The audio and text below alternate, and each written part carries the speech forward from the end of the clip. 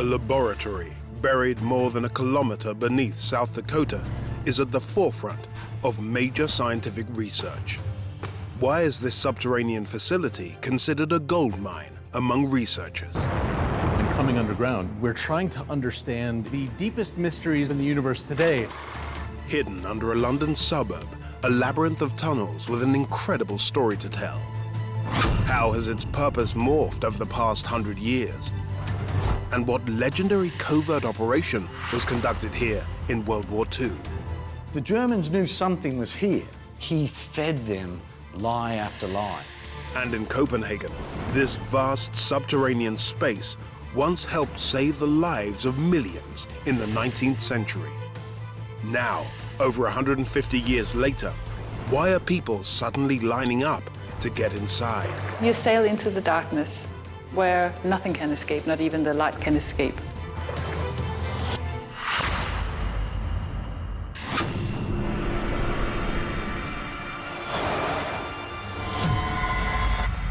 Beneath our feet lie extraordinary subterranean spaces.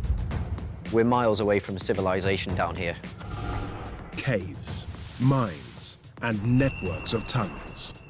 The jewel in the crown for underground technology. Some designed and built by humans. Others formed by nature over millions of years. How were they created and adapted? By whom and why?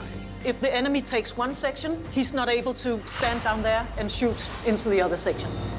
Throughout history, life underground has captured our imagination. It creates very frightening but also very beautiful experience. Now we're taking you further and deeper. There's all kinds of wild theories about what could be below. To unearth the mysteries, the secrets, and the wonders of these underground worlds.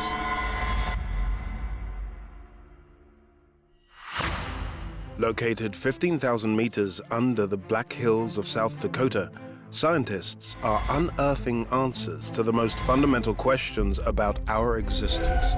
We're hiding a mile underground at this low level. But before this world-leading research laboratory began investigating the mysteries of the universe, it was known as the Homestake mine, one of the largest gold mines in the world.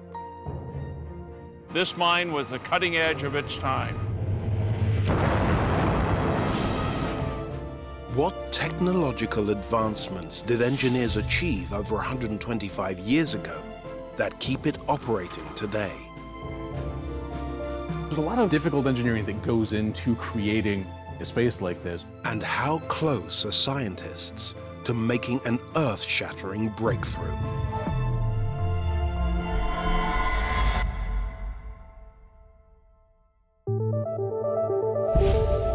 Prospectors once flocked to Lead City, with their picks in tow on the hunt for precious metal. But times changed, and Lead is now better known for groundbreaking research into particle physics. Its transition from the Homestake gold mine to the Sanford Underground Research Facility, or SURF, was rather surprising. In the 1960s, Dr. Ray Davis, a chemist from Brookhaven National Laboratory, identified the mine as the ideal location to establish his solar neutrino experiment.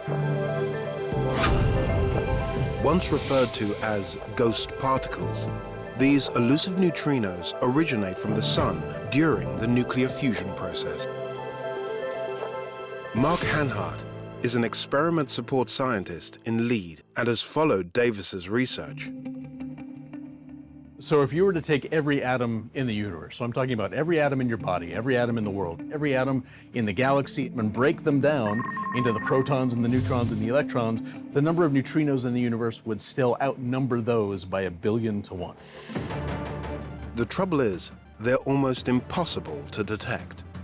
A neutrino doesn't have an electric charge. It doesn't couple to the electromagnetic field, so it passes through normal matter.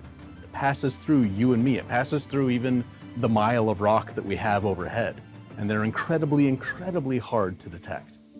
And the only way to find them was to go underground.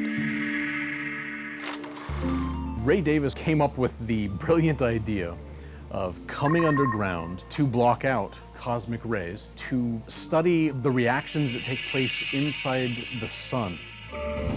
By going underground, Davis was able to avoid cosmic ray interactions that could affect his results. And that's something that you can't do on the surface, because the surface is constantly bombarded with cosmic rays coming from the sun, from the upper atmosphere, from intergalactic sources, also coming from cell towers, radio towers. Even human beings put off a level of radioactivity. They would overwhelm the signals that we're trying to pick up with these incredibly sensitive detectors. So our entire goal in coming underground is to escape all the noise on the surface. When Ray Davis first started working on his experiment, Homestake was still an active mine. Getting down here meant that he had to fit the schedule of the mine itself. He had to be down here when they were blasting in areas that were not too far away. Davis came up with a clever way to search for neutrinos using a chemical compound similar to dry cleaning fluid. Now we're in the lower Davis cavern. This is the same space that Ray Davis started installing his equipment in 1965. Davis set up a large tank of chlorine-rich liquid in the hope that some of the neutrinos would interact with some of the chlorine atoms and form argon atoms. By counting the argon atoms, the number of neutrinos coming from the sun could be detected. However, an interesting thing happened when Davis searched for those solar neutrinos. Only about a third of the predicted number were detected. This anomaly became known as the solar neutrino problem. Ultimately, Davis's experiment was considered a major scientific breakthrough, and he was awarded the Nobel Prize for identifying different flavors or types of neutrinos. His experiment was incredibly successful. It introduced one of the most important and lasting mysteries in physics. But long before the scientists made their home here, the mining industry created the groundwork for everything that would eventually become possible. During the 1870s, prospectors arrived ready to make their fortune in the Black Hills gold rush. The Homestake mine became one of the longest enduring gold mines and oldest gold mine listed on the New York Stock Exchange. David Vardaman is a former Homestake miner who now works at the Sanford Underground Research Facility. 45 years ago, as a college student, I went to work for Homestake Mining Company. We had just reached the 8,000 foot level, and my area of responsibility was the mapping and geologic control and identifying locations of ore in the deep underground for the Homestake mine. But working 2.5 kilometers underground is no easy task. The 8,000 foot level is 132 degrees Fahrenheit rock temperatures. So it's a lot of challenges on ventilation, hoisting, personnel, equipment, you name it. This mine was the cutting edge of its time. Over 125 years, miners pulled more than 40 million ounces of gold from the mine. A seemingly limitless amount of riches was buried in the ground, just waiting to be unearthed.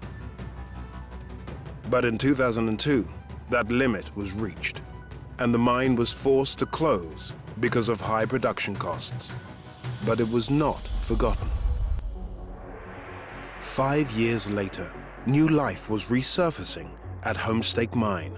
But instead of hunting for gold, advocates for underground science were determined to shed light on one of the biggest mysteries in the universe. After over a century of lucrative gold production, the Homestake mine in South Dakota took on a whole new purpose. In 2007, the Homestake mine transitioned into a dedicated underground research lab called the Sanford Underground Research Facility, or SURF, designed to answer some of the universe's biggest mysteries. Above ground, the original mining equipment is still operating and is currently the main mode of transportation in and out of the lab. When one cage is going down, the other one is coming up. 77,000 pounds worth of weight that this hoist mechanism is pulling up. This is a vintage piece of hoist gear. You will not see these running other than in museums. Yet here it has been rebuilt, maintained to support science, cutting-edge science with 1930 vintage technology. Now, a new kind of mining is taking place. We're looking to understand certain properties of the neutrino that make them really important to our story for how we came to be in the universe. We're trying to understand if neutrinos are their own antiparticles. And if they are, that would explain a big chunk of what's missing from the current Big Bang theory. Even though dark matter makes up nearly 85% of all matter in the universe, we don't really know much about it. What we do know is that it exists, based on the impact it has on the universe. We notice things like gravitational lensing, which is areas in the universe where we have intense gravity that actually bends light, according to Einstein's general theory of relativity, but we don't see the mass that's there in order to generate that gravity. We don't see what's actually bending the light. Some researchers believe the leading candidate for a dark matter particle is a WIMP, a weakly interacting massive particle. Because WIMPs interact so weakly with ordinary matter, they are extremely hard to detect. Even though we don't know what a WIMP is exactly, because we've never seen one, we do know, based on the properties that we've derived from what dark matter does in the universe, what that fingerprint should look like. In a series of experiments, Surf attempted to prove the existence of WIMPs. In 2012, they installed the Large Underground Xenon, or LUX experiment. The detector is filled with xenon, a cool, dense liquid chemical, which is surrounded by sensors. The sensors can detect tiny flashes of light and electrical charges emitted if a WIMP collides with a xenon atom.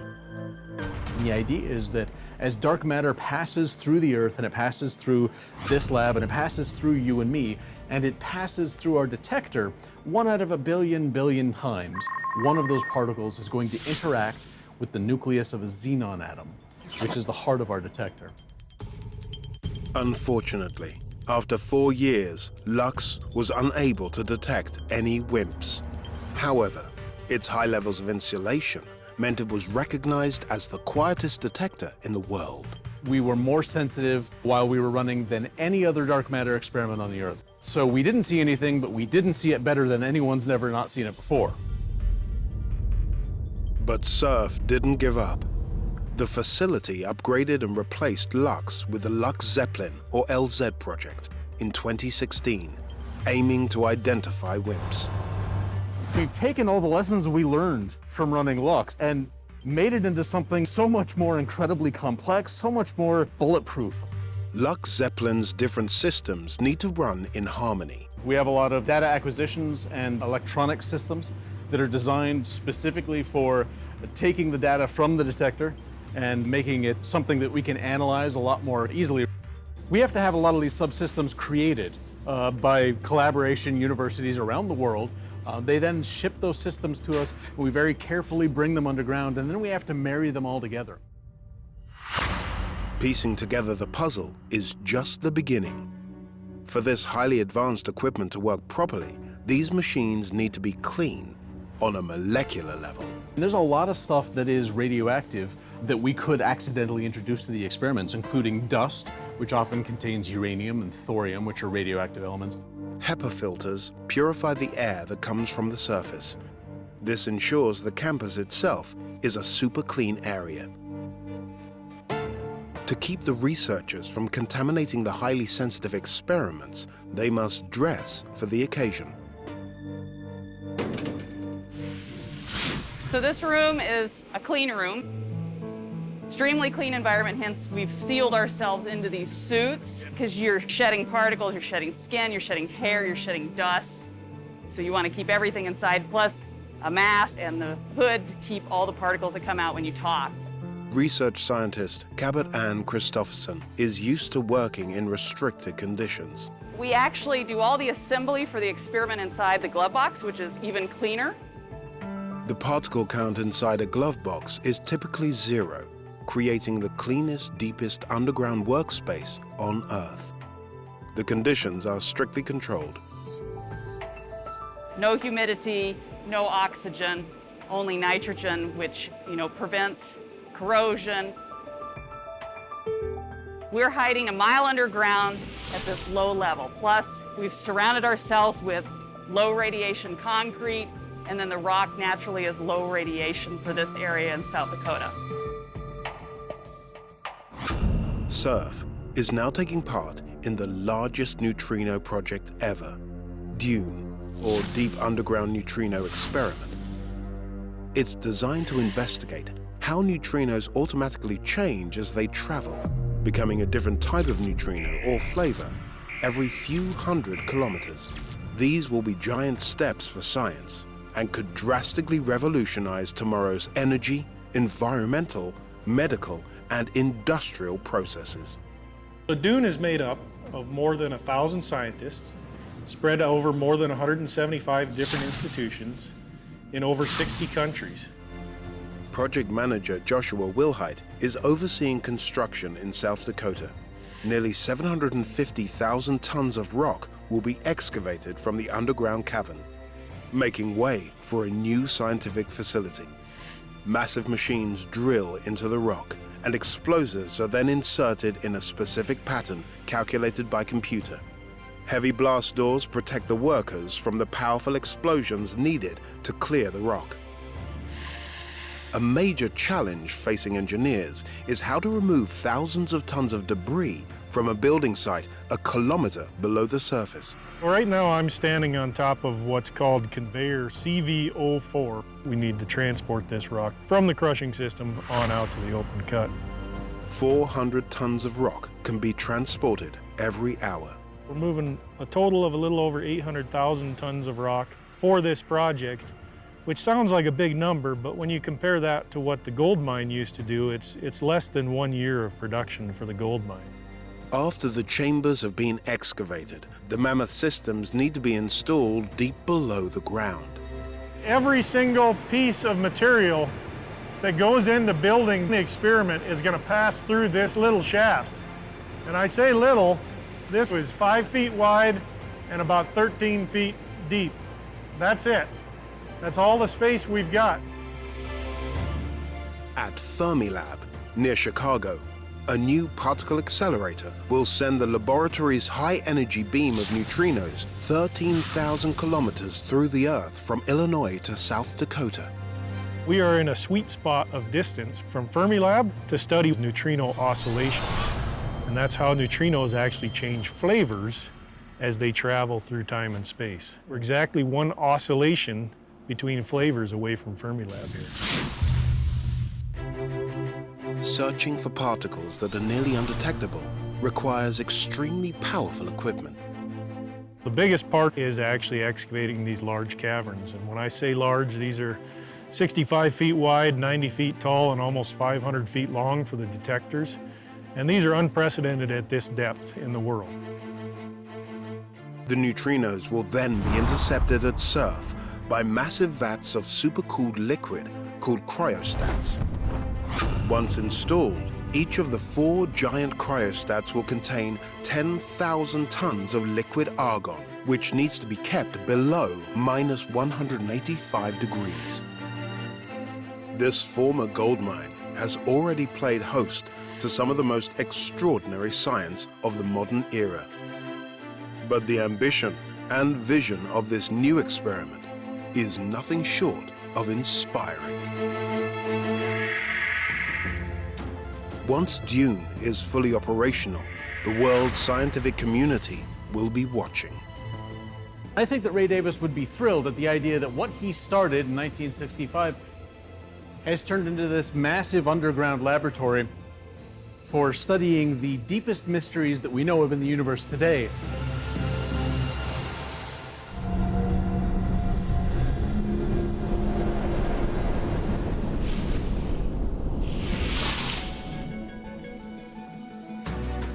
Buried 30 meters below this quiet London suburb is a vast subterranean world, steeped in both history Flint could be sold to gunsmiths to make muskets and pistols. and mystery. These 9 ledges are believed to have been sacrificial altars.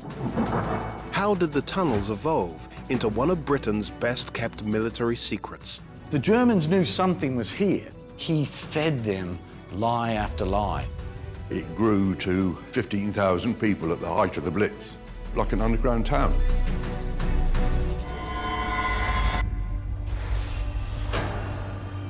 For centuries, humans have been exploring the depths of Chislehurst Caves. 30 meters below the bustling suburb of Chislehurst itself, stretching for 36 kilometers, these tunnels and caverns are entirely man-made and were initially constructed to mine flint deposits within the London chalk layers. Historians have been debating their origins for years. Some people believe that these tunnels go even further back to Roman times and even the Druids. According to legend, the first phase of the caves was created by members of the Druids, an ancient Celtic culture. This particular part of the cave system is known as the middle section, or the Druid section. In 1903, one man set out on a quest to uncover the cave's true story. During the Victorian era, Dr. William Nichols produced several theories about who carved out this subterranean space, including one that supported the Druid claim. The Druids of the Celtic people, they were the lawmakers and givers. They were the doctors of sorts, or shaman, if you will. They were a polytheistic religion. They worshipped many gods. We're going a long way back, 3,000 to 4,000 years old. Although there are few written accounts on Druids, historians believe their religion involved the natural world and its powers. In front of us is a ledge, and it's one of 9 ledges at Chislehurst Caves. These 9 ledges are believed to have been sacrificial altars used by the Druids. But this 9th altar, this is where Dr. Nichols believed human sacrifice took place.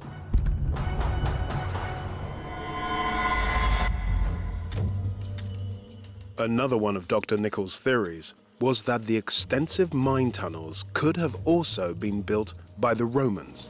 This painting depicts how Dr. William Nichols believed that the Romans removed chalk in the ancient times. Dr. Nichols' claims generated a lot of public debate, and soon the caves drew in many curious Victorian tourists looking for evidence. People used to come down here looking for Roman remains. But the reality turned out to be quite different from Dr. Nichols' tales. The first mention of the Chislehurst Caves was found in medieval documents dating to the middle of the 13th century. The charter mentions that the caves were mined for chalk and flint.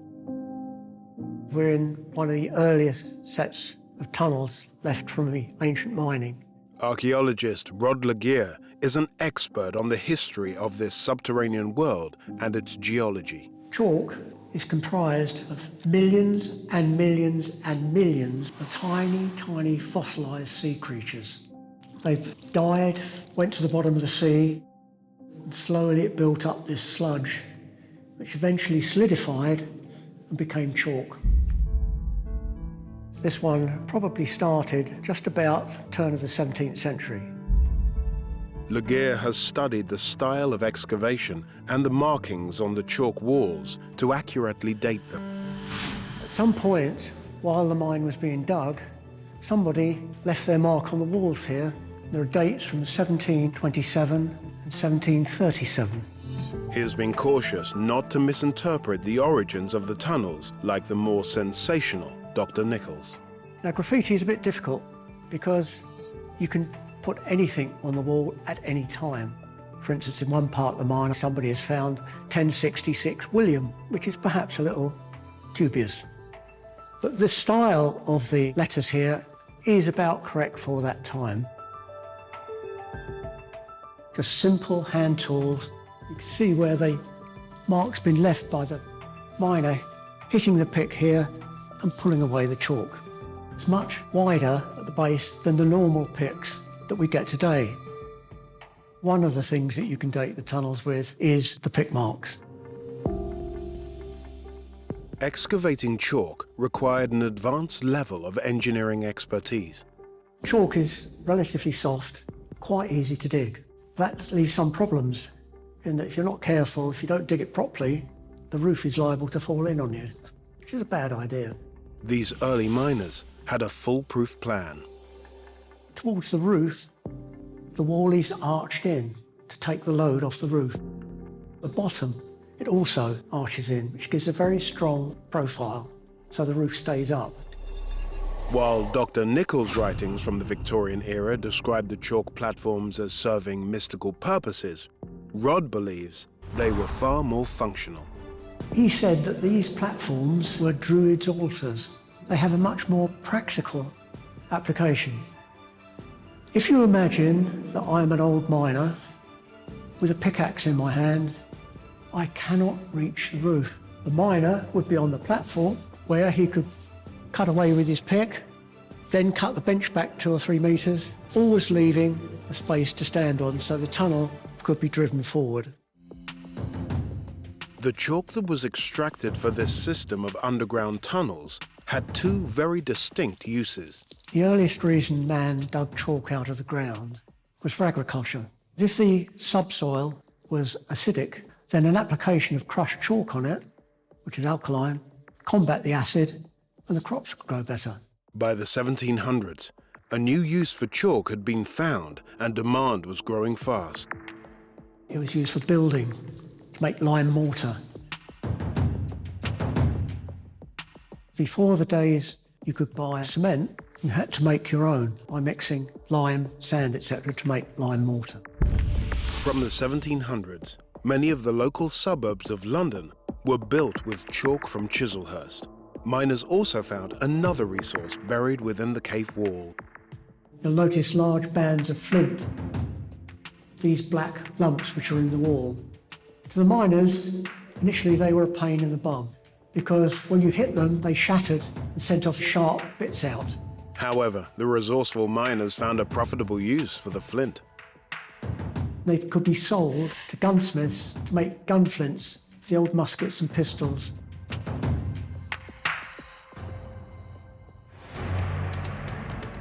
By the early 20th century, the tunnels took on a completely new role and embraced a covert way of life. When World War II broke out in 1939, locals burrowed into Chislehurst caves and used them as an emergency shelter, including the family of the current owner, Jim Gardner.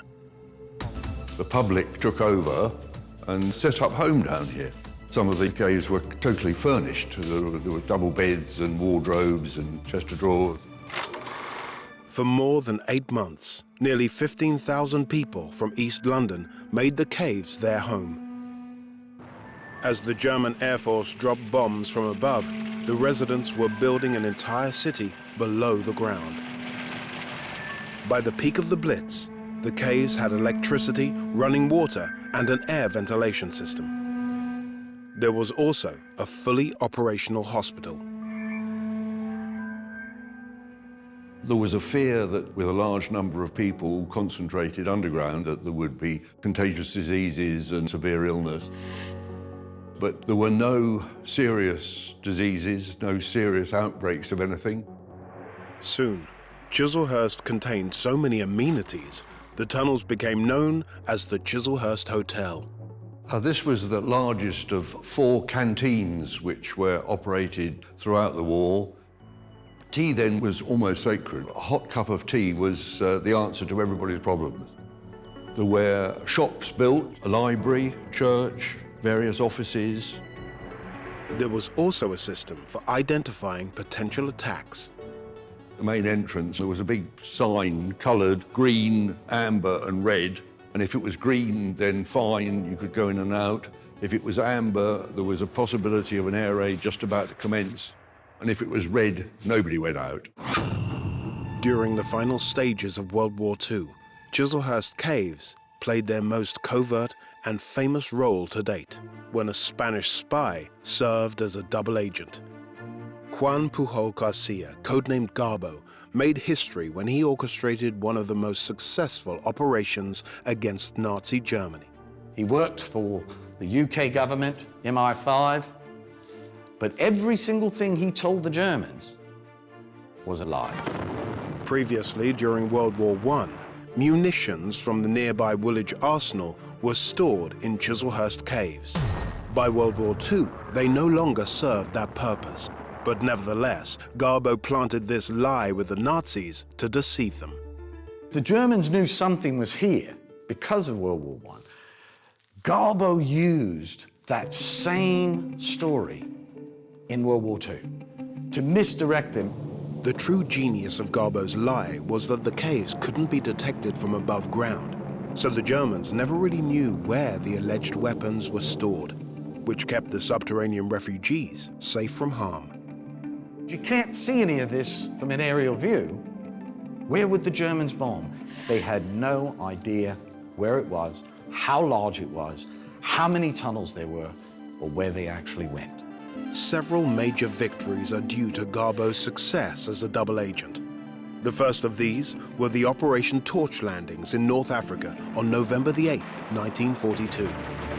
The Allied forces planned to invade with Dwight D. Eisenhower as supreme commander.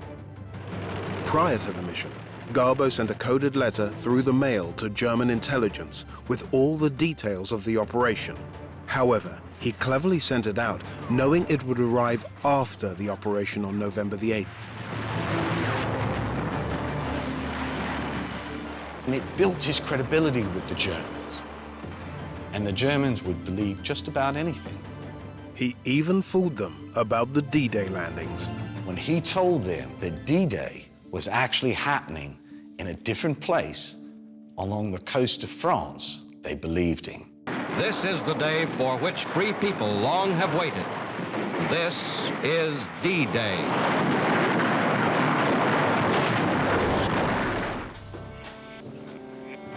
By the 1960s, the caves evolved once again from a secret military bunker into an unlikely concert venue. Rock bands started to perform like The Who, the Yardbirds, the Kinks, Jimi Hendrix, David Bowie, Mick Jagger and the Stones. Some of the names of the bands are on the walls here. We've got T-Rex on this side. On the other side, we've got Toto. We've got the Trogs. A piece of rock and roll history.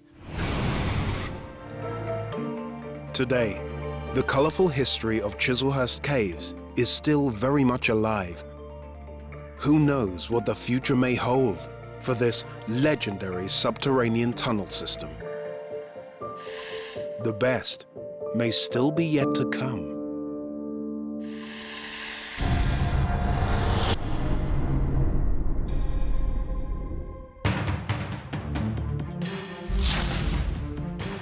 Concealed beneath the streets of Copenhagen, Denmark, lies a shadowy underground world. When you flow into the darkness here, it creates sort of a very frightening but also very beautiful experience. This massive subterranean network helped bring an end to a devastating epidemic that threatened the city. Copenhagen was a time bomb waiting to happen. Yet today, these cryptic spaces have taken on a completely new function. It was full of water until about 40 years ago, when somebody remembered that these cisterns were here. What techniques did the engineers use over a century ago that allowed the caverns to stand the test of time? And what amazing scientific discoveries were recently unearthed here? It's quite strange to think that a beautiful place like this was never intended for anyone to see.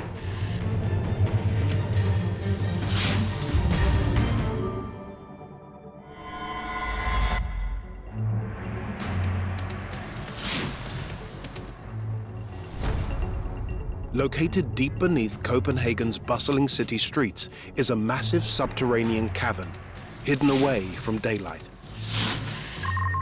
Today, over 1 million people call this vibrant city home. But in the 1800s, Copenhagen looked very different. Copenhagen was more like a medieval town than a city on the verge of modernity. It was a time bomb waiting to happen. Infrastructure was extremely poor. The sewers were just small canals in the sides of the streets. Thomas Rees Jensen is an expert on the history of this site. In the 1850s, around 150,000 people lived in Copenhagen, and they all lived inside the old fortification system, approximately 2 square miles. Before this underground space was modernized, Copenhagen had some major water problems. Clean drinking water was pumped in from the lakes surrounding Copenhagen, just a few hundred meters away.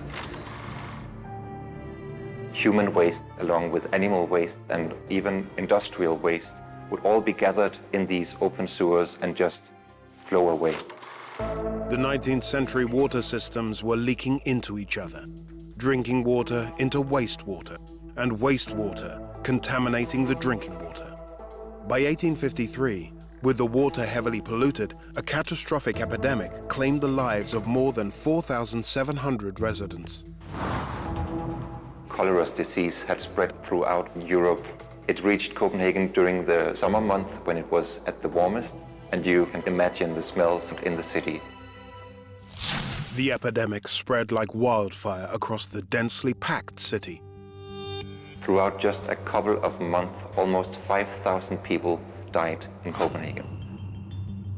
If you compare it to the population of the time, 150,000 people, that is about 1 out of 30 people, a really high death rate. The city needed to come up with a plan to create a new drinking water system, and fast. So, a decision was made to build a network of underground reservoirs large enough to store clean water. The entire system of water infrastructure in Copenhagen was built in only 2 years, between the years of 1856 to 1858. The cisterns would provide drinking water for up to 2 days for the entire city of Copenhagen back then. Originally, the reservoir was an open pool of water. But to minimize the chances of pollution and infection, engineers decided to make a few upgrades in 1889. The place consists of 3 equally large spaces. The columns down here, all 280 of them, are built with bricks. Between them you have these massive arches, and then on top of that, the roof above us is a concrete cast with a capacity of up to 4 million gallons of water. It's quite a big mystery why the place was built the way it was. When we have engineers visiting us today, they say that the structure is way too strong than what it needed to be. We have to keep in mind, though, that the techniques used were fairly new when the structure was built, so I guess they would rather be safe than sorry.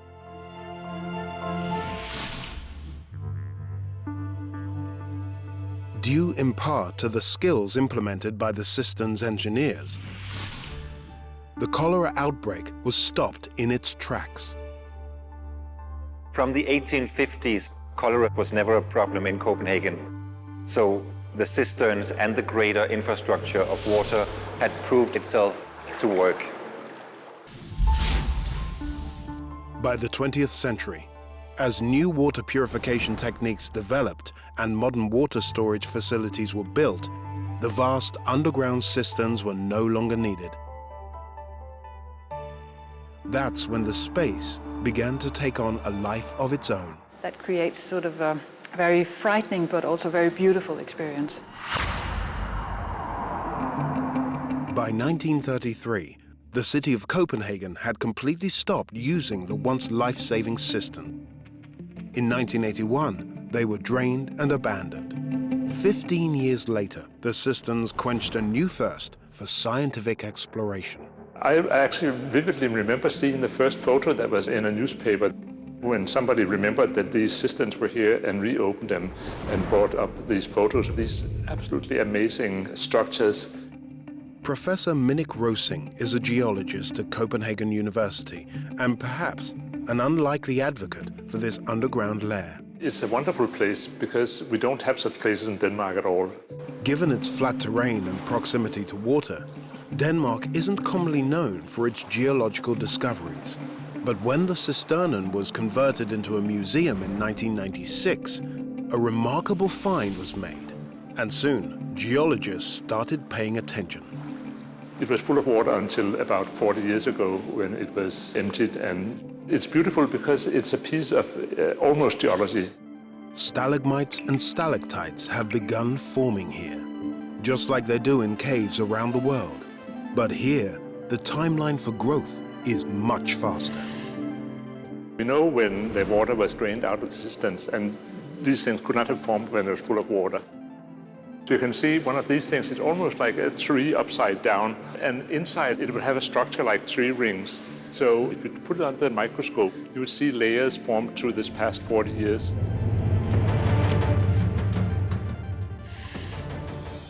And it's not just geologists who are experiencing the perks of this cavernous world. This is not a place that an art curator would normally work. Astrid Lecoeur is a curator at the Cisternen. She's seen firsthand the ups and downs this environment has on the art. Well, to work here is a challenge, to put it mildly. It's not at all what you think of as a normal art gallery space. Normally you work with white walls and a lot of light and climate control. Down here you have humidity just below 100% and there's no daylight. Despite the unusual setting, many artists have created inspired installations with a strong focus on the atmosphere being its canvas. Thomas Saraceno, an Argentinian artist responsible for the latest exhibition, has taken that to heart and has changed even how guests move around in the space. This exhibition is very different from other art exhibitions because you have to experience this from a boat. You sail into the darkness, and the title of the exhibition is Event Horizon, which is the rim of the black holes in the universe where nothing can escape, not even the light can escape. It creates sort of very frightening but also very beautiful experience.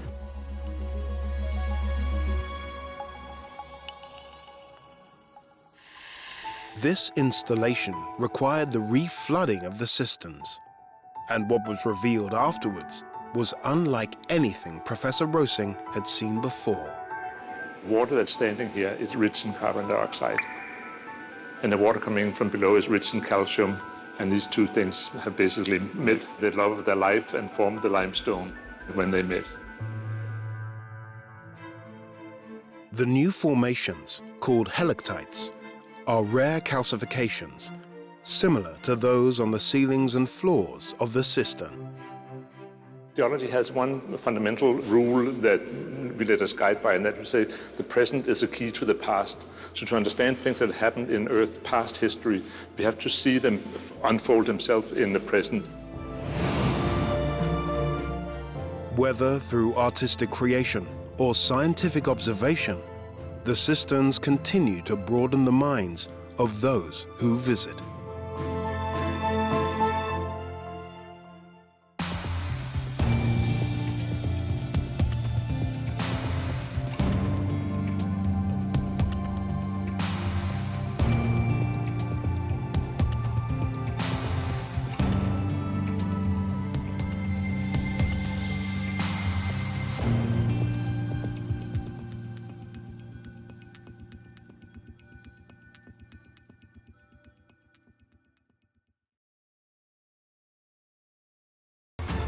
Deep in the Welsh mountains is the entrance to a giant subterranean network created by 200 years of mining.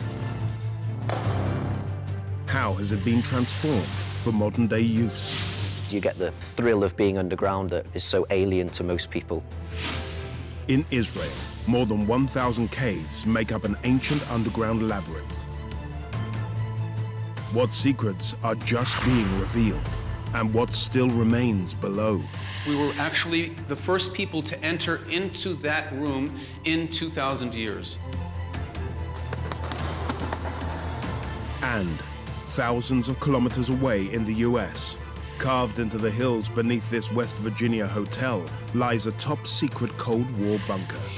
For nearly 30 years, this military fortress was kept hidden from the world, until its cover was shockingly blown. It was no longer deniable. We're closing down the bunker.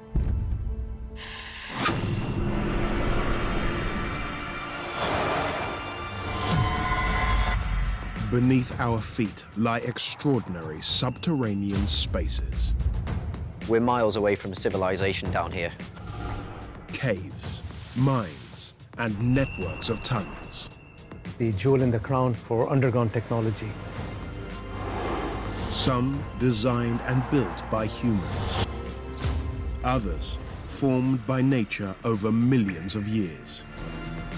How were they created and adapted? By whom and why? If the enemy takes one section, he's not able to stand down there and shoot into the other section. Throughout history, life underground has captured our imagination. It creates very frightening but also very beautiful experience. Now we're taking you further and deeper. There's all kinds of wild theories about what could be below.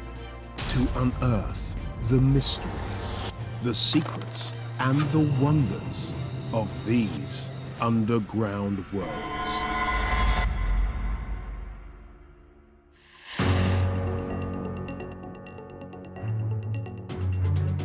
Hiding at the base of a 400-meter mountain lies the entrance to Coomorthen Mine, one of the deepest places in the United Kingdom. Down here in the bowels of the earth, you have no idea what it's doing outside. During the peak of the Industrial Revolution, these pitch-black passages in Wales were dug by hand. Slate from this mine was exported globally. They were going as far as Australia, all over the world. Coomorthen shut down in the 1990s after the cost of slate mining became unsustainable. So why now are their voices once again ringing in these forgotten tunnels? We wanted to keep it as authentic as possible. How has a long, harmonious history of humans working with the land been revived to bring new life here?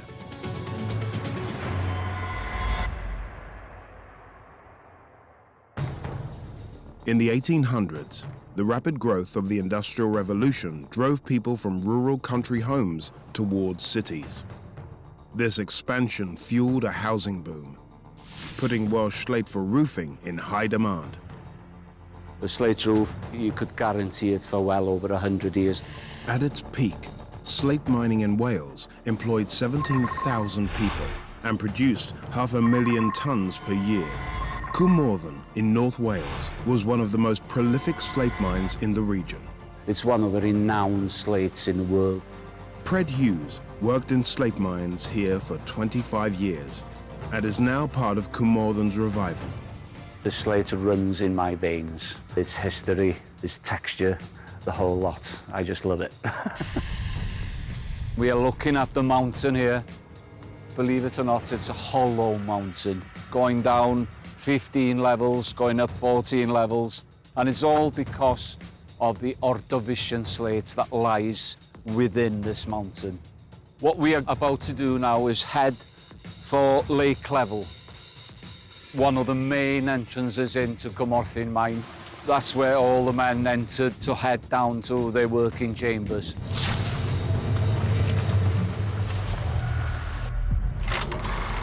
During this time, the mine went through a period of heavy underground excavation. 250 men would walk down there in the mornings. And the poor sods that worked down in the lower levels, they had a long walk to reach their work. Coomorthen's vertical shafts reached so high and so deep that you could fit both the Eiffel Tower and the Statue of Liberty on top of one another. This is a crucial part of the mine because here we are looking down the backbone of the mine. 1,383 feet below ground. Advances in technology allowed miners to burrow deeper into the mountain, yet progress doesn't come without risk. And by the late 19th century, that progress was tested. This was the stairway to hell. But as you can see, this has come under a little bit of an accident and is wedged between the floor and the roof. Situated outside a small town in Wales lies one of the world's largest slate mines. What makes it so remarkable is the distinctive geology surrounding it. About 450 million years ago, this entire region was underwater, and the oceanic sediment formed this hard slate. This slate, it's a very fine sediment that's been compressed and it splits into a very fine, smooth, ribbon roofing slate. It's one of the renowned slates in the world. The unique properties of the rock here also made it ideal for mining. Gravity basically is with you. Because of the angle of the slate, it lays on about 42, 45 degrees. During the 1800s, slate production was on the rise, and Coomorthan slate miners were expected to keep up with demand. To extract the slate from the mountain, miners came up with an explosive solution: gunpowder. They would have filled the hole up with black powder up to there. But the hole for the powder had to be cut by hand. It's called a jumper. You would twist it and throw it into the hole. And of course, the force of that would chip away the hole and it would bounce back or jump back into your hand. Thus the name, the jumper. Every chamber would only be 2 men. These 2 men would fire a big block, taken out on a trolley, maybe 2, 3, even 4 wagons, about 1.5 tons each. So in total, you're talking 9 tons you would haul up on one go. Although advances in technology sped up the mining process, some of these engineering upgrades created new obstacles. It created much more dust. And of course, the dust from the slate is silica, so they would breathe in the dust and give them silicosis on the lung. It was horrendous. By the late 1800s, the miners had dug nearly 250 meters below sea level, more than 400 meters below the mountain top. However, in 1884, a major underground collapse caused half the mine to flood and temporarily close down. We're on G floor, and this is the lowest point we'll get to. Because as you can see down there, it's flooded 9 floors down into the bottom of the Q floor. One thing about being down here and that water rising, that's the only clue you have. That is probably horrendous weather outside. That water is on the rise. We're not in too much danger. Many companies attempted to restore the mine to pre-flood working order. It remained in use until the end of the 20th century, eventually closing its doors for good in 1997. Much of the original machinery was abandoned. There's so much artifacts left here. They were just shut shop and just left quite a lot of stuff. But even though the mine is now closed, it hasn't been forgotten. How are the tunnels and shafts, once the pride of Coomorthan, being transformed to draw crowds? A new generation of thrill-seekers is heading back down underground to explore the wonders of the abandoned Coomorthan mine. It really is a real adventure. So it's a good day out. Mike Griffiths is part of a local company that has turned this old industrial site into an extreme adventure course. It's all fairly white-knuckle activities. We've got climbs, zip wires, traverses, abseils. We've got a big free fall, which involves people stepping off the ledge, plummeting into the abyss.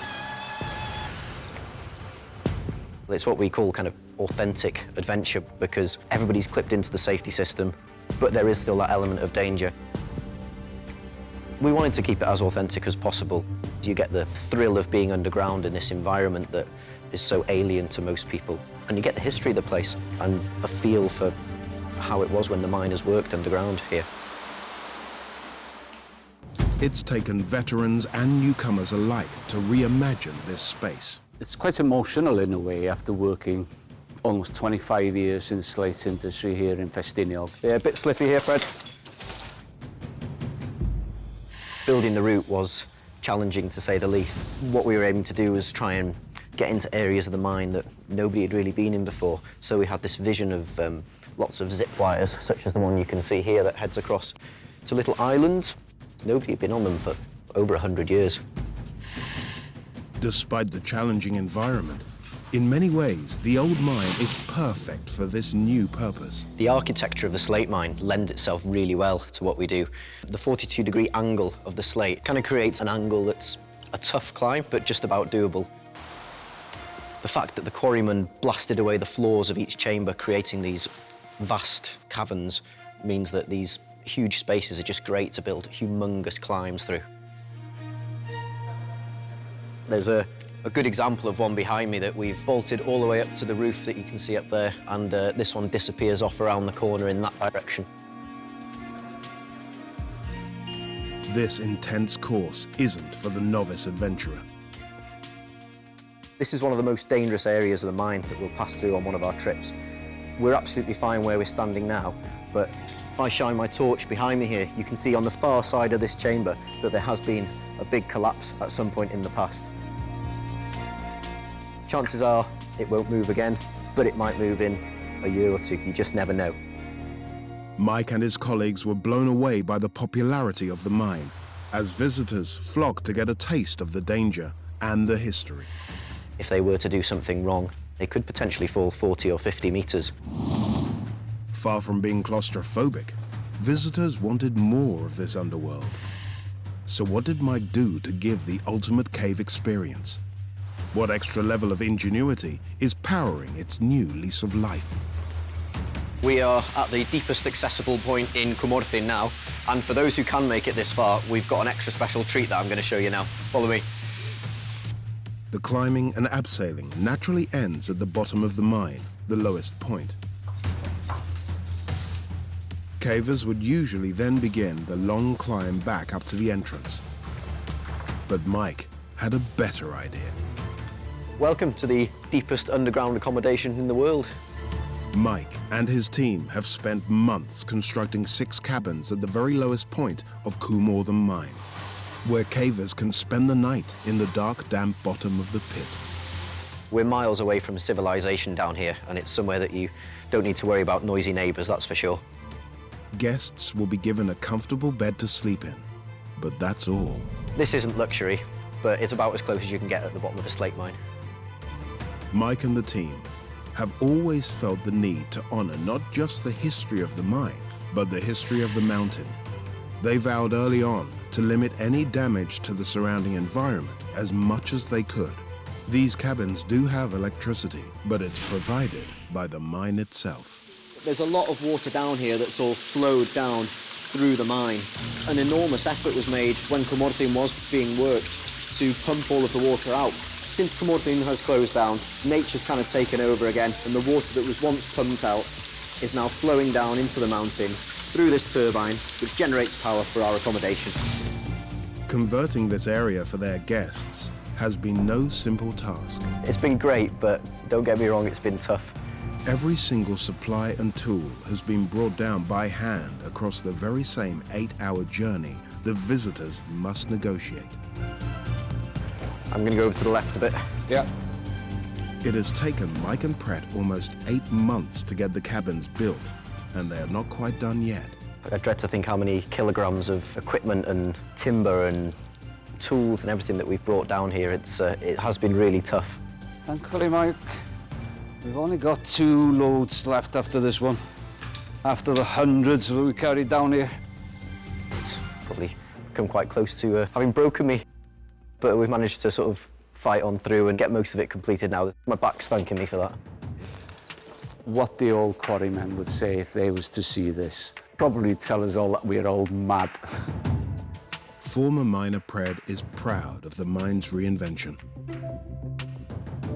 If you would have asked me 10 years ago, 5 years ago, that I would be building these accommodation in an old quarryman's chamber, it would be unbelievable. It's really nice, you know, bringing life back into these empty voids. But after doing it, they look good. They really look good.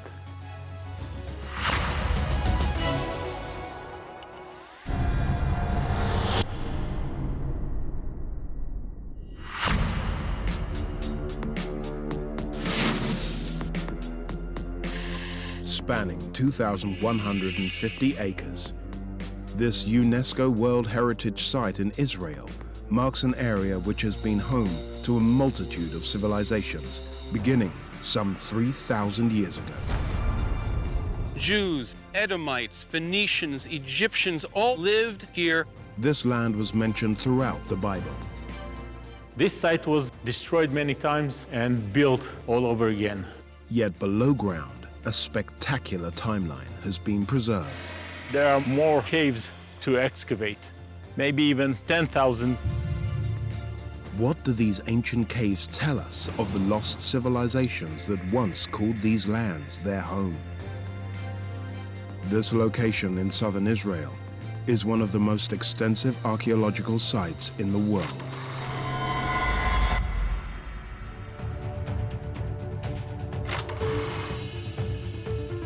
In the region known as the Shephelah, or Judean lowlands, this area has for centuries been a crossroads for travelers moving north and south, east and west between Europe, Africa and Asia.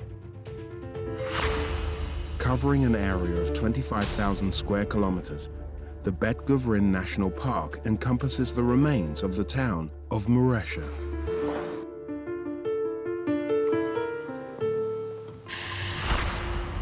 The biblical 6-acre tell, or ancient mound of Maresha, is the oldest site in the park and was built to defend against marauding Egyptian pharaohs.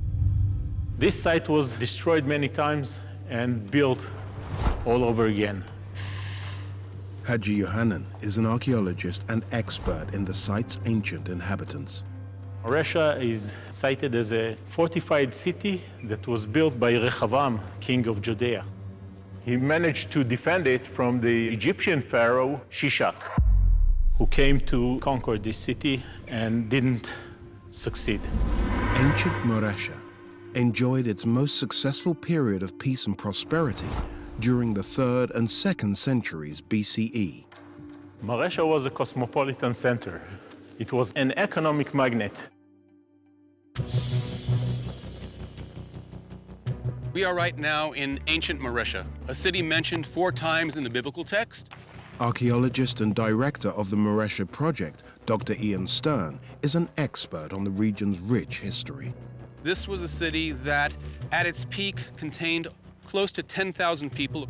Jews, Edomites, Phoenicians, Egyptians, all sorts of people mixed here, lived, thrived, traded, and brought their various cultures basically to shine in a city like this.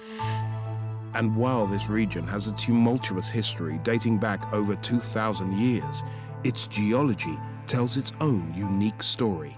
The land under Bet Guvrin Maresha is unusual.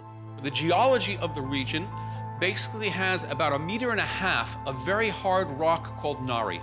But if one could penetrate with their iron tools about 1.5 meters down, they came to a very soft rock called kirton, which is like chalk. Once they hit the chalk level, they belled out. Belling out allowed them to create a quarry. Among the many caves in the area, The park contains over 800 bell-shaped caves. Many are linked together via underground tunnels. The largest bell caves are on the east side of the park and were initially excavated for chalk. You can see here the beginning of the quarrying of new bricks. In actuality, they would have now, the next step would have been to carve away here and bring another brick out. Here's one typical brick, but if we look at the wall over here, one can see that they went line by line. These bricks were taken out and they were used to build their homes on the surface. The soft chalk made it easy for inhabitants to hollow out subterranean facilities. Thousands of them.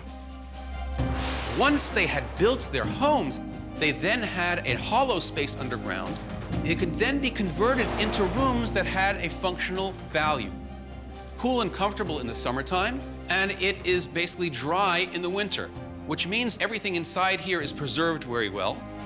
This complex here has over 30 interconnecting rooms.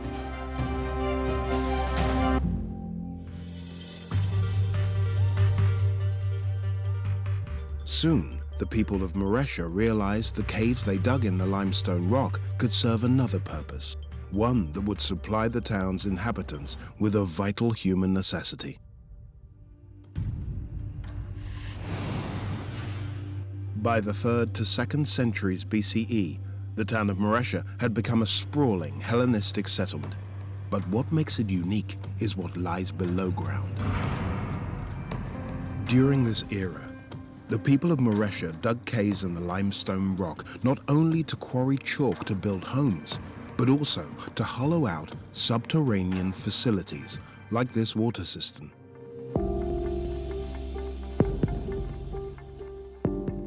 Mersey is located in an arid area where water is definitely needed. The large caves were used partially as a water cistern. The chalk is watertight. They were draining the roofs of the buildings on top and then drained into the water cistern. The water cistern were full, and in this arid area, you have to accumulate large amount of water in order to hold through the summer. In the years that followed, and as the city's needs evolved, the quarries were converted into baths, tombs, and places of worship. Among the most remarkable caves in the park are the burial caves excavated when the city was under Greek rule and named Sidon. They are known as the Painted Caves. This burial cave, called the Apollopones cave, Apollopones was the head of the Sidonian community. This person believed in the Greek mythology because Phoenix symbolized the life after death. Apollopones, as the head of the family, was buried in this chamber. He was one of the richest person in this city. You can see that by the very nice paintings on the wall. When we walk around, we'll see the chambers where people were buried. Their corpses were laid over here. After a year, when the remains are only bones, you collect the bones and make room for the other deceased. The only deceased that is left in his place is the head of the family, Apollopones. The caves were also used for the living. And some of the most magnificent caves are the columbaria, used to house and harvest turtle dove. Doves were highly praised for their eggs, their meat, and for their droppings. The doves and their droppings, which were used as fertilizer, were highly sought after. It was also very important for sacrifice in the Jewish and the pagan cultures. So we're in the middle of the Columbaria caves. It is 60 feet long, 30 feet wide, and 20 feet high. This Columbaria is one of the biggest that we have in Mersey. The niche that are carved into the chalk, starting at 9 feet, in order to prevent predators getting to the doves inside the niche. The doves were the most precious things in this cave. The caves contains about 2,000 niches all over. Hellenistic Maresha fell in 167 BCE during the Maccabean revolt. The region has always been a prized territory and considered worth fighting for because it's a crossroads for people traveling between Europe, Africa, and Asia. In 40 AD, King Herod attacked and wiped Maresha from the map and replaced it with the newly built Bet Guvrin.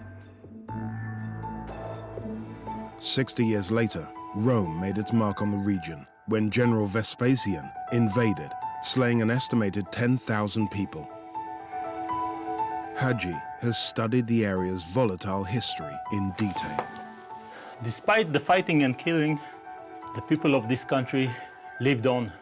A small militia of Jewish rebels just sat inside hiding caves. The hiding caves were carved into places where the Roman couldn't enter.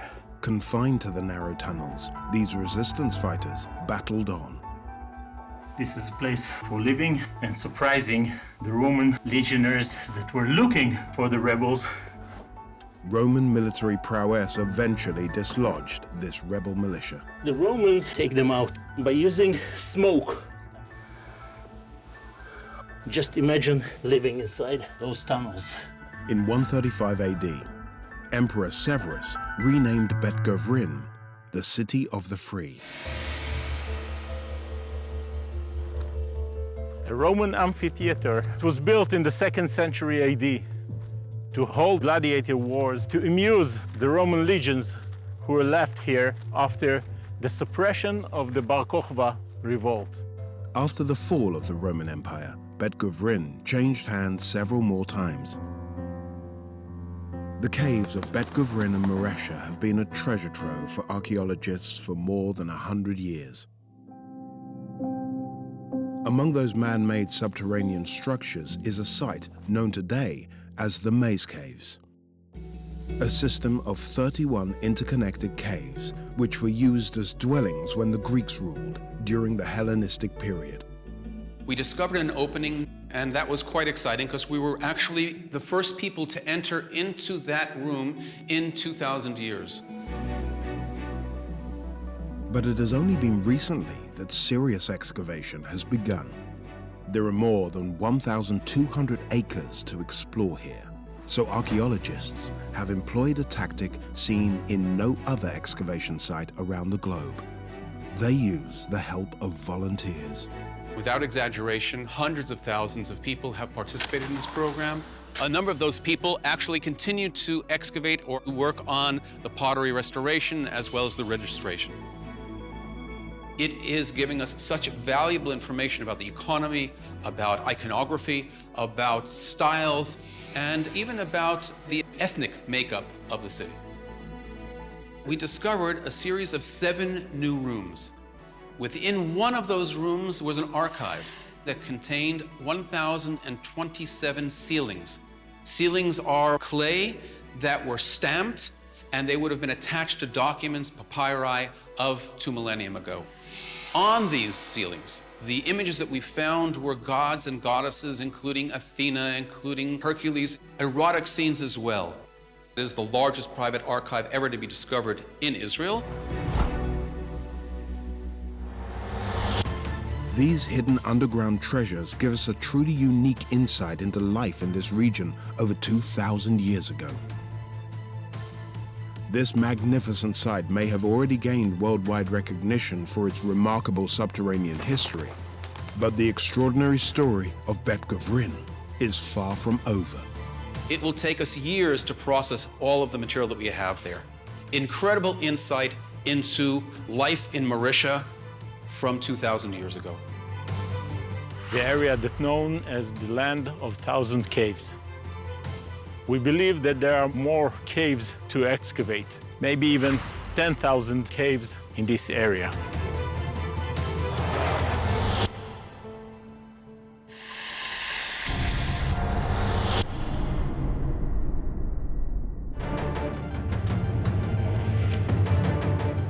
Hidden underneath this palatial West Virginia hotel is the site of one of America's most closely guarded Cold War secrets. In the event of a nuclear attack, this vast subterranean bunker was designed to provide more than 1,000 people with enough water and food to survive for 60 days. I walked by it thousands of times and never thought, oh, there's an 18-ton blast door behind there. How was construction kept confidential from the people living and working in the hotel above? One of the techniques they used to keep it secret was hiding it in plain sight. And how was its cover suddenly and shockingly blown? The bunker was really sort of prepared for everything except this.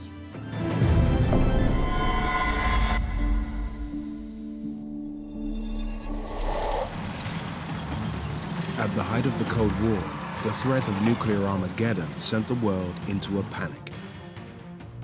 Fearing an invasion could happen at any moment, both the Soviet Union and the United States built up their military capabilities, constructed vast nuclear arsenals, and in the event of a national emergency, built secret underground bunkers. Spread over 11,000 acres of sprawling West Virginia hills, the Greenbrier Resort was an unlikely yet perfect location. From the mid-1800s on, the Greenbrier has really been a fashionable place to visit. Cam Huffman is Director of Public Relations at the resort. Politicians, actors, actresses were visiting, and 5 U.S. presidents visited here even before the Civil War. It's a mark of society if you get to come and stay at the Greenbrier, and it's still that way. The hotel's involvement in the Cold War efforts began in 1955. The U.S. government had tasked the Army Corps of Engineers with scouting locations for a subterranean bunker where members of Congress could safely shelter in the event of a nuclear attack. Having already served as a military hospital during World War II, the Greenbrier was ultimately selected because of its proximity to Washington, D.C., and prior relationship with the U.S. government. Constructing the bunker, codenamed Project Greek Island, was a huge undertaking. People in the military and in the government were thinking it's a question of when there's a war. These two superpowers are going to be sending bombers across the ocean, and Washington would be a primary target. Bob Conti has worked at the Greenbrier Resort for over 40 years and is an expert on its rich history. The government drew what they called the Federal Arc. So within 300 miles of Washington, D.C., was a series of emergency relocation centers. It wasn't really a matter of protecting certain individuals. It was a matter of keeping the constitutional framework of our government. So you're going to move the leadership of the federal government to these facilities. Congress here, the executive branch to another facility, the Defense Department to another facility. They would stay in contact with one another, and they would provide continuity of government. It was really an audacious idea.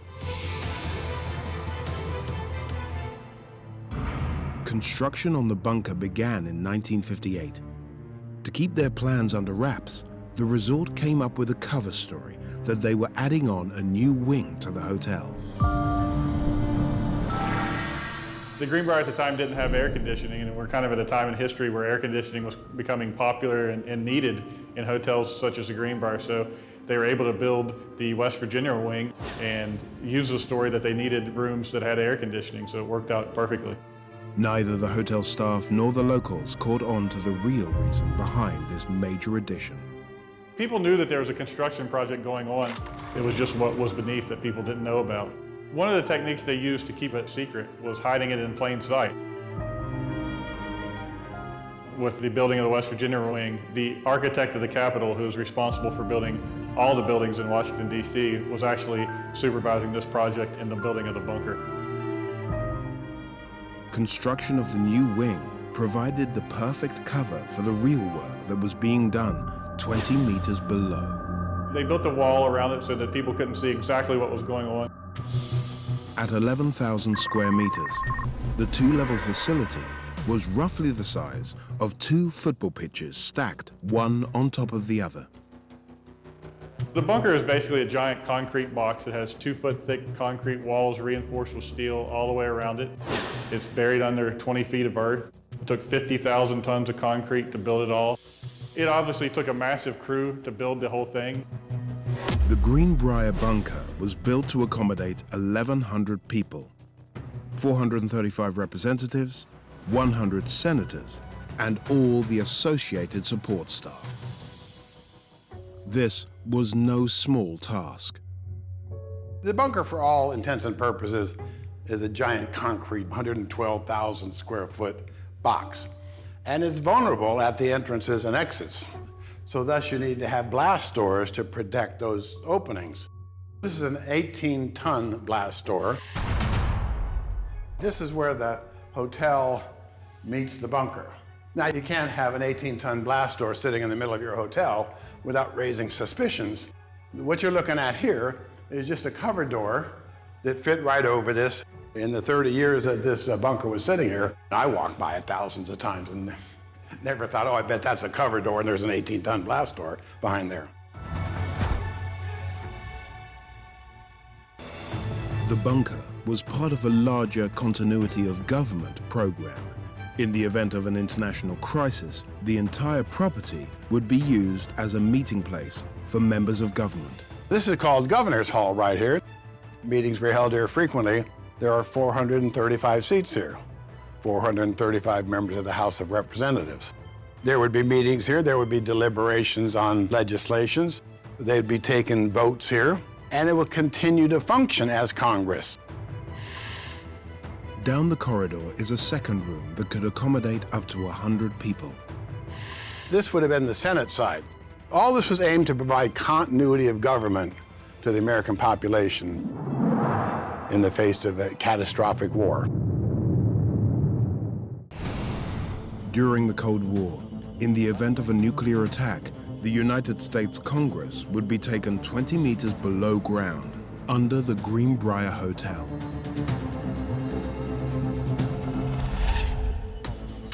To ensure Congress could communicate with the military and what remained of the public, the necessary technology was put into place.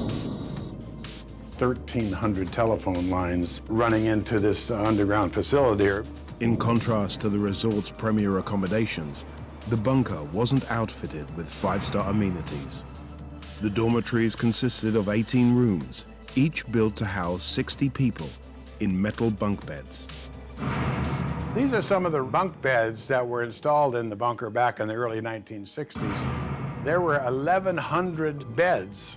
The dormitories took up about 30% of the whole square footage. For all those years, every member of Congress had a bed assigned to him. In the event of a nuclear attack, how did this underground fortress maintain a constant state of operational readiness? After members of the government had walked the long entrance tunnel, each person would have to pass through the decontamination chamber before being allowed access to the bunker itself. So you would take all your clothing off, you would just put it right down in here because it's contaminated. There are a series of shower nozzles. It's a matter of high pressure, good water. Wash any contamination that would have attached to your body. Pass through these doors, and it's time to get a new set of clothing. Good old U.S. Army fatigues. And then you walk directly into the bunker proper. Among its other features, the bunker had a kitchen stocked with enough food and water to last for 60 days. So we're entering the cafeteria. Who knew that back behind their closet was this cafeteria? It also had a medical clinic equipped with a state-of-the-art operating room, a dental unit, and 12 beds, as well as a fully stocked pharmacy, while guns, straitjackets, and riot gear were in place if needed. The bunker also had its own secure water supply and 3 separate generators, each capable of powering the bunker on its own. All this was fueled by oil. Every Wednesday night for 30 years, they fired up these generators here. They did this in the middle of the night. For 3 decades, the Greenbrier bunker was maintained in both a constant state of operational readiness and complete secrecy. Members of the Greenbrier staff, they were the plumbers and the electricians and the air conditioning guys.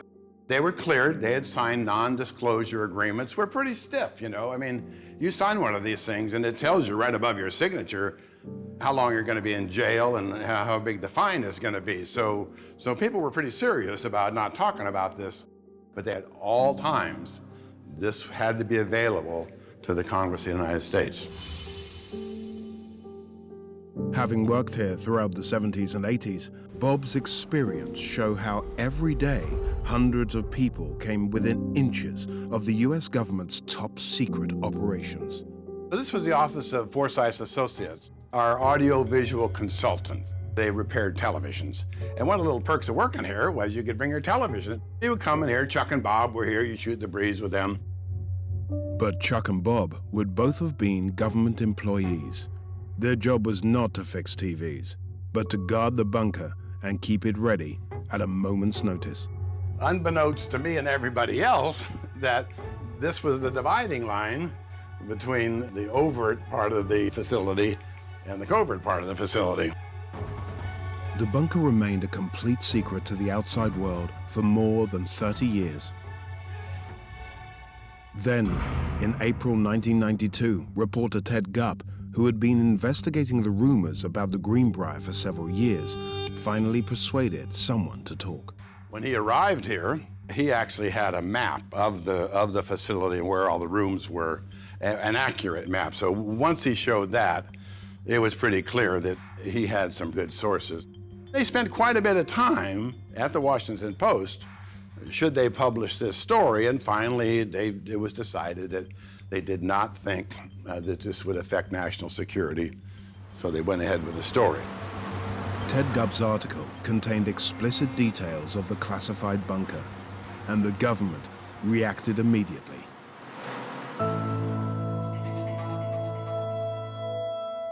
It was no longer deniable. The next day, the Speaker of the House, Tom Foley, announced, "We're closing down the bunker." In the 3 years following the article's publication, the legal relationship between the Greenbrier and the government was dissolved. The bunker was really sort of prepared for everything except an article in the Washington Post. There really wasn't a plan for how to shut this down. Equipment from inside the bunker was removed and transferred to other government properties. And on the 1st of August, 1995, the bunker officially became the property of the Greenbrier. The very first thing we started doing was giving tours. Serving as a tour guide, Bob immediately got full access to the areas that had been hidden away for more than 30 years. To say the least, I'm peeing in my pants. I'm pretty excited, you know. I'm gonna actually see this bunker. We walk through those doors there and we go into the kitchen.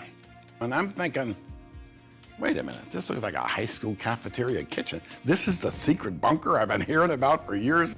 I mean, it was right here. It was right next to this exhibit hall where I've been 1,000 times. Today, the Greenbrier offers a unique and quite terrifying reminder of how close the world came to nuclear war. And what life could have been like for those chosen few, sheltering deep below a post-apocalyptic world.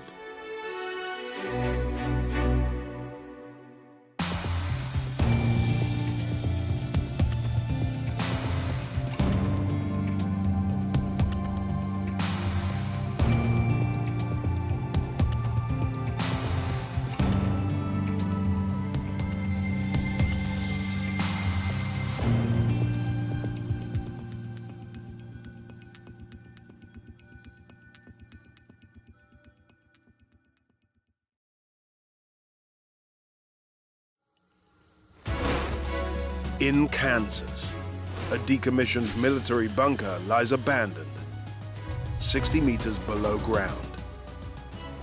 How has this massive silo been repurposed for a new generation? These were built to be able to withstand up to a 20 kiloton nuclear warhead. In Cornwall, a 1,000-year-old tin mine is on the verge of making a historic comeback. What cutting-edge discovery has been recently unearthed? And what challenges lie ahead? The race really is on to find deposits of it across the world. And in Malta, in the central Mediterranean, an ancient underworld lies forgotten beneath the capital city. Who built this subterranean network? And how has this vital lifeline protected its residents throughout history? Every single period of human habitation has left its mark underground.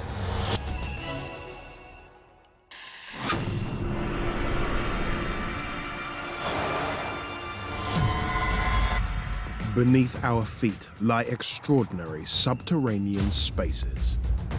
We're miles away from civilization down here. Caves, mines, and networks of tunnels. The jewel in the crown for underground technology. Some designed and built by humans. Others formed by nature over millions of years. How were they created and adapted? By whom and why? If the enemy takes one section, he's not able to stand down there and shoot into the other section. Throughout history, life underground has captured our imagination. It creates very frightening but also very beautiful experience. Now we're taking you further and deeper. There's all kinds of wild theories about what could be below.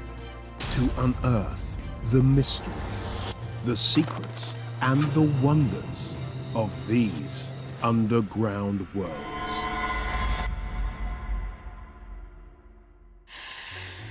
Below the vast plains of Kansas lies a mysterious military compound buried 60 meters underground. Positioned behind a barbed wire fence and guarded by 24-hour security, this high-tech subterranean structure was once one of the United States' best-kept Cold War secrets. We recognized that they had the capability of sending a nuclear weapon our way. As you would come down the staircase, first you would come to this entrapment area. As the threat of war began to diminish in the mid-1960s, the site was shut down, then abandoned. How did engineers create this indestructible complex? An F5 tornado wouldn't scratch the paint on this place. And now, more than 50 years after it was decommissioned, how is this Cold War relic being repurposed for the 21st century? Situated north of Topeka, Kansas, surrounded by rolling hills and rich farmland, is a top-secret underground military bunker. Reaching 15 stories below ground, this missile launch facility was part of a strategic air command project during the Cold War. As the Soviet Union appeared to surpass American nuclear capabilities in the late 1950s, the US government moved quickly to reassert its dominance.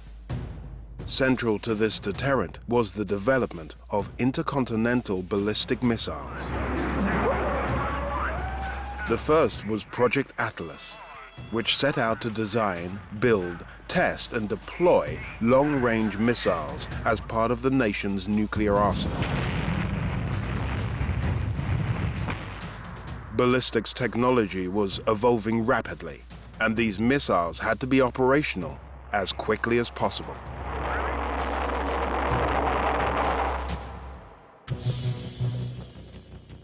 Atlas program all started as a response to Sputnik going up. Matthew Fulkerson is an expert on the history of Project Atlas. When the Soviet Union put up a spy satellite, we recognized that they had the capability of sending a nuclear weapon our way. Very rapidly, we started developing our space program and our missile defense systems. They started construction back in 1959. Then it was in operation from 1961 until 65.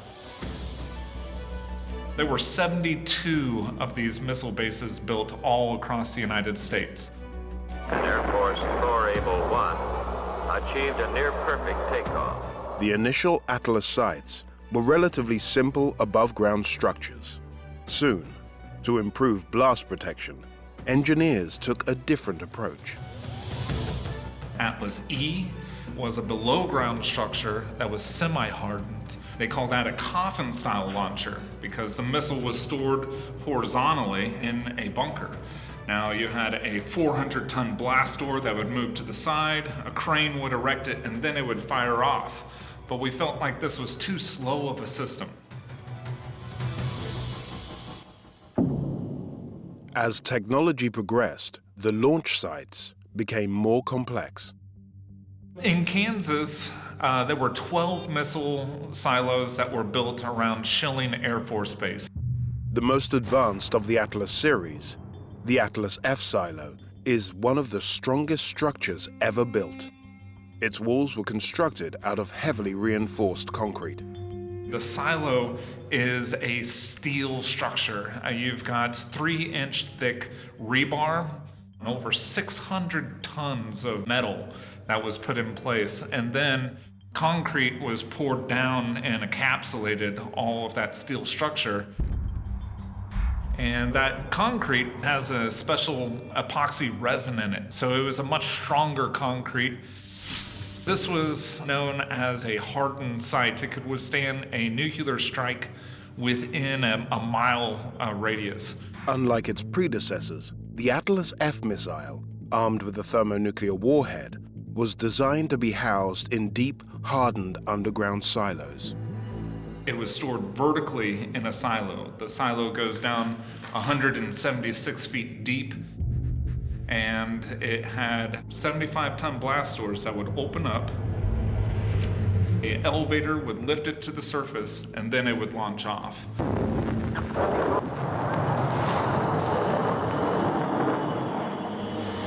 The high-security underground complex was spread over 12 floors, with a launch control center connected via a tunnel to the main missile silo.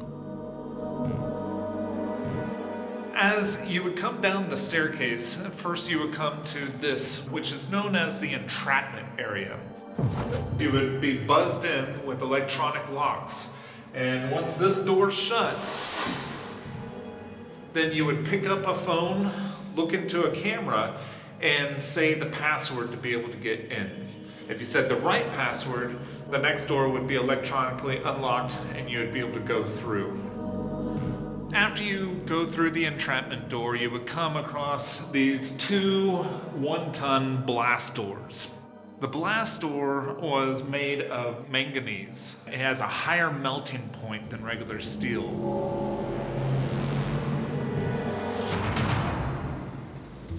In the event the silo was hit by a nuclear strike, engineers devised a clever strategy to maintain its structural integrity.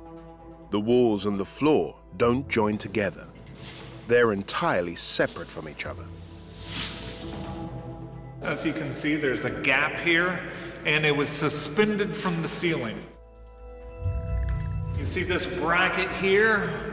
You had a compressed air system which would stabilize the whole floors, so that if a nuclear blast did happen and this entire place was shaking, everything would be safe inside. Even the lights are on springs. By November 1964, the US government announced that all first-generation ICBMs, including the Atlas, would be retired the following year. In 1965, the Strategic Air Command decommissioned all Atlas F missiles and stripped the launch sites of their salvageable materials. But that wasn't the end for the Atlas silos. Currently, Matthew is overseeing the redevelopment of a former Atlas F missile base. His plan is to turn it into a fully self-sustained facility, which could be used for space colonization training projects. So this is the launch control desk. Unfortunately, when it was decommissioned, they gutted out the desk completely so that it could never be used again. Ultimately, my goal is to probably cut this out, put in a touchscreen monitor and digitally recreate what the launch control desk used to look like.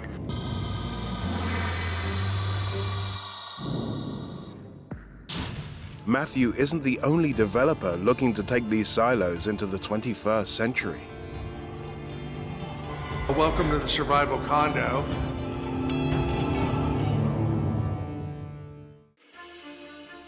The steel and concrete shell of the Atlas F missile silos was designed to withstand a 10-kiloton nuclear explosion. But once technology overtook them, the decommissioned sites were mothballed. 50 years later, the government began selling them to private individuals, and developers jumped at the opportunity. I originally purchased this particular site in 2008. We built it so that families would have a place protected against a nuclear blast, tornadoes or hurricanes, even things like nerve gases and more deadly man-made things. Engineer and software developer Larry Hall was looking to establish a luxury subterranean dwelling. The colossal infrastructure of this abandoned Cold War missile silo made it the ideal location. Once you have a nuclear-hardened structure that you start with, you've got a huge cost advantage. We're starting with a structure that if I had to duplicate would cost about $131 million. Each floor is a little over 2,200 square feet, and there's 15 stories. So this whole facility with the dome that we added over 20,400 square feet gives it a total of 54,000 square feet of protected space. Just like the original structure, the walls of the silo have been redesigned to protect against disaster. This outer wall is 18 inches thick, but it's got 45 feet of reinforced concrete and rock stacked outside of it to form a wedge. So a shock wave that approaches that wedge acts like an airfoil, and it takes the blast up and over the facility. The original silo was required to withstand a nuclear shockwave traveling more than 3,000 kilometers per hour. If you compare that to the strongest F5 tornado that recorded speeds of 304 miles per hour, an F5 tornado wouldn't scratch the paint on this place. Evidence of the silo's military past is gone, and the stark concrete underground bunker is now equipped with modern survival gadgets. The 15-story inverted skyscraper has been transformed. Larry worked with a NASA scientist to address the psychological effects that living underground may have on people. We have high-definition cameras mounted outside the facility that provide a live feed, so you can look to see what time of day it is and what the weather's doing, who's coming and going, but it just connects you. NASA also inspired the way in which food is supplied and stored so deep underground. Welcome to Hydroponics Level 4. This is the area where we grow our fresh fruits and vegetables. We can outproduce lettuce 40-to-1 versus soil growth outside. You also get therapy from working with plants, having live things growing around you. People really appreciate it. Many crucial life support systems have been implemented to make sure people can survive underground. There is a military-grade nuclear, biological, and chemical filtration system that processes more than 50,000 liters of air per minute. All of the incoming air goes through a series of these 3 gigantic NBC nuclear, biological, and chemical air filters. These filter every known pathogen to man, including things like weaponized nerve gas, like a mustard gas or a chlorine gas. Once the residents are inside and fully protected, they can unwind by the pool. The saltwater pool. It's got a waterfall and a slide for the kids. It's all computer controlled. There's a computer that literally keeps the chemicals perfect in it. It's all geothermally heated and cooled. From nuclear bomb shelter to luxury survival condos, this subterranean structure has evolved. Hopefully, the silo will never face a true catastrophe. But just in case, they'll be prepared.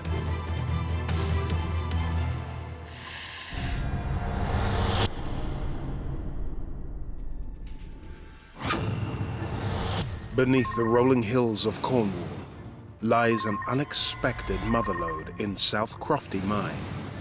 It made its mark several hundred years ago, having brought enormous wealth to Queen Elizabeth I. It's more than 3 kilometers long and 1 kilometer deep. So much valuable metal ore was extracted from here that it was once known as the richest square mile on Earth. Today's prices, that metal is worth about $2.5 billion. After more than 400 years in operation, the mine was forced to shut down. If it had just stayed in business another few years, the mine would still be in production today. But the foundations laid by those miners are now providing a path to the future. This humble bit of granite from underneath Cornwall could hold the key to the Green Revolution.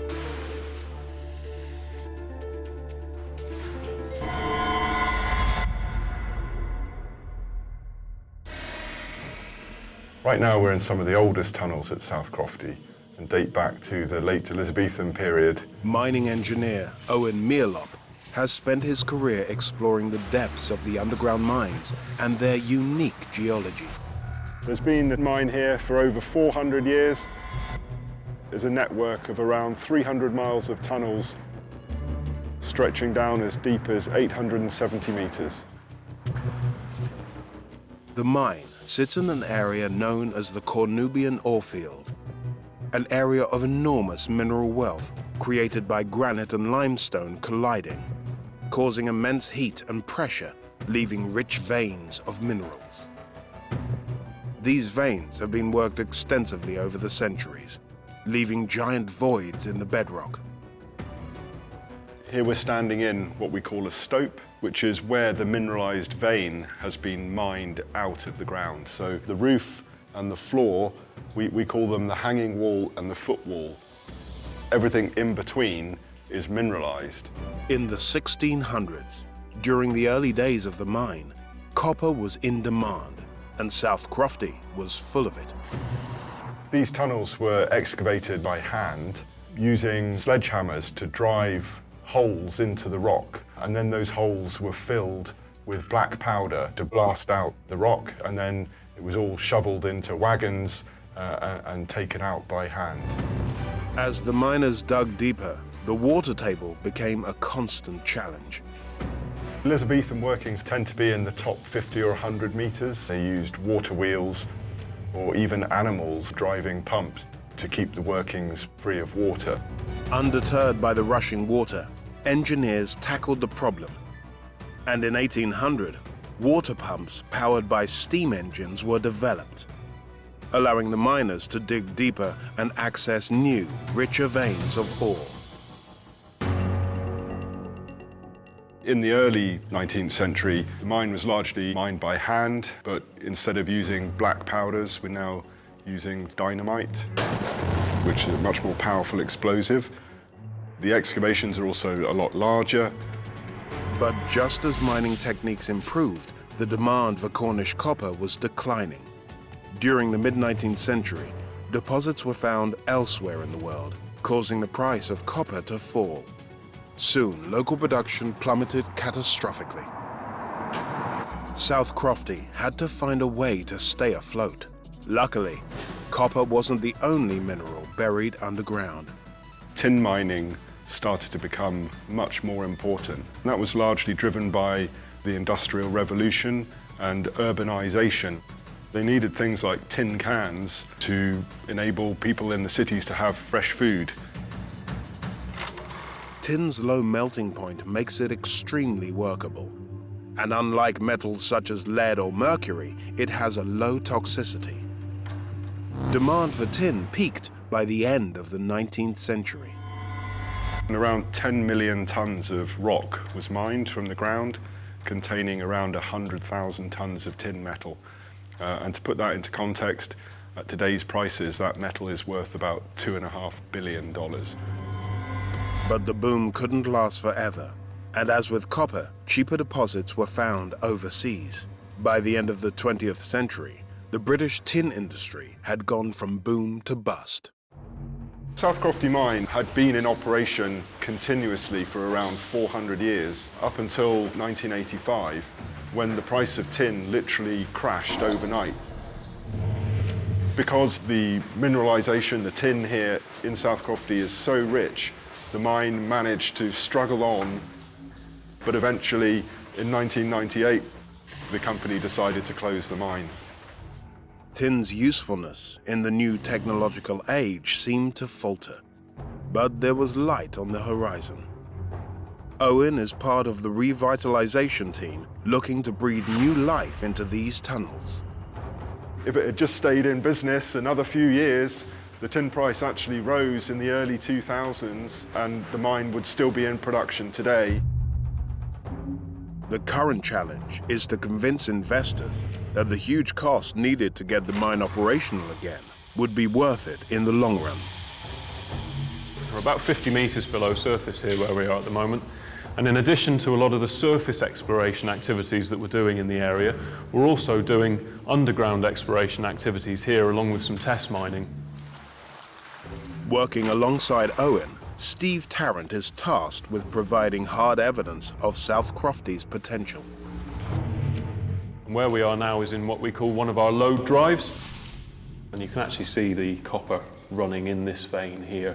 So this particular vein is running at about 1.5% to 2% copper and about 1 to 1.5% tin. Most underground copper mines in the world would be running sub 0.5% copper, and most underground tin mines in the world would tend to run at less than 1% tin. The high grade of materials still here makes it commercially viable. Today, tin is used as solder in electronic devices, electric cars, and solar cells. Smartphones alone contain between 1 and 3 grams of tin. But getting to the deposits is an engineering challenge. One of the most frustrating things is that we know the mineral resources still contained within the mine are there and they are economic to mine at current tin prices. We've got to get the water out first.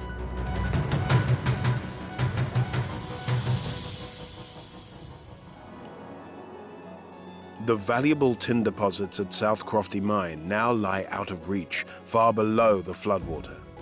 And draining a mine that is flooded is no easy task. When the mine was operational, they had to pump around 6.5 million litres of water a day just to keep the mine workings dry. After it closed, it was no longer being pumped out, hence why it's filled up with water. And if we want to dewater the mine and get it working again, we've got to pump at a much higher rate than that to get the workings dry again.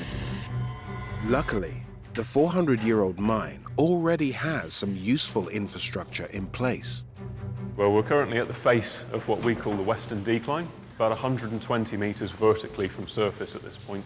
And that's interesting because the effective water table is about 60 metres above where we are now. And it's kept at that level by a network of what's called adit tunnels. Those adits were put in as long ago as the 1700s. Drainage adits work by disrupting the capillary action that keeps the water table above sea level, allowing the upper levels of the mine to drain naturally using gravity instead of pumps. When the mines turned their pumps off, all of those workings slowly filled up, and when the water level in those workings reached adit level, it wouldn't rise any higher. Gravity drainage from all the mine workings keeps most of the operations that we have naturally drained, but it also will serve a very important role in that the treated mine water that we will pump out will be able to be discharged into this adit network and bypass all the urbanised area of before being discharged into the Red River. The Red River got its name from mineral deposits being flushed out of the mine. It is an absolutely miserable walk to do this adit. By the last 900 metres, the water's about beard height. When you come out, you are absolutely orange. The water is blood red as well where it comes up. To combat this issue, Steve and his team plan to build a water treatment plant at the top of the main shaft to sanitize the water.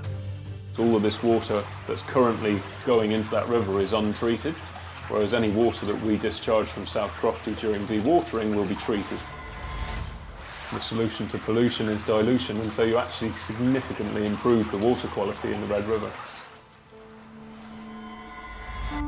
Meanwhile, a nearby raw materials company partnering on the project, has made some miraculous discoveries in the standing mine water, hundreds of meters beneath the surface. So this humble bit of granite from underneath Cornwall could hold the key to the UK's energy transition and the Green Revolution. Dr. Lucy Crane is a geologist spearheading a groundbreaking project. In Cornwall, the whole county is underlain by this big mass of granite, composed of three main families of minerals. We've got this almost translucent grey quartz, then you've got these milky white feldspar minerals, but the ones that we're really interested in are these dark platey minerals.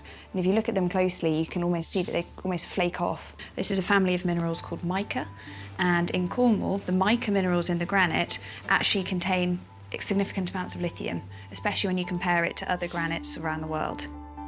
In the same way the demand for tin has been boosted by the smartphone industry, lithium is now commanding a high price for use in the next generation of batteries. Lithium is the lightest weight metal, and it's also got a really high charge density. So if you're looking for a battery that's lightweight and portable, then lithium-ion batteries are really great at that. As we're moving towards electric vehicles, then there's this huge step change in global demand for lithium.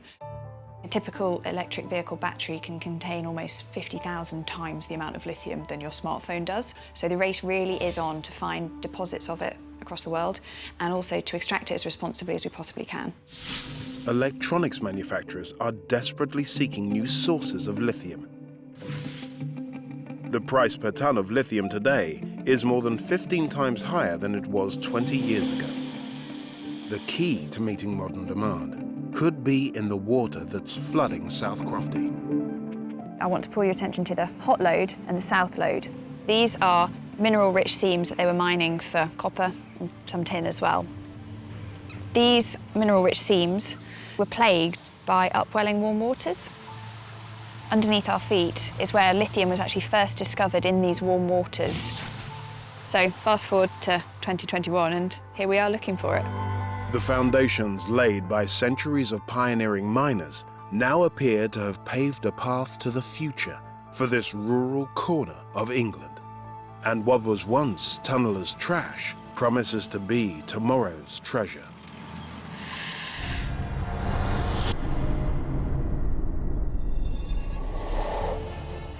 Buried beneath the small Mediterranean island of Malta lies a secret subterranean world. Over millennia, Malta has been the jewel in the crown for many great empires, from the Phoenicians to the Romans, the Arabs and the British. Every single period of human habitation left its mark underground. Located in the geographical center of the Mediterranean Sea, what it lacks in size, it makes up for in location. The tiny island holds a strategic military position, allowing whoever controls it to be the de facto ruler of the Mediterranean Sea. What incredible feats of engineering did architects build to fortify the coveted city? It was a huge undertaking to create these shelters while bombs rained above. How did the legendary Knights of Malta establish a medieval city years ahead of its time, paving the way for innovations across the Western world? These are 200 years older than the Victorian London sewer system. And why are the Maltese residents known as the Children of the Underground?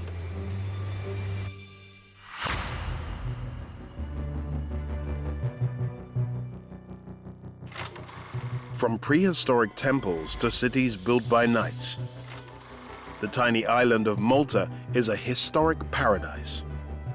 The island's capital city, Valletta, is one of the smallest hubs of government in Europe. But what it lacks in size, it makes up for in its breathtaking scenery. The streets of Valletta are a tightly packed grid of golden towers. But beneath its large public squares, elegant homes, and grand palaces lies a secret underground world, undetected by many visitors, but intimately known by locals.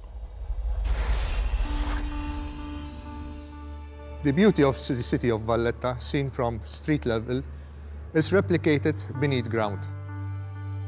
Ruben Abella is an expert on the history of the underground spaces that lie below the city. We are in one of these large underground cisterns built by the Knights of Malta. When you look up at the cistern, you can see how old it is. It is from the early days of the building of this city, in the latter part of the 16th century. Valletta, guarding one of the deepest harbors in the Mediterranean, is the key to the archipelago, strategically vital to any colonizing power in the region. In 1530, Pope Charles V gave Malta to the Knights of the Order of St. John, also known as the Knights Hospitaller.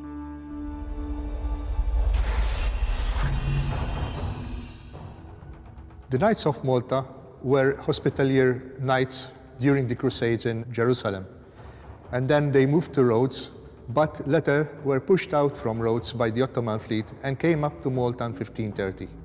After being pushed out of their two previous bases in Jerusalem and Rhodes off the coast of Turkey, the Knights Hospitaller made Malta their new home and designed the capital city of Valletta. But a highly desirable military outpost brought with it centuries of bloodshed. By 1565, their work was already being put to the test.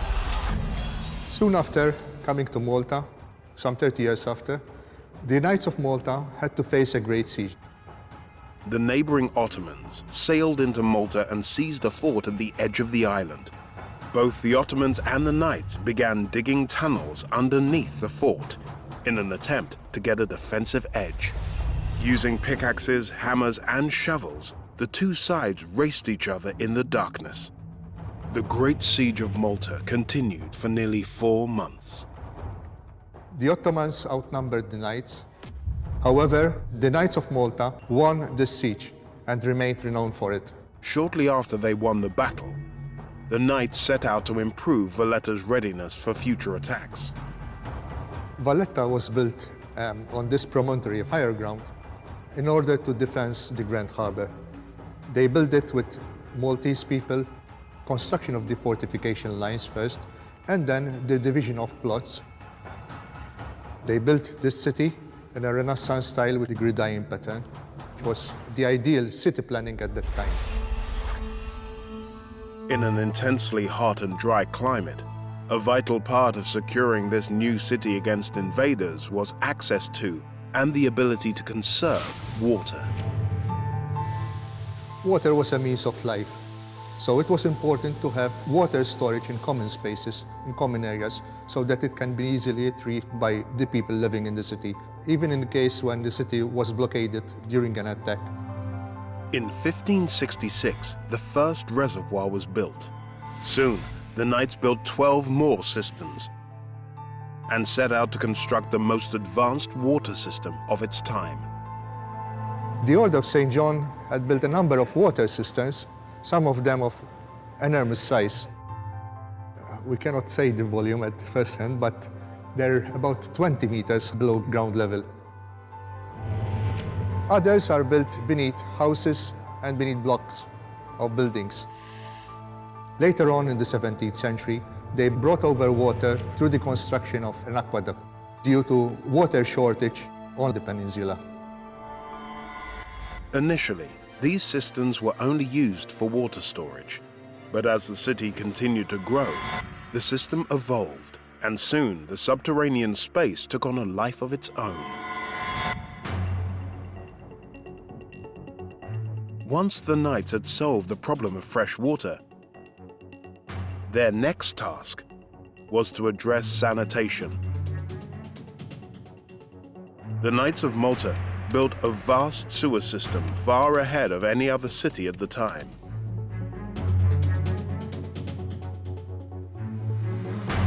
So these are actually 200 years older than the Victorian London sewer system.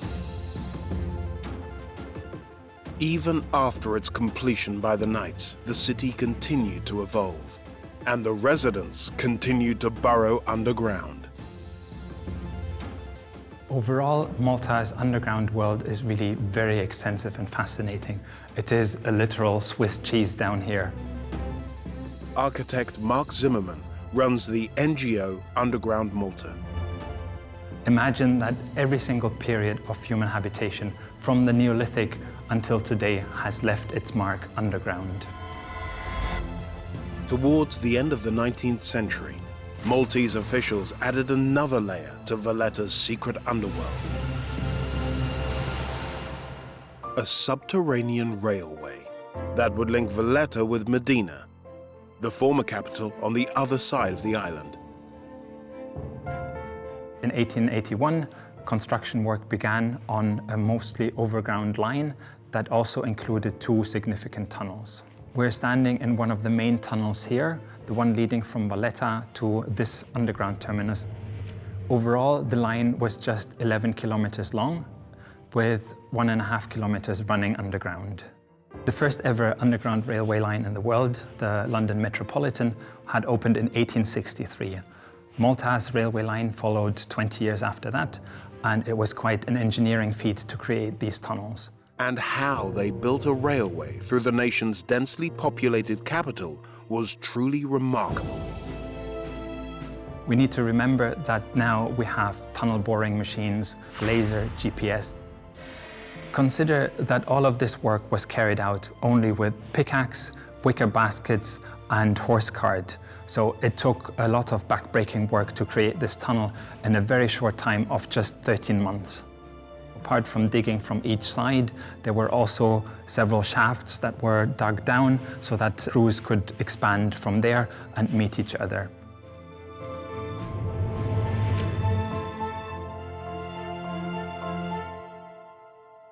The line ran for nearly 50 years, transporting commuters and goods from Valletta to the suburbs and beyond. By the 1930s, it couldn't compete with automobiles and was shut down. But the tunnels were once again about to take on a new life. After its closure, several underground sections of the railway were repurposed. First and foremost, the Valletta underground terminus served as a Second World War shelter. When World War II began in 1939, Malta was under British control. It served as a vital link with Egypt and the Suez Canal. 24 hours after Italy entered the war on the 10th of June 1940, Mussolini's air force launched its first assault on the islands. The threat of war for Malta had been looming for a while. Nevertheless, the island was very much taken by surprise by these very first and very vicious attacks. Das Ziel ist erreicht. Unter uns La Valletta auf Malta. Bomben auf den Hafen von La Valletta, Gibraltar und den Suezkanal. There were very few shelters that existed at the time, and people had to find refuge in cellars and underground vaults where they could find them.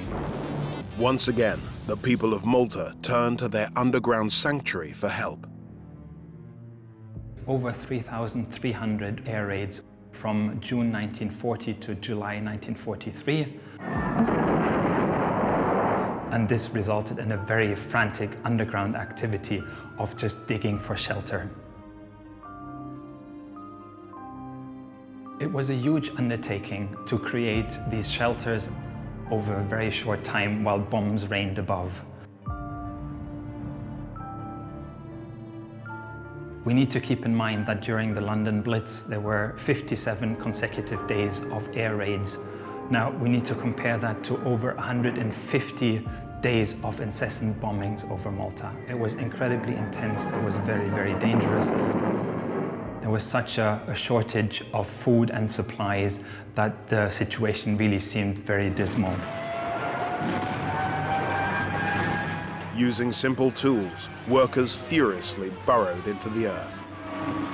Even though these workers had nothing but pickaxes and hammers, the Maltese bedrock is made up almost entirely of limestone, which is relatively easily workable.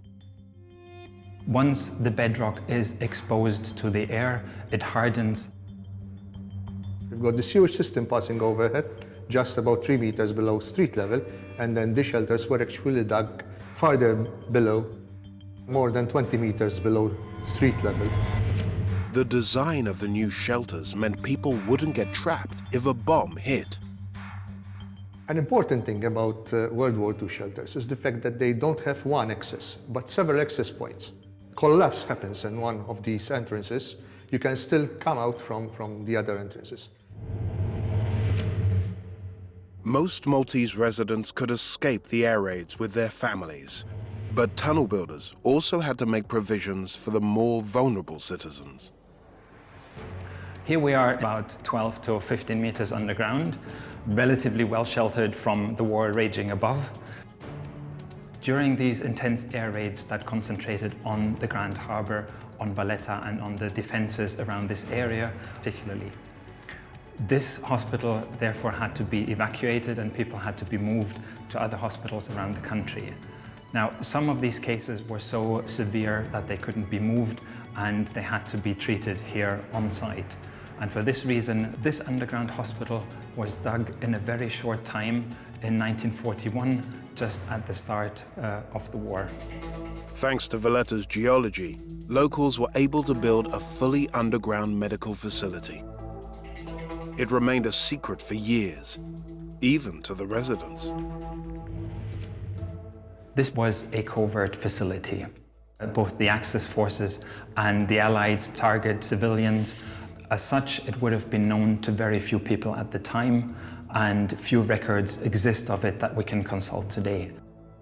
It was rediscovered more or less accidentally around 2009.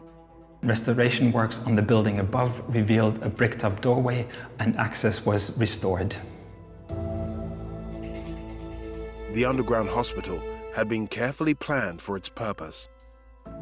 This hospital had 4 entrances, 2 relatively wide staircases that allowed for stretchers to be carried down and up again, plus 2 of these narrow spiral staircases in case of an emergency if there had to be an evacuation. Every function of a normal hospital had to be accommodated within this subterranean network.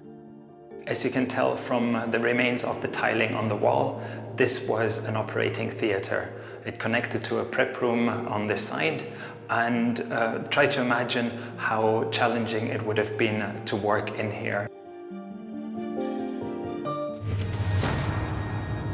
The determination and survival skills of the residents was crucial to the war effort, and the British government acknowledged their bravery. The Maltese population persevered, they held out, they stood their ground, and for their protection of the island, they were awarded the George Cross by King George, which is the highest civilian award for gallantry.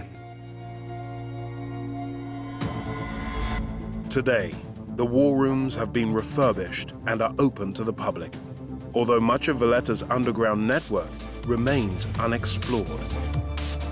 However, for locals, the history of the secret tunnels will never be forgotten. The people of Malta are, truly, the children of the underground.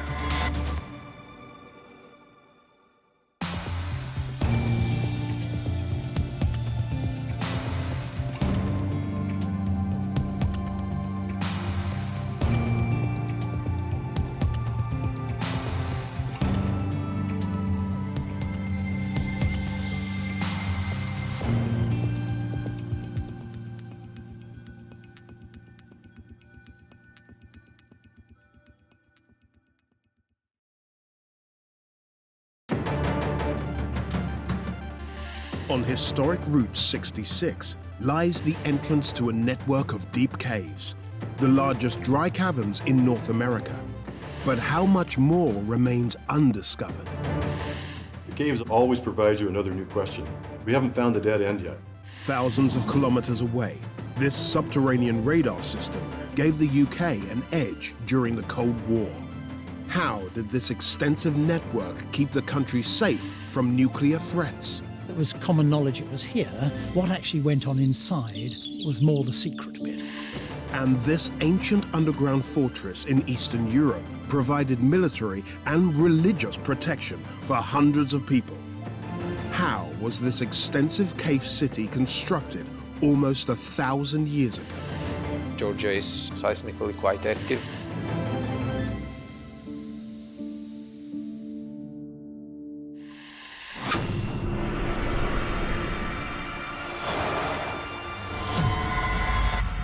Beneath our feet lie extraordinary subterranean spaces.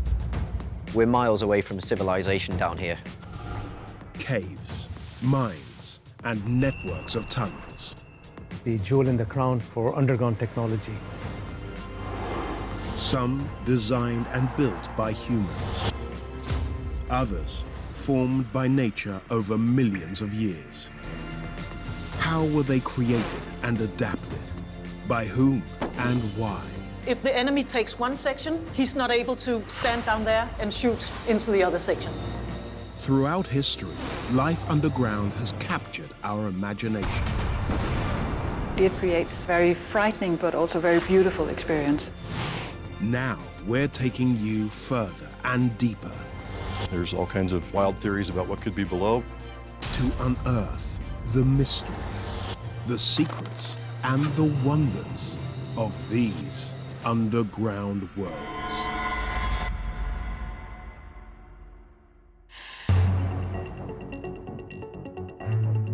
In Arizona, just east of the Mojave Desert, lies the entrance to a little-known subterranean world. Descending more than 61 meters into the bedrock is a vast and mysterious cave network, unmapped and largely undiscovered until the 20th century. Predating the Grand Canyon by more than 20 million years, untold treasures are hidden within its walls from across the ages. During the excavation, a complete skeletal set was found there. He was stupefied to realize he'd found a gold mine. Their mysteries are still being unraveled. We'll be hiking in complete darkness with nothing but our headlamps on.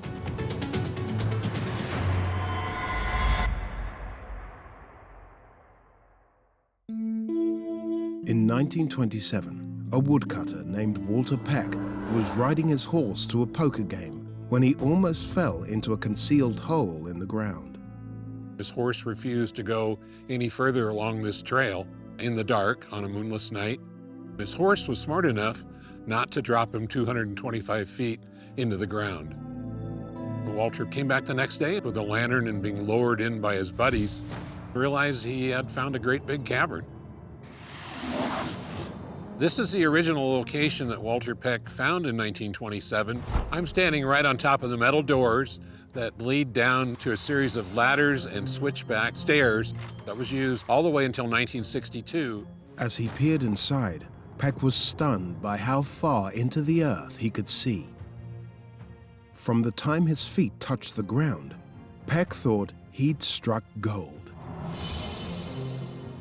Eager to start mining and sensing a change in his fortunes, Walter borrowed money to lease the 600 acres of land above the caves.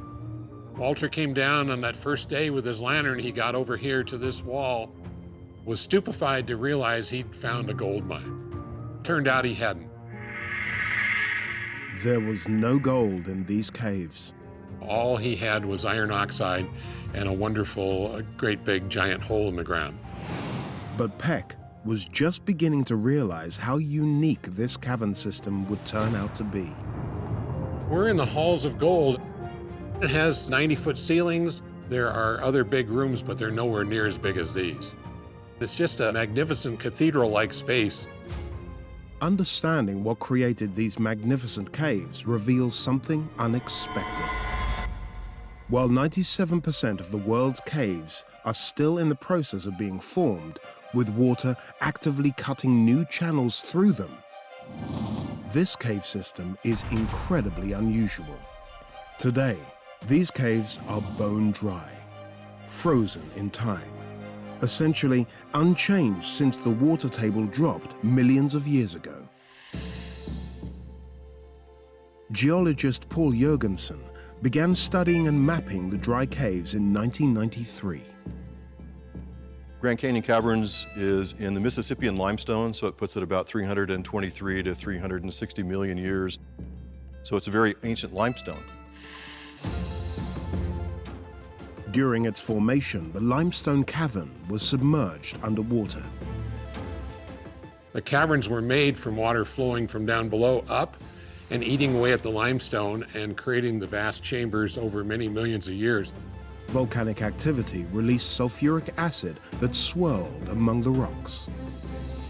The sulfuric acid was going up the wall here as a column and eroding away the rock, smoothing all of the rough edges, creating these scallops.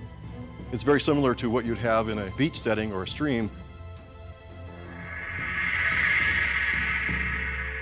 This later stuff here was formed as the cave dried out. So the water table dropped, and this other stuff was able to get in as it was what we call an aerial deposition. So there was little tiny particles of moisture that had the calcium in it and was able to stick on here.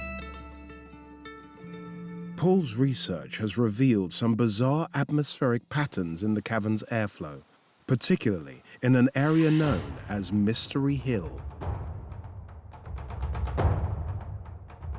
The mystery is to where the air goes in the caverns. We have air exchange from the surface. High pressure blows air in, low pressure the cave breathes out. Today the cave is breathing out because the humidity is high here. We're looking at 60%. Earlier in the day it was at 50%. We're on the top of a hill, there's no water, there's no lakes, no streams. So where's the water coming from? Where's the moisture? That's a really good question. There's all kinds of wild theories about what could be below. It could be a lake or a pond or something that's holding water, so it's a mystery for us. I hope that we break into a sealing passage and we have to get a boat to go across it. Today, geologists like Paul are still searching for clues within the rock. But back in the early 1900s, Peck was more interested in pulling in the crowds to marvel at the strange subterranean world.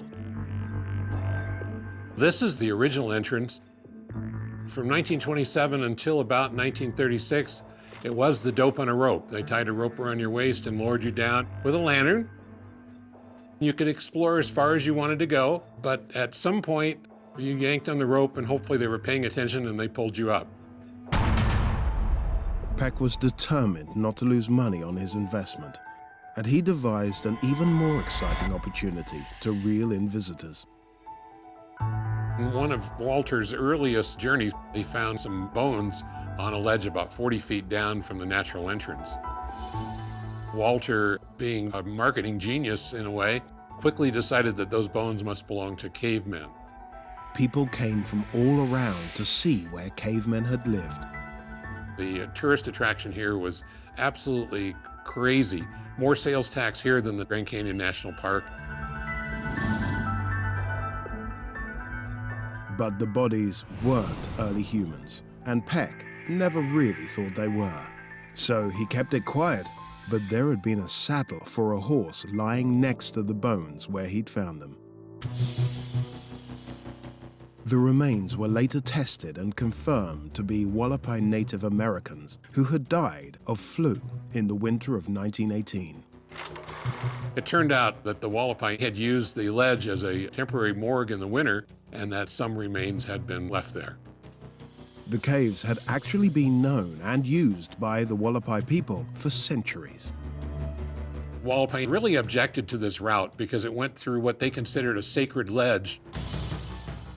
The accurate identification of the bodies hurt Peck's publicity. Had Peck's luck ran out? Or could a mysterious change of fortune help him reinvent Grand Canyon caverns?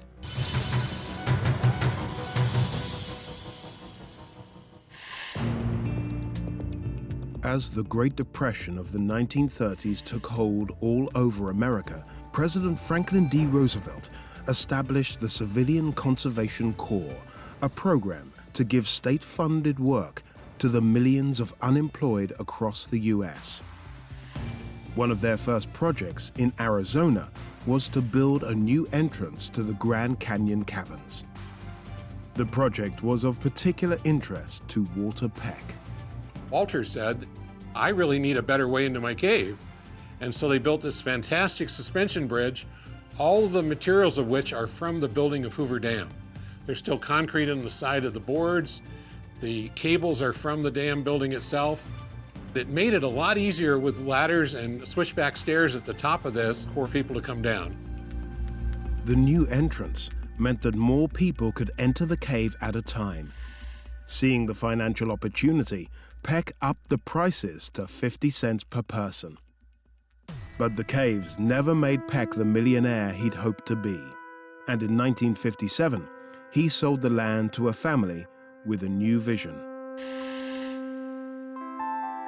After Peck had failed to achieve financial success, new owners, the Ringsby family, brought a novel idea to allow visitors to rediscover the forgotten area.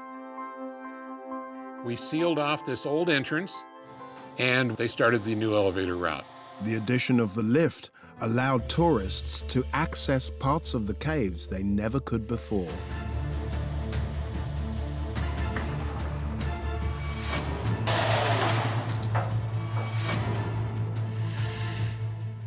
We're going to go in the entrance, which is our original and natural entrance into our first big room.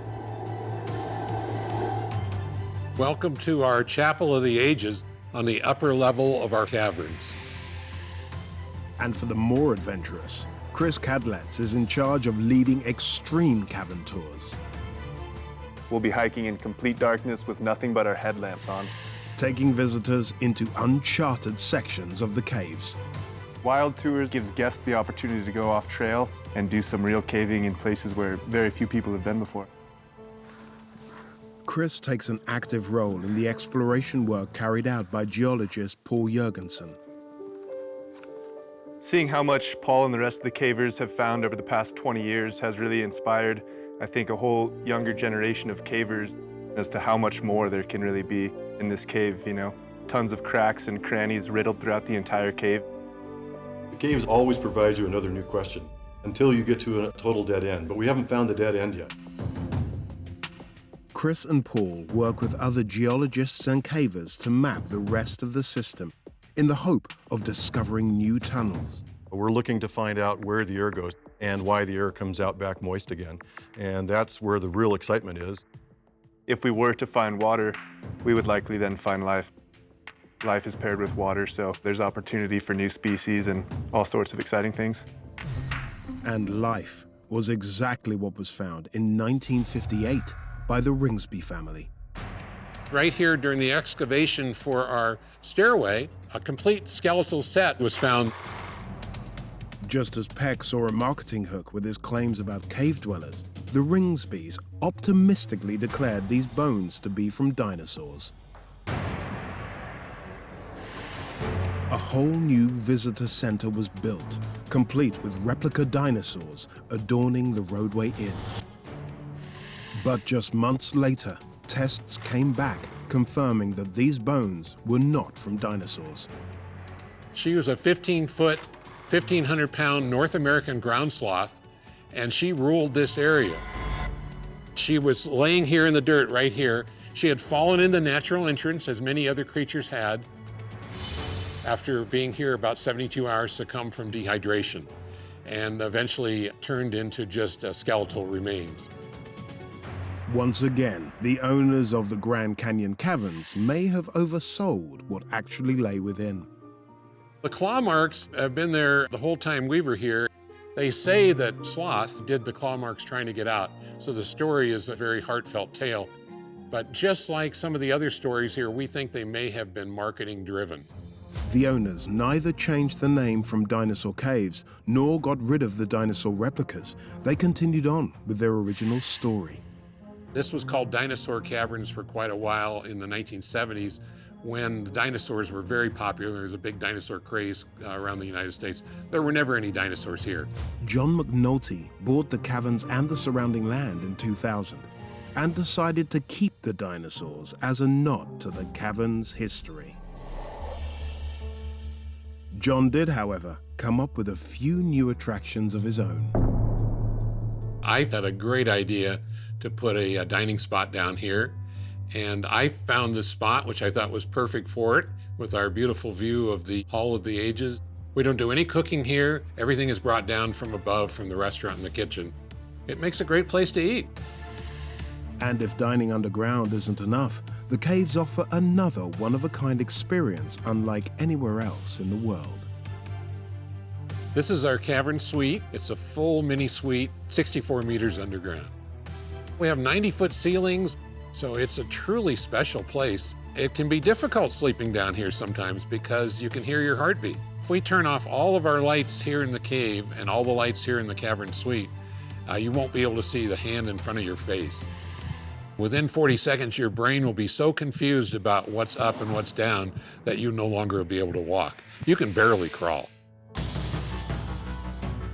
The spectacular and unique subterranean marvel of the Grand Canyon caverns may not be a gold mine, but it is beyond rich in links to our prehistoric past.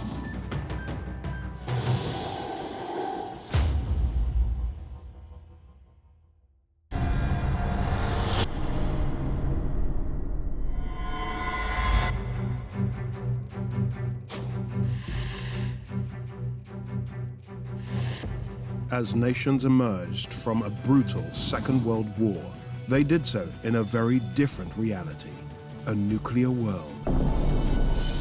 Across the country, Britain was bolstering itself against a new enemy in a Cold War, and they went below ground. Nothing had been done like it anywhere in the world. Dozens of innocuous-looking buildings hide entrances to what were once the nation's most important secret network.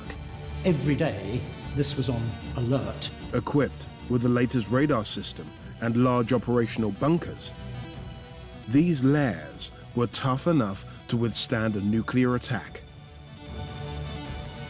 And that any radiation that had got in here couldn't get through these doors.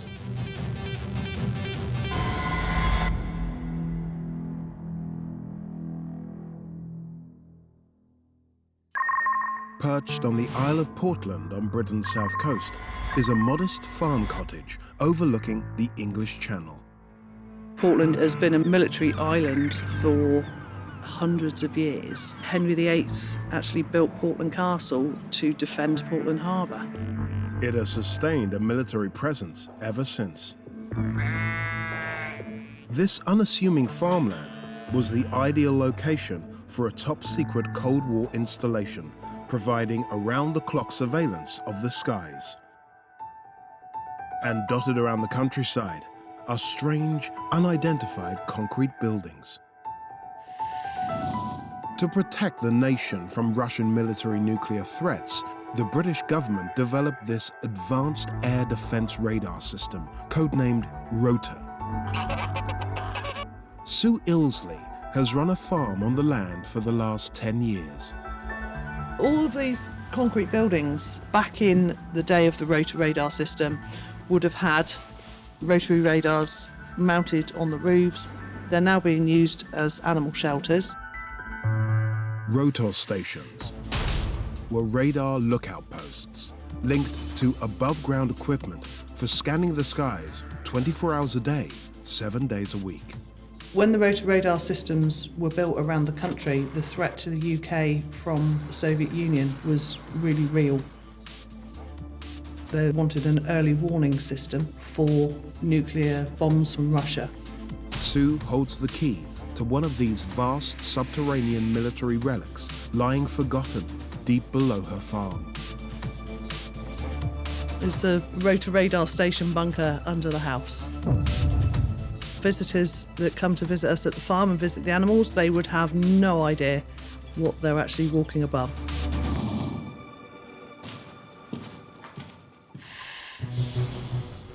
Other than Sue, few people have ventured inside for more than 60 years. There's no public access to the bunker. Until today.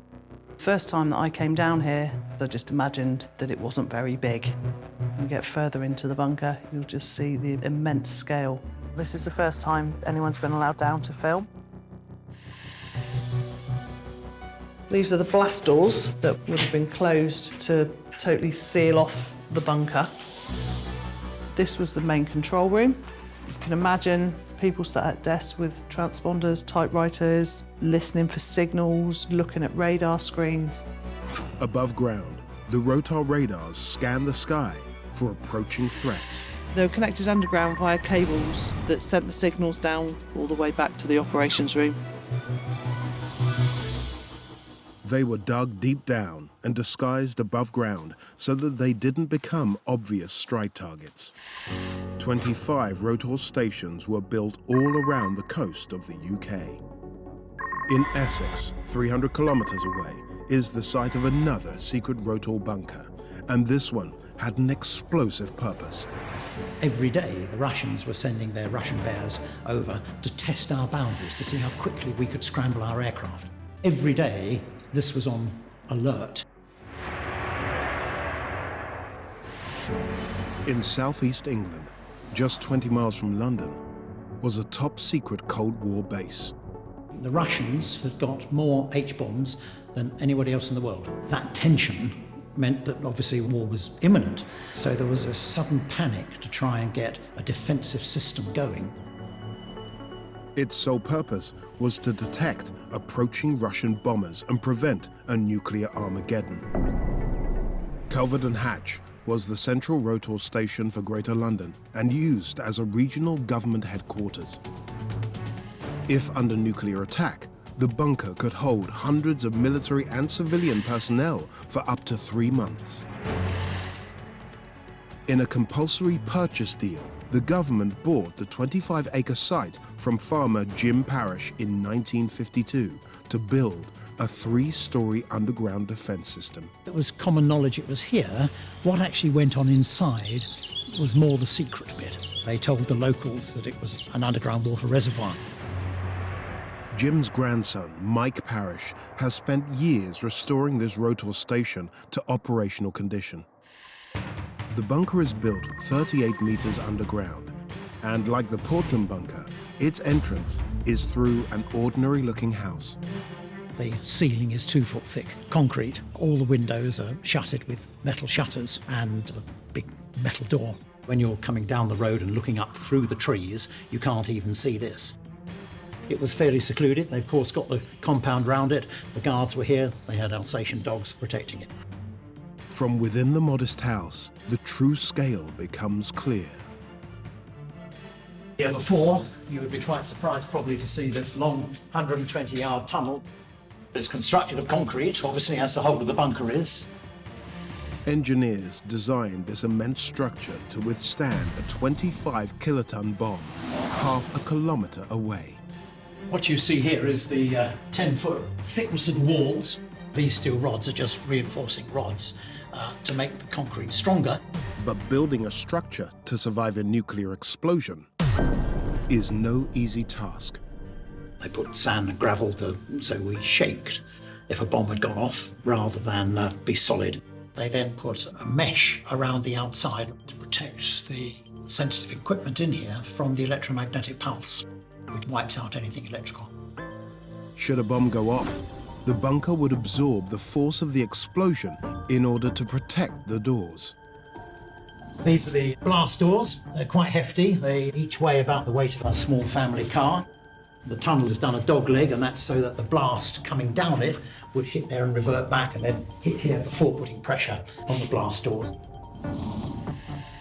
This is the main stairwell. You can see that we're about 100 foot underground where we're standing. It's on 3 levels. The bottom level has the communications and the life support. It was deemed to be the safest, being the bottom, so if everything collapsed on it, this would still survive. Now closed off from the outside world, the rotor operators could get to work watching the skies from under the ground. This is the plotting floor.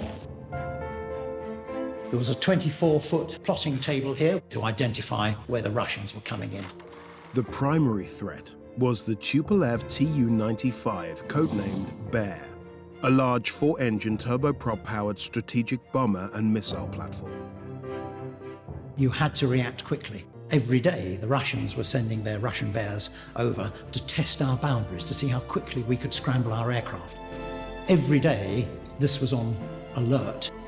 How the top-secret team tackled their mission was rather surprising. Triangulation team were fed information from outside radio points, and they would have a table with a bit of string, and they would pull that string out and lay it across that bearing that they'd been given. They'd get another bearing from another radio station, and they'd pull out a bit of string, and hopefully they got a third one. That was where the triangulation was, that's where the aircraft were. Communication between the 25 rotor stations was of paramount importance. The teleprinter was the main form of communication. You typed your message, but when it came out the other end, it came out as a message with holes punched. And that was then fed into a reader and printed out. The communications network connecting the stations across the country was way ahead of its time. They had a system called the chicken wire system.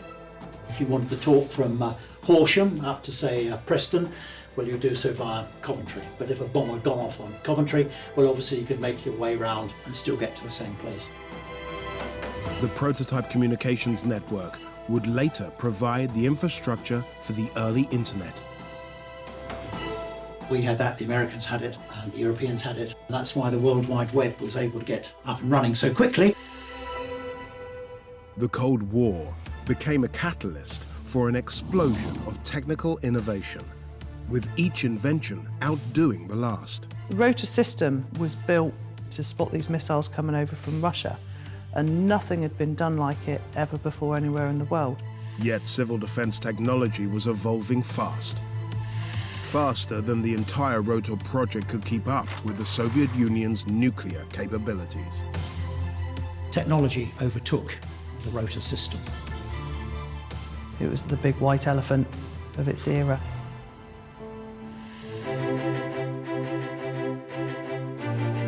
In the mid-1950s, the more remote rotor outposts like Portland were beyond upgrade, and soon some of these stations were forced to shut down. The rotor system had a very short life. It was slow and cumbersome by the time the information had been received, then sent it all off to the airfields. The Russians had travelled at 500 miles an hour. The whole rotor system throughout the country closed down in 1959. That wasn't because of lack of threat from the Cold War, it was because the system just didn't work. So, what happened to this massive military defense network? What became of the rotor stations that remained? As civil defense technology evolved in the mid-1950s, closed rotor outposts were stripped of their useful machinery, locked up, and forgotten.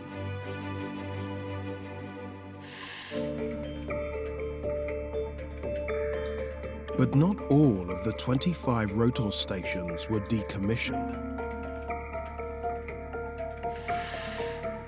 The Kelvedon Hatch station near London was converted into a regional government headquarters and renovated to accommodate 600 people for up to 3 months in the event of a nuclear strike. This is the London bunker. Had a bomb gone off, central government wouldn't be able to govern. They would have had life and death decisions about their area. If under attack, engineers had come up with a unique solution to ensure the safety of the occupants.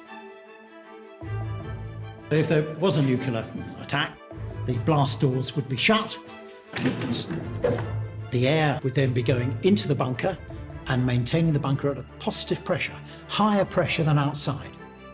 That meant that any radiation that had got in here couldn't get through these doors because obviously it's being repelled by the higher pressure. Engineers also designed a way to ensure that the people inside had access to clean air after a nuclear blast. The fresh air is coming through an air vent behind us there, and normally that fan over there is going, and that then pumps the fresh air into the bunker. If the bomb had gone off, though, then that fan would have been shut off, and this one here switched on, and this one is connected to the nuclear, biological and chemical filters. Industrial-scale systems, combined with hundreds of people in a confined space, meant engineers needed to solve the problem of regulating the temperature. If you had 600 odd people down in the bunker, each producing a kilowatt of heat an hour, it would obviously, when we're shut down, get very, very hot. So it was important that the air was kept chilled. The fresh air goes through more filters, and then it goes through here a very fine mist of water. And that not only scrubs the air for any radiation dust that may have got in, but also is cooling it. Not only was the bunker designed to keep people safe, but it was also equipped to meet basic human needs. This is one of the dormitories. 400 to 600 people down here. Obviously you've got 600, 3 shifts, you need 200 beds. And so they used the hot bed system, just like you do in submarines. One man got out and the next man got straight in. Sleeping wasn't the only necessity that had to be planned for. What happened when nature called? Below this concrete floor there is a large tank that all the sewage flows into, and the compressor keeps the tank full of pressured air. When the little tank is full of sewage, it triggers the thing and it blows it up the pipe there, marked DS, dirty sewage, and that then blows it to the top of the bunker, where it then runs down by gravity into the bespoke sewage fields. Mammoth underground bunkers like Portland and Calverton Hatch were the height of technical engineering at their conception. Today, rotor stations are unique reminders of the threat of global annihilation that the Cold War created for more than 3 decades.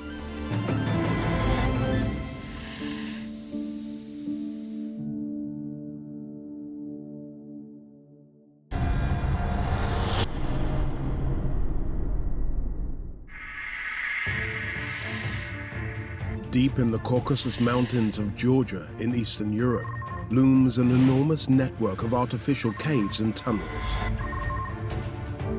Nearly 1,000 years old and reaching 19 stories high, Vardzia is an enormous complex, carved entirely by hand during Georgia's Golden Age. What secrets does this labyrinth still hold? What disastrous events led to its abandonment? 1/3 of the caves were totally collapsed and a lot of people died.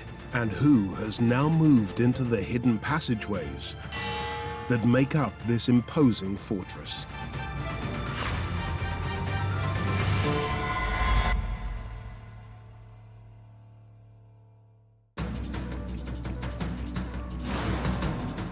In the late 12th century, as most of Western Europe languished through medieval times, the nation of Georgia was coming of age. Previously a fractured and divided series of small territories, they had been united into a single kingdom. Georgia was in a unique position, located at the crossroads of Europe and Asia. It served as the eastern edge of the Christian world, and it needed robust defenses to protect its country and its faith. So their ruler and founder, King George III, ordered an outpost to be built on the southeast edge of the country, at a site where cave dwellings had existed since the 5th century on the Kura River. All of these rocks and basically this region of Georgia is of volcanic origin. The Caucasus Mountains run the length of the northern Georgian border, from the Black Sea in the west to the Caspian Sea in the east. The same tectonic fault line that created the Caucasus Range also deposited ash and minerals, forming 2 types of rock, hard breccia on top and soft volcanic tuff. You can clearly see the different layers of rock which creates this cliff. They were formed by different eruptions during the millions of years, layering one on top of each other. Misha Alashvili is a geophysicist studying the structure and stability of Vardzia. You can see this more reddish, light-colored central layer in which the caves are carved. This is soft layer. Clearly, our ancestors, they knew that this is the best type of the rock into which you can carve.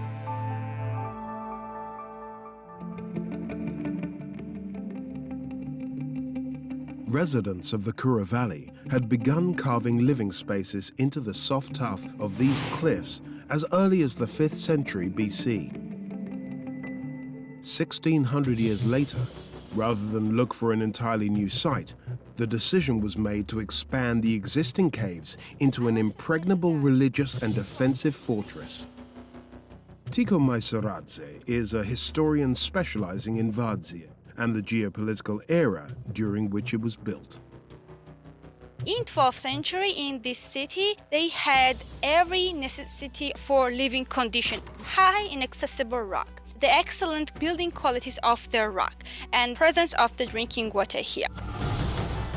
the founder and ruler of the newly unified country, King George III, took a handful of scattered caves and expanded it into a 400-room network of underground passageways for both military and religious purposes.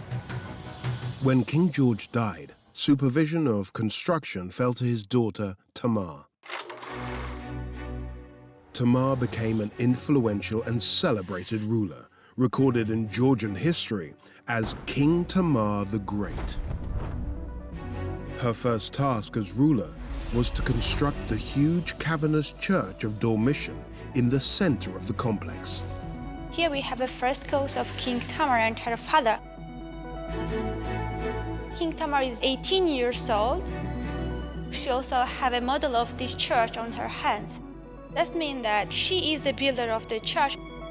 King Tamar expanded the number of churches and turned the eastern half of the complex into a monastery. Approximately 700 monks began to live here, and Vardzia became a very important religious center for our country. The community of religious and military residents was bustling, and the ability to support this many people was of utmost importance. The inner part of Vardzia was mostly used for storage the supply of the food. This hall was used to keep the crops inside, for example, wheat, corn, and so on. We are in a pharmacy. This is one of the special rooms of Vardzia. Scientists found remains of herbs here. In deepest part of the city, they needed a ventilation system, so they cut a huge tunnel into the rocks to have enough oxygen into the caves. When it came to providing fresh water for the complex, the architects didn't have to worry. In the deepest part of Vardzia, we have a spring, which is considered holy and magical because nobody knows from where that it's coming. It doesn't matter it's really cold or it's hot. The amount of the water is unchangeable. 50 liters is coming every day. Local people believe that this is the holy water and it can make people's wishes true. Vardzia in the 12th and 13th centuries would have been largely invisible to passing armies. Only a handful of rooms would have looked out onto the valley below.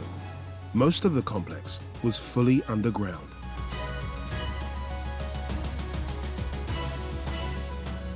Right now we are behind the main church of the Vardzia. And as you can see, it's a really large cave into which few walls of the church were built. Other walls are carved into the rock. It shows that Vardzia is a mixture of the natural and man-made monument. By the 13th century, Vardzia was a bustling underground metropolis. But after 300 years, this thriving military and religious community would meet an unlikely end. Its modern-day appearance provides a clue to its ultimate downfall.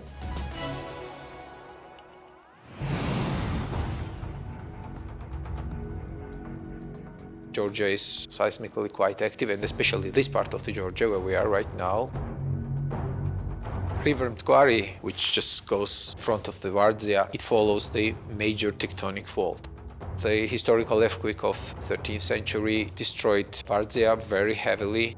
It's really sad to imagine the destruction which happened here due to the earthquake. At least 1/3 of the caves were totally collapsed and a lot of people died.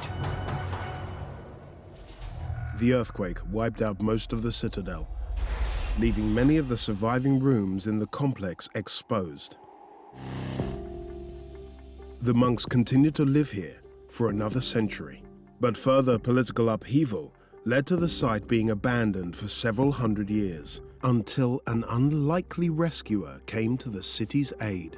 In the beginning of the 20th century, the monument was really bad shape, and it was basically rediscovered during the Soviet period. Georgia was a vital member of the Soviet bloc. Recognizing the cultural importance of Vardzia, Soviet archaeologists began restoring its remains. You can see remnants of that period. You can see these huge concrete walls in the center of the Vardzia, another one down there. Despite the best efforts, Vardzia continued to crumble. At the end of the 20th century, problems with the Vardzia again accumulated that it was really urgent to start addressing those problems. Misha and his team are now using modern techniques, such as rock bolts and wire mesh, to ensure that Vardzia doesn't deteriorate further. Right on top of the cliff, there is a huge mountain slope, and there are special water collecting channels diverting water out of this part of the cliff, so it's not affecting the caves and the historical part of the monument. Most of the site is stable for now, but making sure it stays that way is Misha's biggest challenge. Strong earthquakes are one of the main threats to Vardzia. Another risk, it's a process of natural weathering and erosion of the rocks. Dramatic temperature changes, which shrinks and expands the rock. Water which gets into the pore of the rock, it gets frozen and causes a deformation of the rock. We end up with a slow but permanent process of the destruction. Vardzia once again faces threats from many directions. Machine is okay, the sensor is moving. But Misha and his team have the latest monitoring technology available, including a ground radar system. This is one of the main components of the Vardzia monitoring network. It's a ground-based radar which does scanning of the Vardzia cliff, and we are detecting any displacement on the cliff in a range of the millimeters. Any of these red or blue spots are showing either positive or negative displacement. Working on developing the early warning system. In case any significant displacement, the radar should be issuing a special alarm.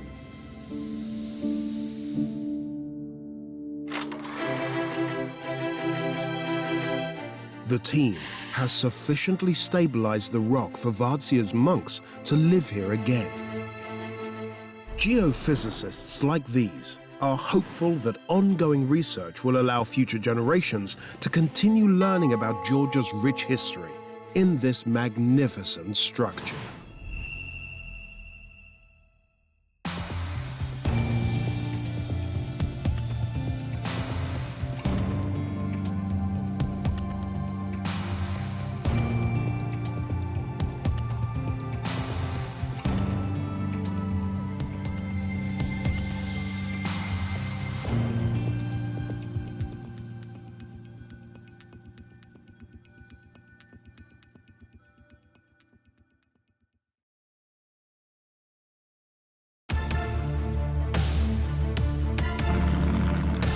In Ireland, 3 coastal fortresses created a covert military stronghold.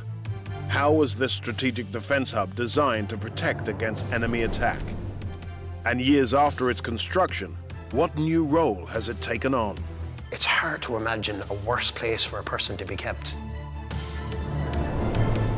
Buried in the remote hills of northern New Jersey, a vast underground world with an illuminating history. What bizarre natural phenomenon was found here? And what part did Thomas Edison play in its discovery? I never get tired of this.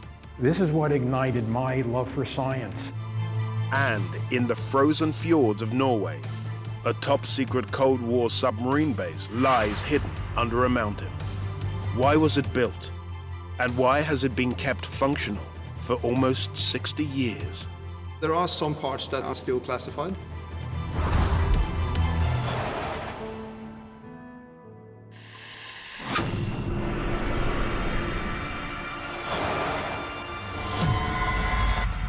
Beneath our feet lie extraordinary subterranean spaces. We're miles away from civilization down here. Caves, mines, and networks of tunnels.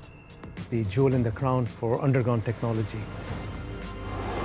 Some designed and built by humans. Others formed by nature over millions of years. How were they created and adapted? By whom and why? If the enemy takes one section, he's not able to stand down there and shoot into the other section. Throughout history, life underground has captured our imagination. It creates very frightening but also very beautiful experience. Now we're taking you further and deeper. There's all kinds of wild theories about what could be below. To unearth the mysteries, the secrets, and the wonders of these underground worlds.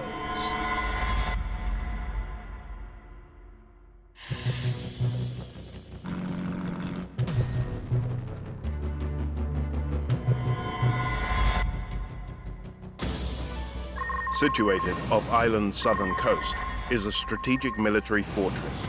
It has protected against enemy invasion for over 400 years. They were trying to defend the largest empire in the world. Constructed with the most advanced military technology of the time. This would have made Cork Harbour impenetrable. No matter where you found yourself standing, you were under constant attack.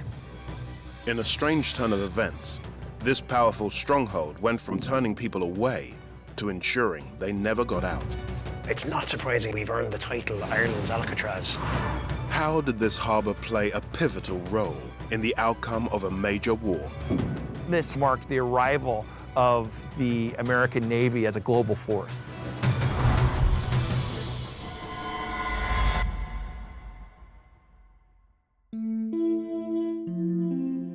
For the last 4 centuries, many of the world's military superpowers have searched for a foothold from where they could launch an attack on the British Isles.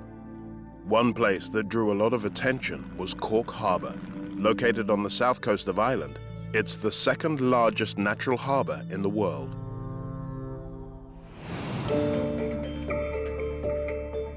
Cork Harbour is key to the western approaches to the United Kingdom. The British recognized that the harbour offered an exceptional military advantage, and so, in the 16th century, the government moved quickly to claim it as their own.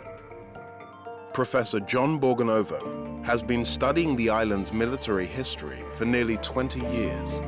Since the 1550s, there were cannon emplacements here to defend the mouth of this harbor to prevent ships from entering.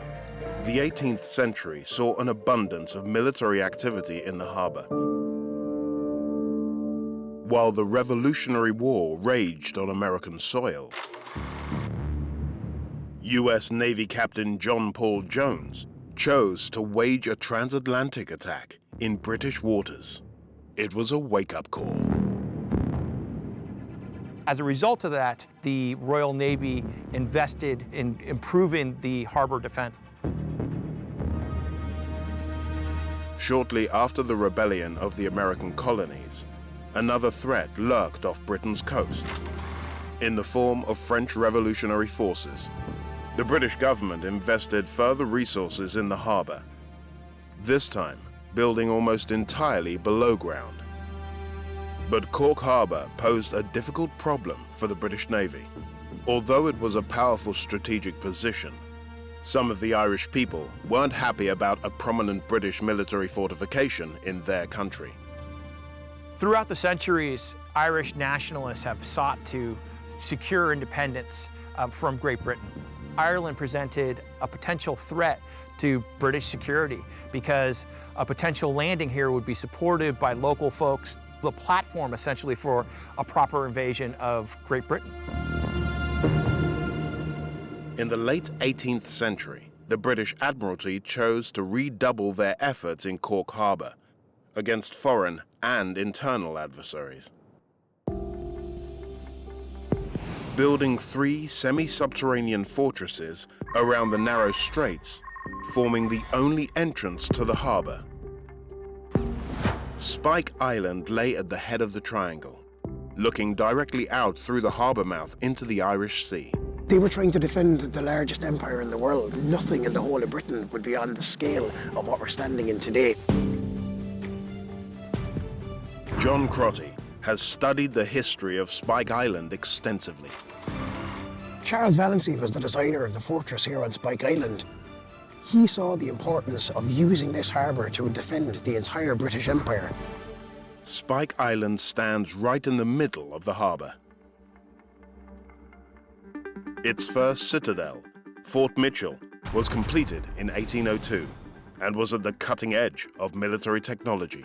It took thousands of men, almost 50 years, to build this fortress. They carved off the top of the island. They set the fortress down, strategically placed out of the line of cannon fire, so you couldn't even see what was hitting you when you were coming into the harbour and being attacked. It's one of the largest star-shaped forts in the world. The fort's distinctive shape was strategic. The points of the star meant the British troops had overlapping arcs of fire, covering all parts of the island, making the whole area one effective kill zone. They started creating these protruding walls and bastions. If an attacker did manage to get to the fortress, there was nowhere safe to hide. There were sniper galleries inside in those walls, and no matter where you found yourself standing, you were under constant attack. 2 additional forts were built to protect against enemy invasion. Fort Carlisle was built on the eastern approach, and Fort Camden on the western side. Together, the 4 forts housed 61 heavy cannons, all aimed at the entrance of Cork Harbour in the event of an attack. But all this heavy artillery required a colossal reserve of gunpowder. So in the early 1800s, the British excavated munition stores and tunnels to house the hazardous loads of gunpowder underneath Spike Island. These tunnels were built by the British in the early 1800s. They wanted to keep the gunpowder in a safe place. Where better to do that but by burying it in these bomb-proof, cannon-proof shelters.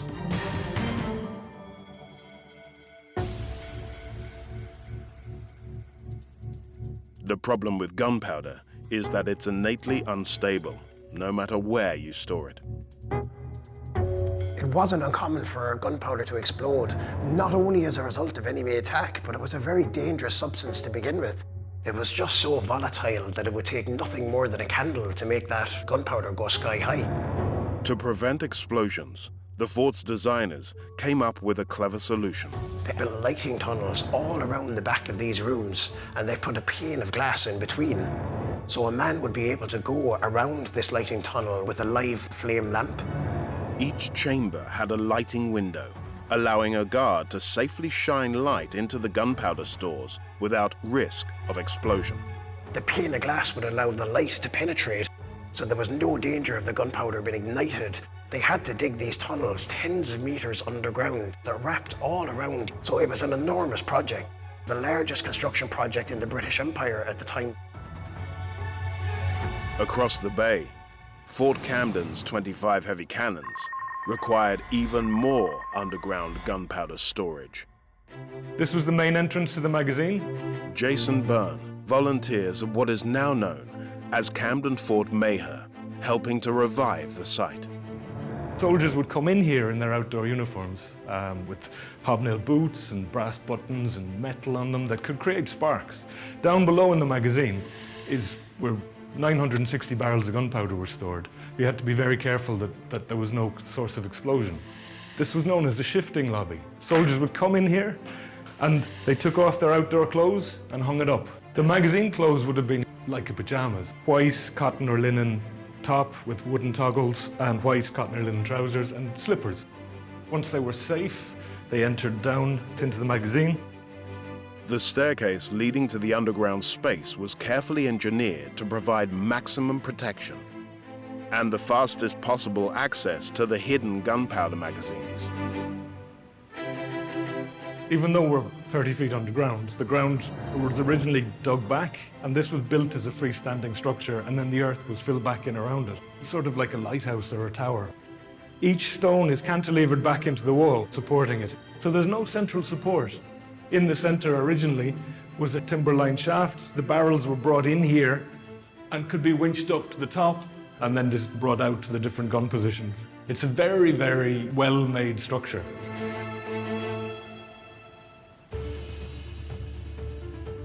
deep beneath the fortress, there was space for enough gunpowder to keep the guns firing for several days. This was built to store 960 barrels of gunpowder. There's nowhere really that you could have put the magazine to protect it from enemy fire, except for underground.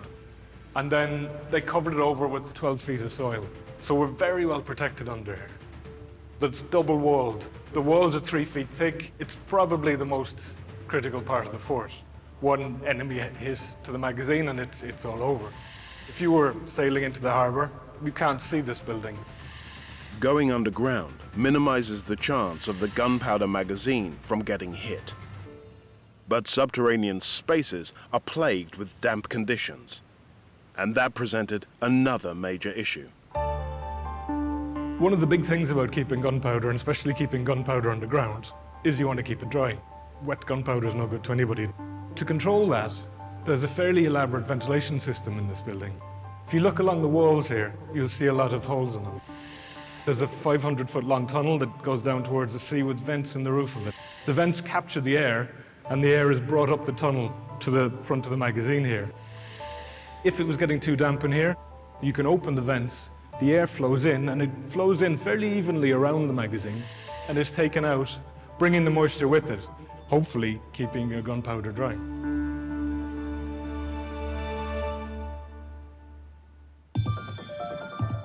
The Cork Harbour forts were so powerful, and the risk to invaders entering the approach channel so high, that throughout the Napoleonic Wars, the guns were never even used.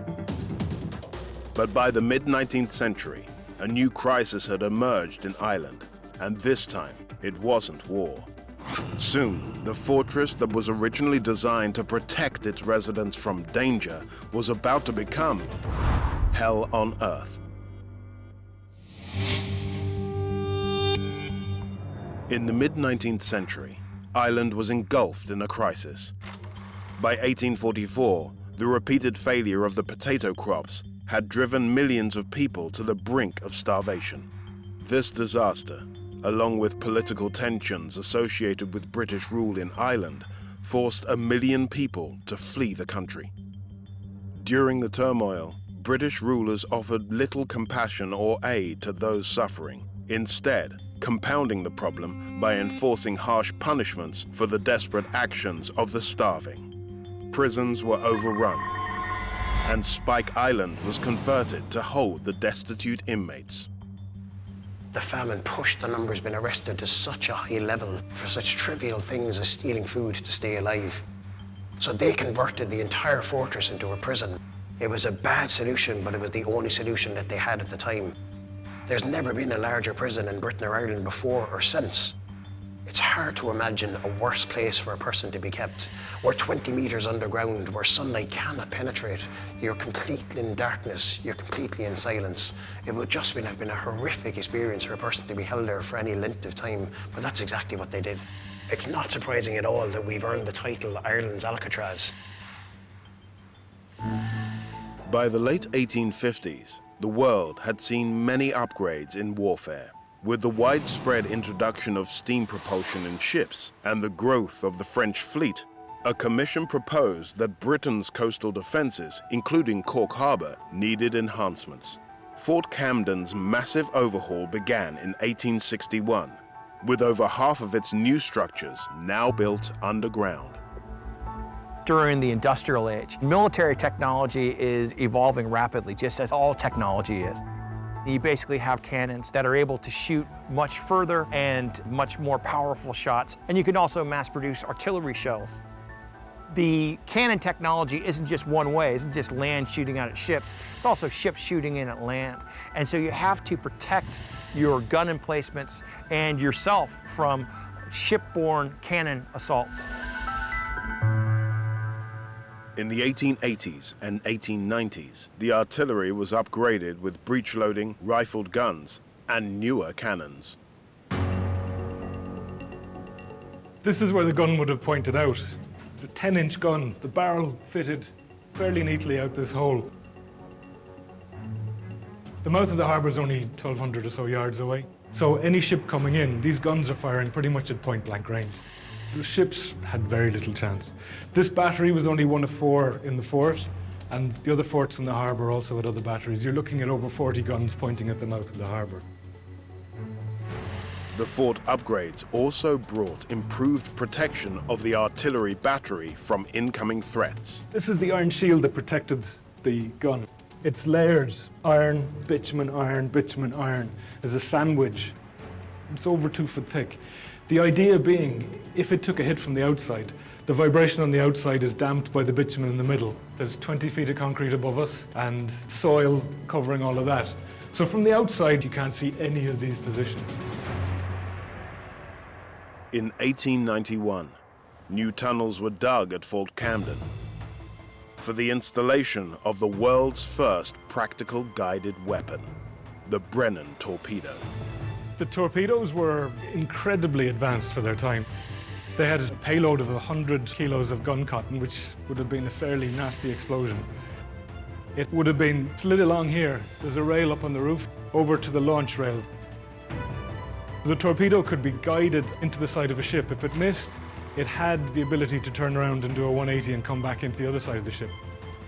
So anything coming through the Narrows into Cork Harbour would have had to face with the guns above, underwater mines at the mouth of the harbour, but also these torpedoes.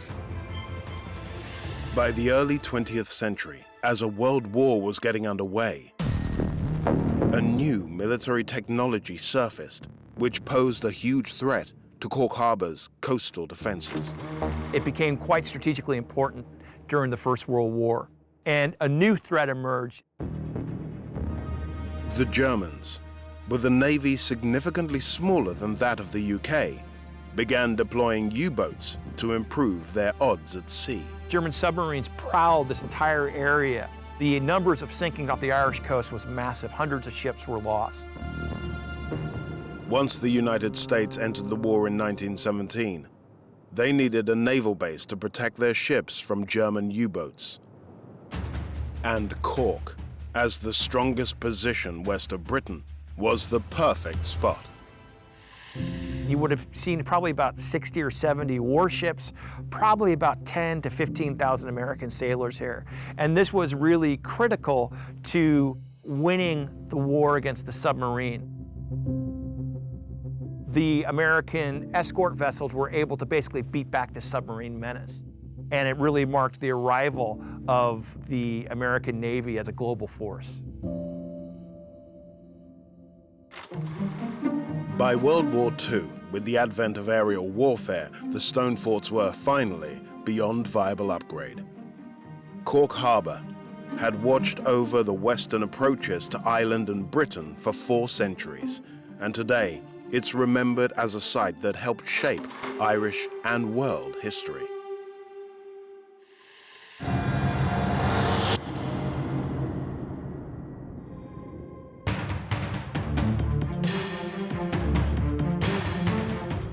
A kilometre beneath the mountains of rural New Jersey lies a surprising world.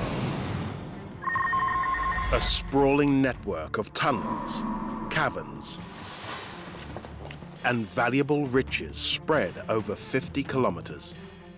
Our minerals are so strange and so uncommon on the rest of the planet. Deep underground, the dull grey rock is transformed. And that just scratches the surface of this world-famous site. The miners never realized these hidden effects were here. What is this mysterious geological phenomenon, and why was Thomas Edison to thank for its discovery? I never get tired of this. This is what ignited my love for science.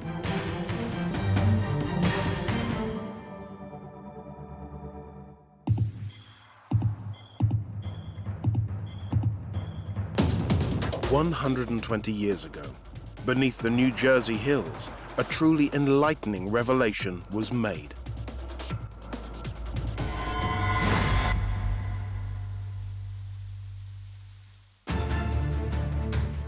Best known for its beautiful beaches, busy highways, and diverse culture, the Garden State isn't typically recognized for its geology. But nestled in the small town of Ogdensburg, New Jersey, is the location of the world's richest zinc ore deposits. We're on the property of the Sterling Hill Mine in Sussex County, northwest New Jersey. Bill Croft is a geotechnical engineer at Sterling Hill. There were over 400 iron and copper mines in the state of New Jersey. In the 1600s, early Dutch settlers flocked to the area in search of two valuable resources: copper, used to sheath the hull of ships, and iron for everyday objects, tools, and weapons. Several attempts were made to extract the precious ores, with little success. However, the Dutch didn't leave empty-handed. Their efforts led to the discovery of an unidentifiable mineral. So this is a piece of ore, this black material, and this is what fools a lot of people, is called franklinite. And when this weathers out in the atmosphere and rain hits it, it starts to get a bronzy color. The bronze-looking mineral was like nothing anyone had seen before, and some of the rock was even sent to Wales in 1772 for further research. It wasn't until decades, even a century later, did they figure out it was zinc. By the 19th and early 20th century, zinc was in high demand across the globe. It was used to galvanize other metals to keep them from rusting. Its heyday was during World War II, when there were shifts around the clock to produce zinc, to mix with copper, to get brass. Brass is used in making shell casings. But zinc wasn't the only treasure hidden at Sterling Hill Mine. It doesn't look like much from the surface, but there's over 35 miles of tunnel in this mine. It's over half a mile deep, so you're talking 2,700 feet deep. That's more than twice as deep as the Empire State Building is tall. But the most impressive parts of the mine are not visible to the naked eye. So this looks like regular rock, and this is regular rock, but we're heading to a very special area where we're actually going to be in the ore body. This amazing discovery was almost missed by early miners until Thomas Edison became interested in the industry. In 1890, Edison invested nearly $2 million in an operation that employed over 500 workers. He introduced new techniques in blasting, conveying, crushing, and magnetic separation, and of course, electricity. Prior to Edison's involvement in the industry, miners worked strictly by candlelight, which was not an ideal working environment to uncover hidden treasures. Now we're coming into the region where our rocks are world famous, where they're really going to blow us away. Wait till you see this. Thanks to Edison and electricity, the miners here got more than they bargained for. You'll see why in a second.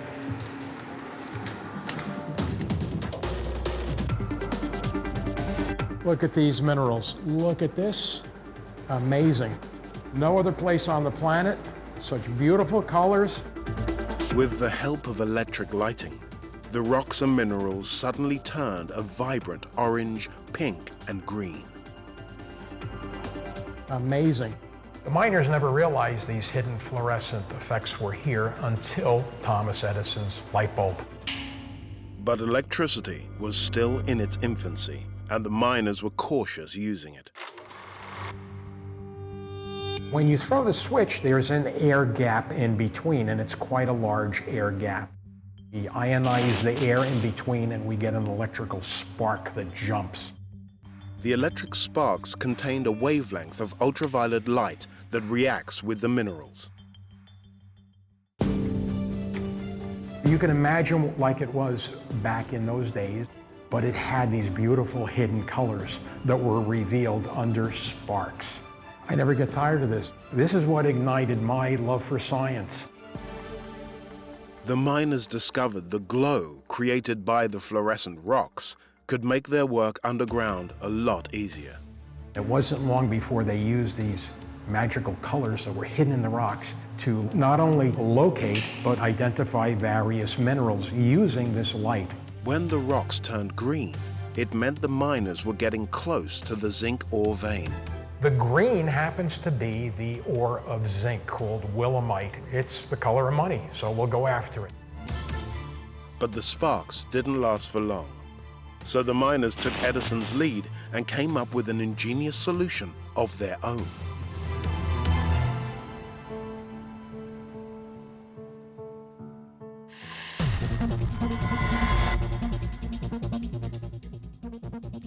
The fluorescent mineral deposits had clear aesthetic value. But the ability of the glow to lead miners to ore deposits helped accelerate the innovation. Instead of short electrical bursts for illumination, the miners needed a constant energy source, which would allow them to go further into the cave for longer periods. They improved upon the spark by raising the voltage, and they could carry these around. The device they created, the iron arc, runs between two iron electrodes that produce a continuous current. It has a transformer and is controlled by a switch. And that's where we create the iron spark that will emit the ultraviolet light. Check this out. However, utilizing this new technology came with its own challenges. You're walking in a mine that's dark, tripping hazards, your feet are wet, your hands are wet, and you're carrying a machine that's got 75,000 volts. But to see these colors, to pinpoint where the ore was definitely worth the risk.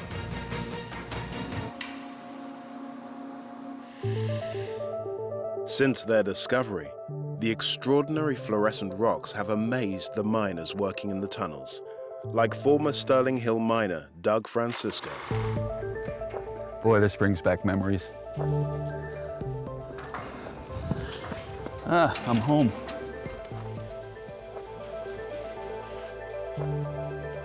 You could take home specimens. One guy was bringing a large chunk of ore on the cage to take home with him, and he dropped it and it broke the foot of a guy down below him. From that moment on, the mine said, you can take home specimens, but they have to be able to fit in your lunchbox. Drilling and blasting these rocks took great technical skill. The miners were required to follow specific procedures, although the newcomers sometimes learned the hard way. A couple weeks after I started, they put me working with this old timer. We had spent 6 hours drilling this pattern out. At the end of the shift, we're gonna fire it. So we go around the corner and he bends down and I started to lean down. I said, "You're not gonna," and boom, he set it off. And literally I was 15 feet away around the corner and it knocked me on my butt, blew my helmet off, and he's just laughing and laughing. Another lesson for the new guy.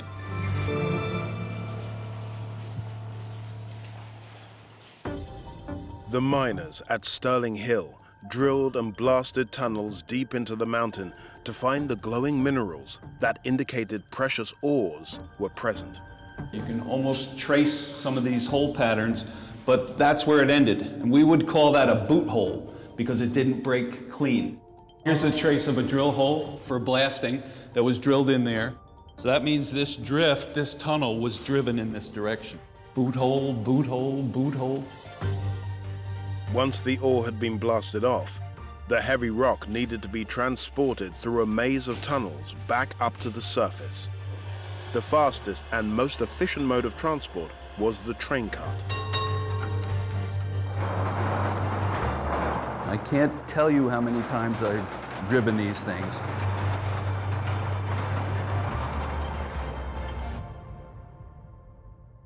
The Sterling Hill mine operated continuously until 1986, when the owners were forced to close its doors for good, due to rising production costs and falling prices of zinc. 4 years later, in 1989, new owners purchased the land, determined to bring the mine back to life for the next generation. Today, it has been transformed into a place of exploration and research open to the public. Dr. Earl Verbeek is a resident geologist at Sterling Hill. His passion is studying these unique rocks formed over 1.3 billion years ago by a chain of volcanoes. In many places you will find maybe 1 to 5 fluorescent minerals. In a very rich place, a very complicated geology place, you might find as many as 20. 100 is just outlandish.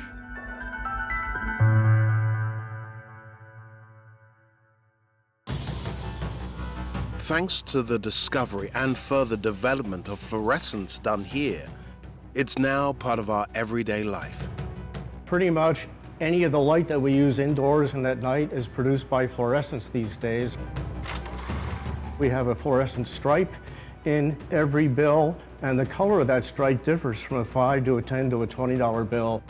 Credit cards, driver's licenses, most of them have hidden fluorescent emblems in them to make them difficult to counterfeit. Sterling Hill Mine remains invaluable to scientific research and provides the opportunity to deepen our understanding of the interactions between the Earth and light. And it provides a lasting memory to all who have seen it. No way could I pick a favorite out of this batch of minerals here. I just couldn't do it.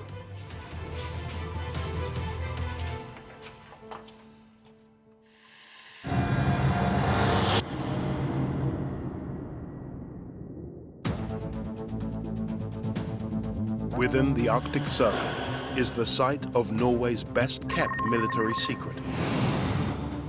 A massive underground complex carved into a mountain, hidden below 300 meters of rock. We're quite safe right now. Equipped with more than 3,000 meters of deep water docking space, ammunition depots, and barracks, this submarine base served as a vital stopping point for Norwegian and NATO forces during the Cold War. This was a store for torpedoes. It's concrete built into the rock itself. How does this covert military facility resemble a villain's lair? And today, how is it being restored to serve a new purpose in the event of another global crisis? There are some parts that are still classified.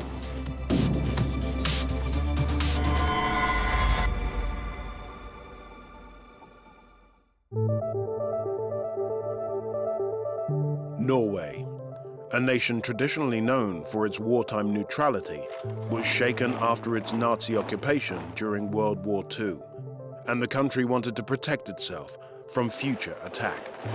In 1949, Norway was the only member of NATO to share a border with the Soviet Union, and there was an uneasy peace between the two nations. By the 1960s, the relationship had deteriorated. And in 1964, work on the top-secret nuclear submarine base, Olavsvern, began.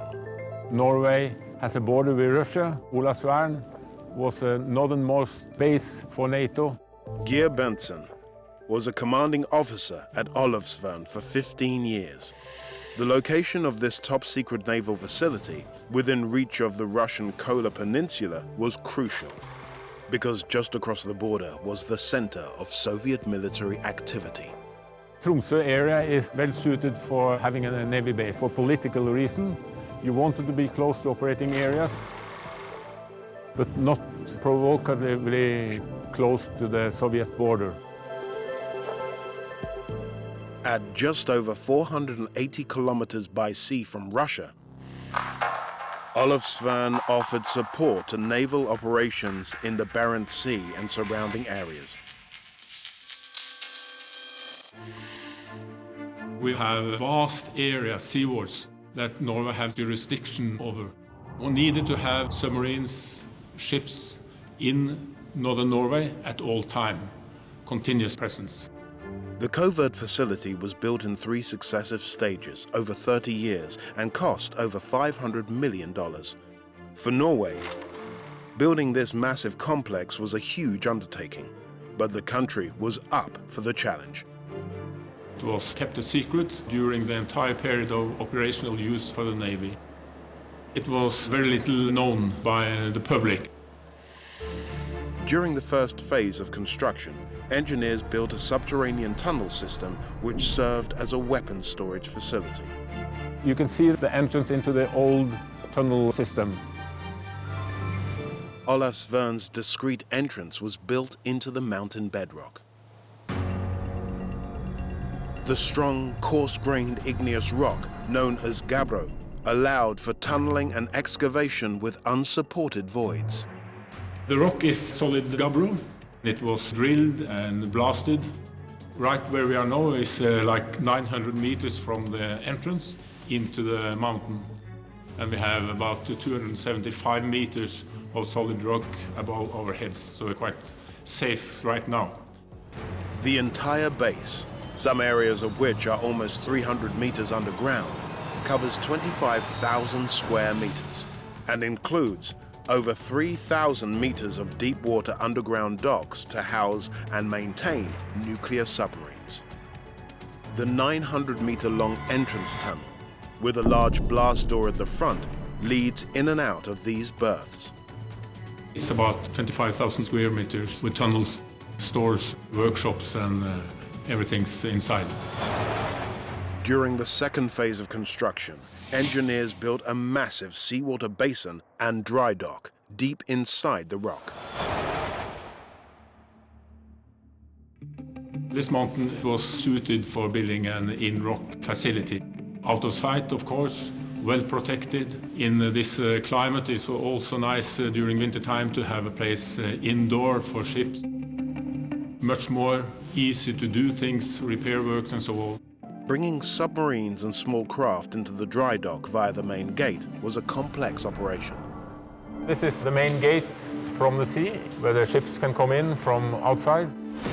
Before the vessels can enter, the water levels on either side of the Mammoth door need to be equal to reduce the pressure on the structure. Then we start opening the gates.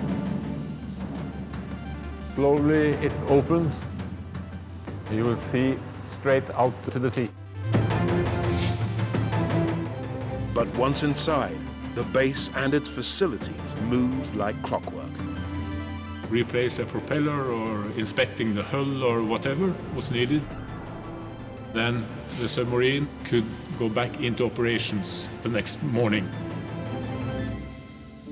In 1990, upgrades were made to the base, including an enlarged docking berth that could accommodate a new submarine class. The dry dock is about 70 meters long to support and dry dock Ula-class submarines. We used to have 6 submarines, and they could all fit in there.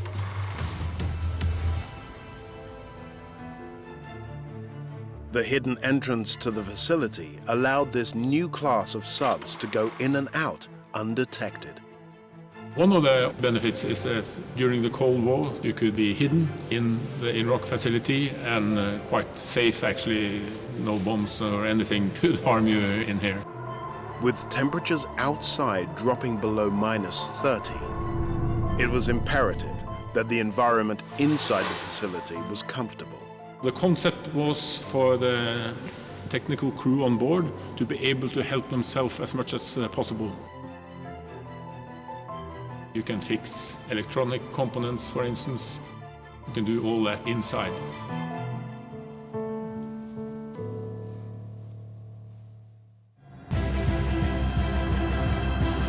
Deeper inside, parts of this military base are highly sensitive. Even today, some areas are still off limits. This facility would still be one of the best ammunition depots.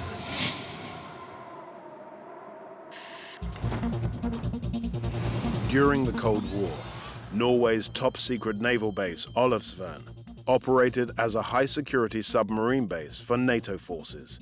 It provided incoming vessels with access to maintenance facilities, but the deeper parts of the base were highly classified. Please don't film details of the blast doors. This was top secret. The capacities and so on were restricted information, and we still keep it restricted. However, a few of the weapon depots are currently accessible. This was a store for torpedo. It's concrete built into the rock itself. The storage units have been carefully constructed to safeguard the fragile torpedoes. One obvious one is to make sure no stones will fall from the ceiling. Another is to have full control over humidity and temperature inside where the ammunition is stored. The torpedoes need to be stored over water for safety reasons. You have the store rails, the cradles, and you have a water basin underneath them. Because if you had a leakage of some of the torpedoes, it would start a fire on the concrete even. In addition to its massive underground arsenal, Elusive also contained barracks, offices, and workshops.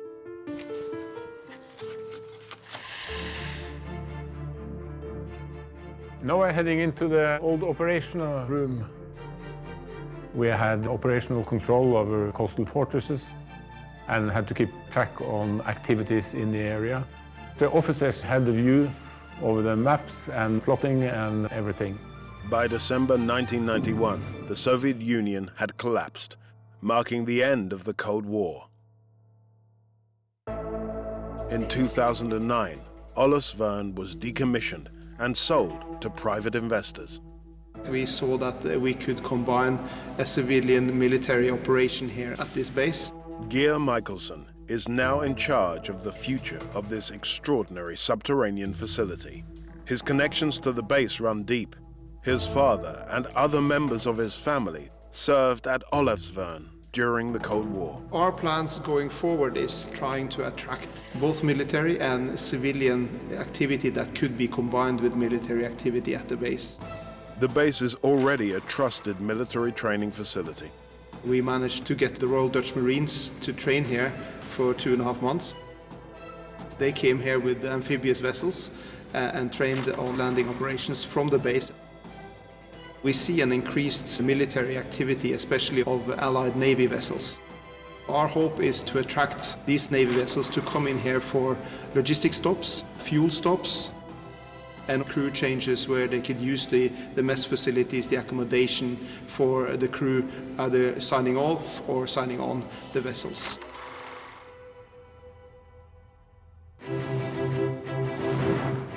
Far from being a Cold War relic, the Elusive subterranean military base is managing to reinvent itself.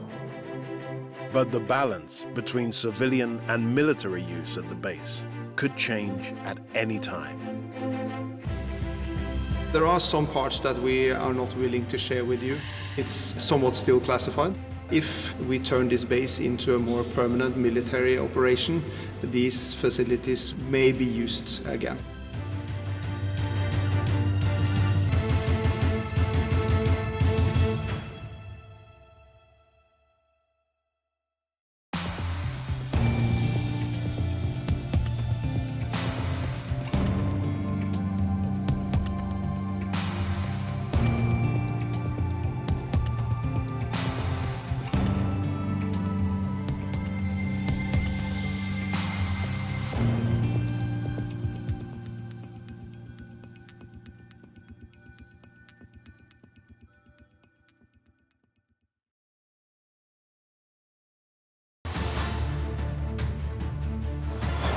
Beneath this historic Cincinnati neighborhood lies a forgotten underworld. We found tunnels that have been sealed up for over 100 years.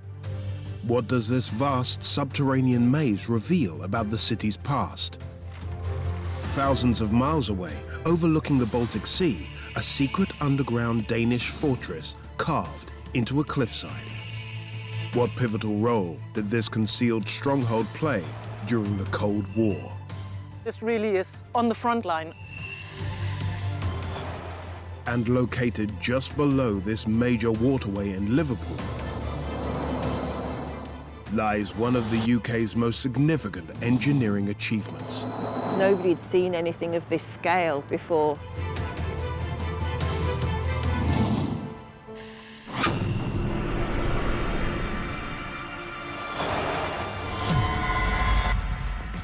Beneath our feet lie extraordinary subterranean spaces. We're miles away from civilization down here. Caves, mines, and networks of tunnels. The jewel in the crown for underground technology. Some designed and built by humans. Others formed by nature over millions of years. How were they created and adapted? By whom and why? If the enemy takes one section, he's not able to stand down there and shoot into the other section. Throughout history, life underground has captured our imagination. It creates a very frightening but also very beautiful experience. Now we're taking you further and deeper There's all kinds of wild theories about what could be below.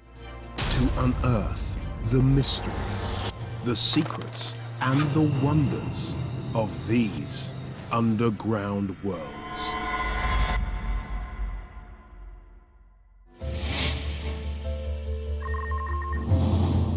Lurking beneath downtown Cincinnati are remnants of Ohio's best-kept secrets. 9 meters below the streets is a network of abandoned tunnels and caverns, revealing the rich history of the neighborhood above. The magic of Cincinnati is right down these steps. Who built this underground labyrinth and why was it abandoned? All of this industry and all of this culture starts to collapse all at once. How are the tunnels now being revived? Being able to get a piece of living history, it just fills me with joy.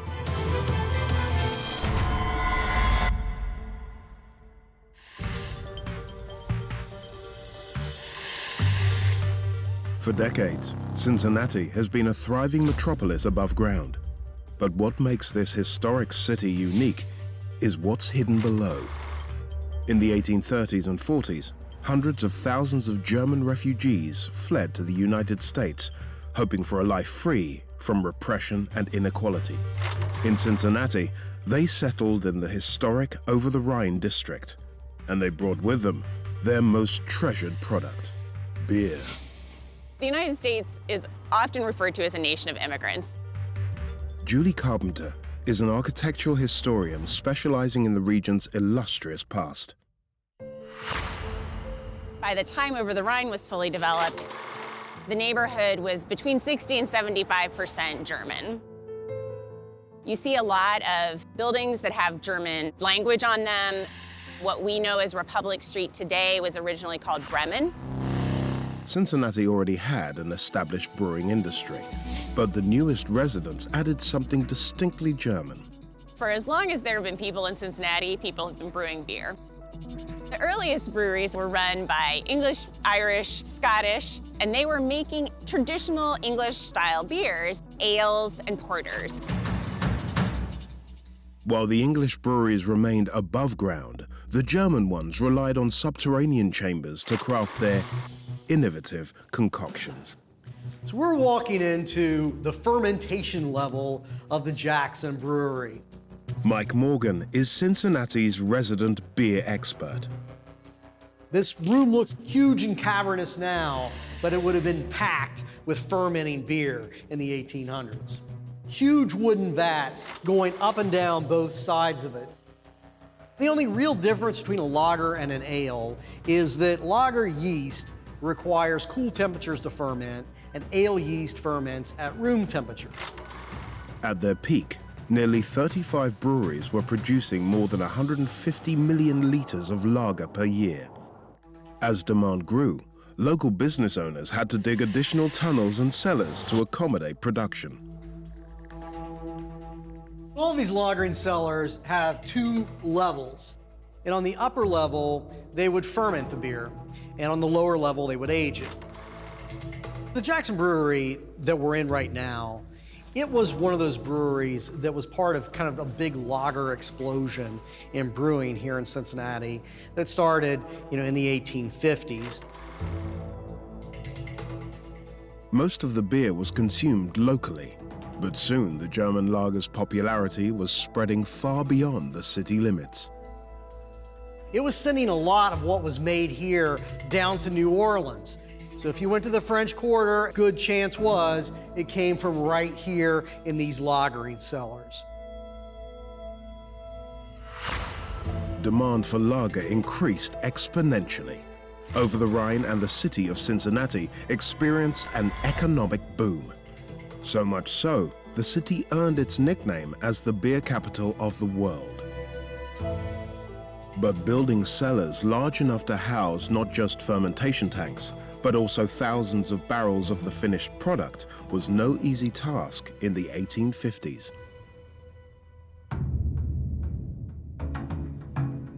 The magic of beer in Cincinnati is right down these steps. Steve Hampton works for an organization dedicated to revitalizing the brewing district. So we're 30 feet underground in the Crown Brewery cellars. They use arch stone construction, they use stone floors, and were typically built by very specialized contractors, cellar diggers. It was very hard to do, 30, 40 feet underground. You were in the middle of a dense urban neighborhood where there were people working and living and playing literally right next to you. But brewers soon realized that their underground recipe for success had a lethal side effect. Fermentation produces significant amounts of carbon dioxide.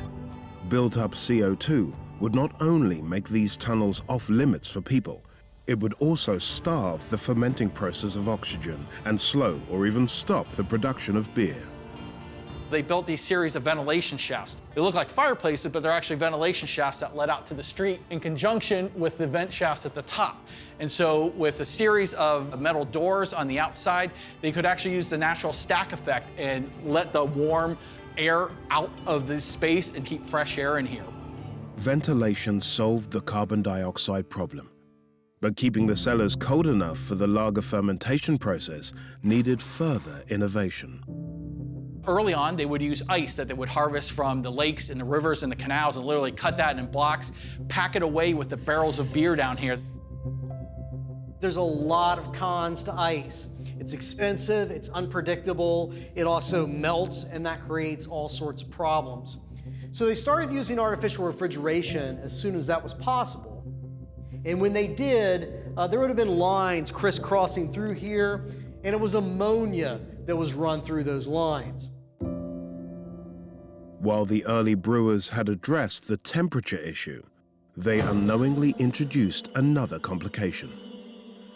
Ammonia remains a very effective coolant. We don't use it today because it will kill you. They would oftentimes have ammonia leaks from the cooling systems that would kill draft horses. It could even overcome the workers down here. Coolant leaks were just one of the many dangers facing workers in Cincinnati's underground breweries. They were often at risk of being injured by rolling kegs or kegs falling down, massive kegs of a couple 100 pounds each, breaking legs and ankles.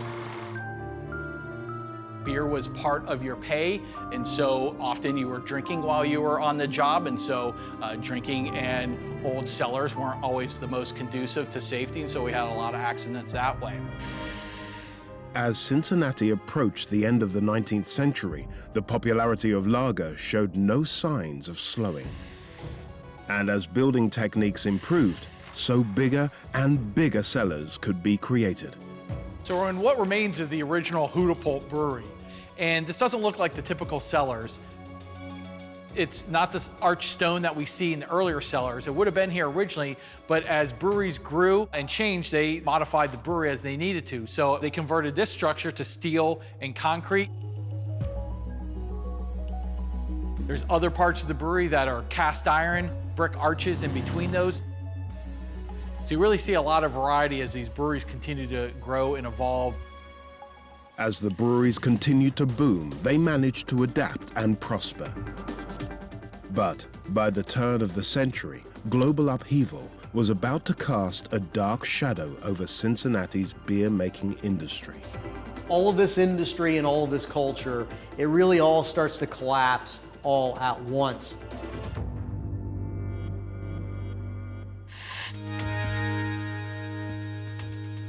In the 19th century, innovations in beer making required breweries to undergo major upgrades. Cincinnati was at the forefront of these changes. Pasteurization in 1864, that's a big deal. You don't have to consume it immediately without it spoiling. We then get into technology around steel. So we go from wooden vats to big metal tanks that are easier to clean and get the bacteria out of. And we also start to see revolutions in glass. And then in 1892, we have the Crown bottle cap.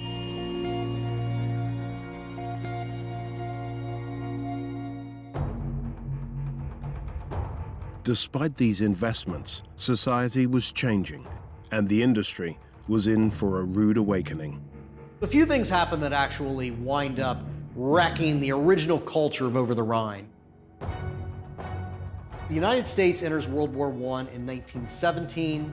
When that happens, all of that Germanness that made Over the Rhine such a unique European-feeling place, that all becomes bad. So that's really the first blow.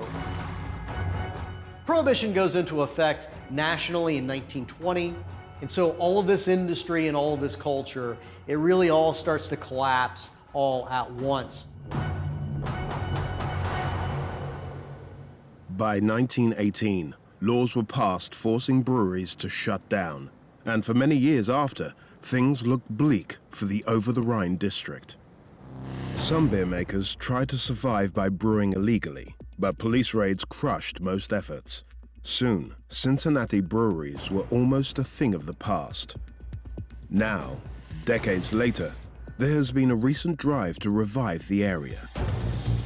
Combined with a new popularity for high-quality craft beer, the Over the Rhine district is being brought back to life. Breweries are reopening, and the community is once again embracing its vibrant past. As the tunnels and cellars get renovated, unexpected discoveries have been made.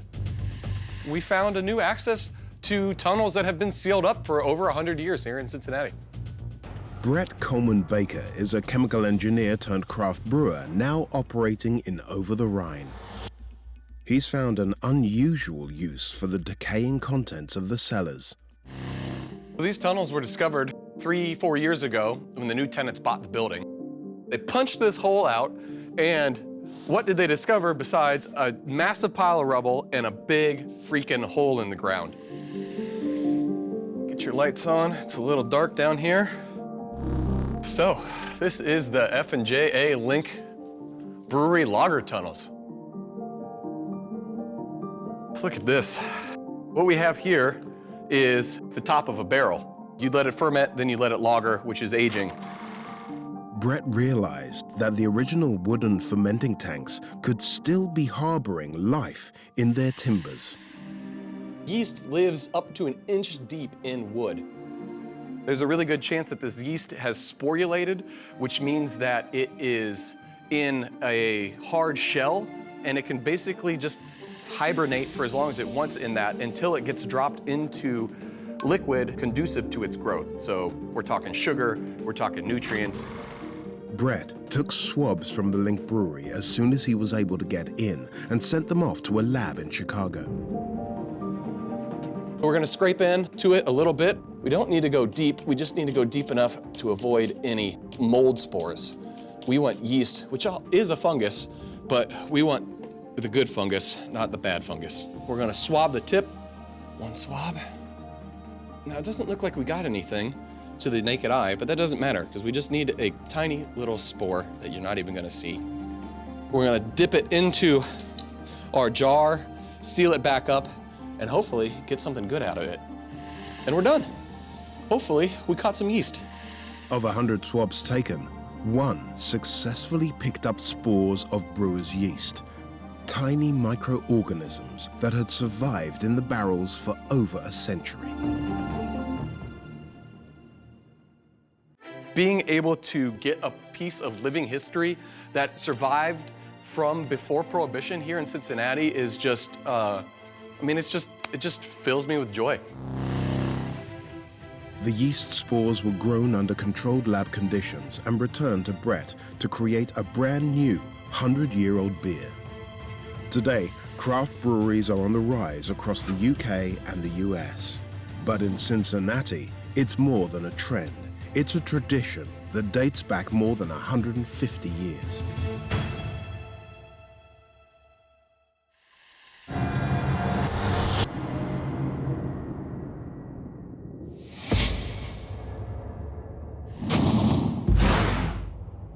On the south coast of Denmark, overlooking the Baltic Sea, is a cliff face hiding both military and prehistoric mysteries.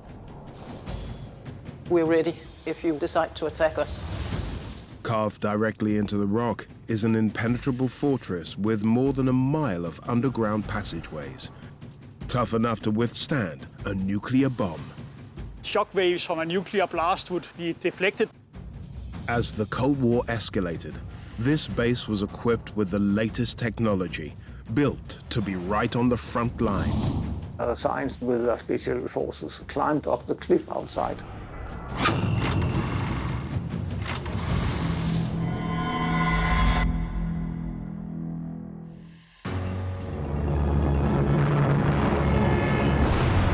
In the late 1940s, Denmark was reeling from the impact of the Second World War.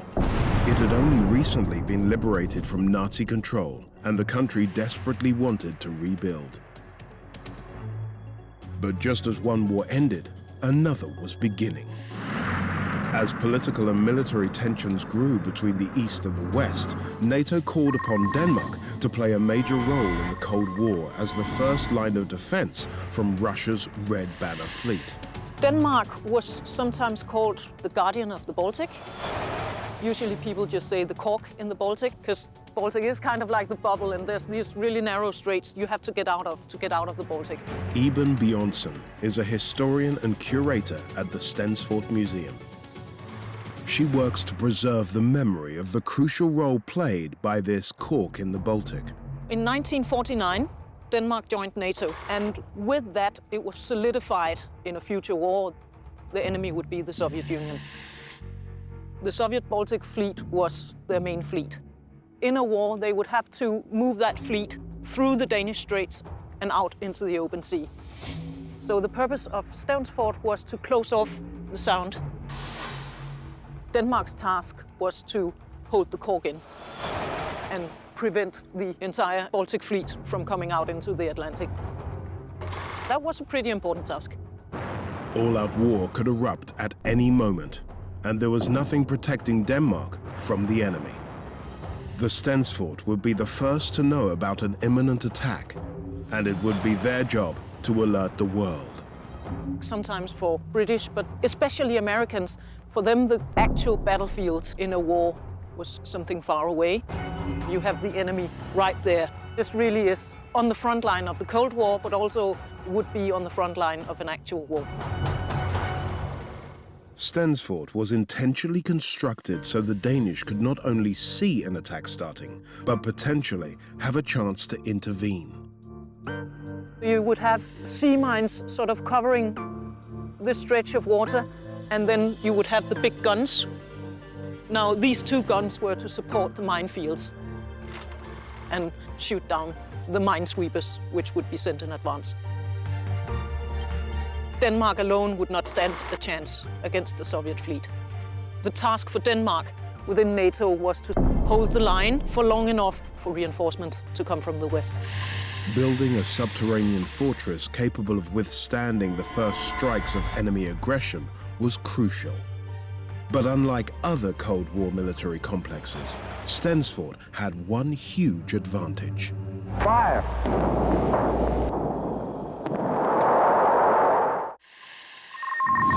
Strategically located on Denmark's southern coast, the Stensfort was in prime position to monitor the Baltic Sea during the Cold War. Any maritime vessel, friend or foe, passed under its watchful eye. No expense was spared in building the fort. With all the tunnels and nooks and crannies, it's 1.7 kilometers. It's built in two nearly identical sections to support the two big guns on the surface, each section supporting one gun. An attack was considered so likely that when building the fort, the tunnel layout was designed with a breach in mind.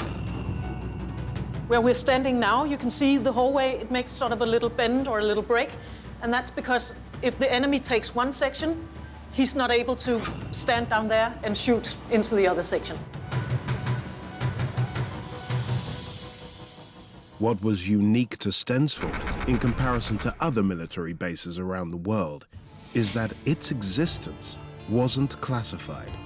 NATO wanted the communists to know it was there. The Russians were also supposed to know that we had a military installation waiting for them here, pointing out towards the Baltic, and we're ready if you decide to attack us. When determining where to locate their cork in the Baltic, Denmark chose this site for several reasons. Possibly the most important is that it could withstand a nuclear blast. Fire!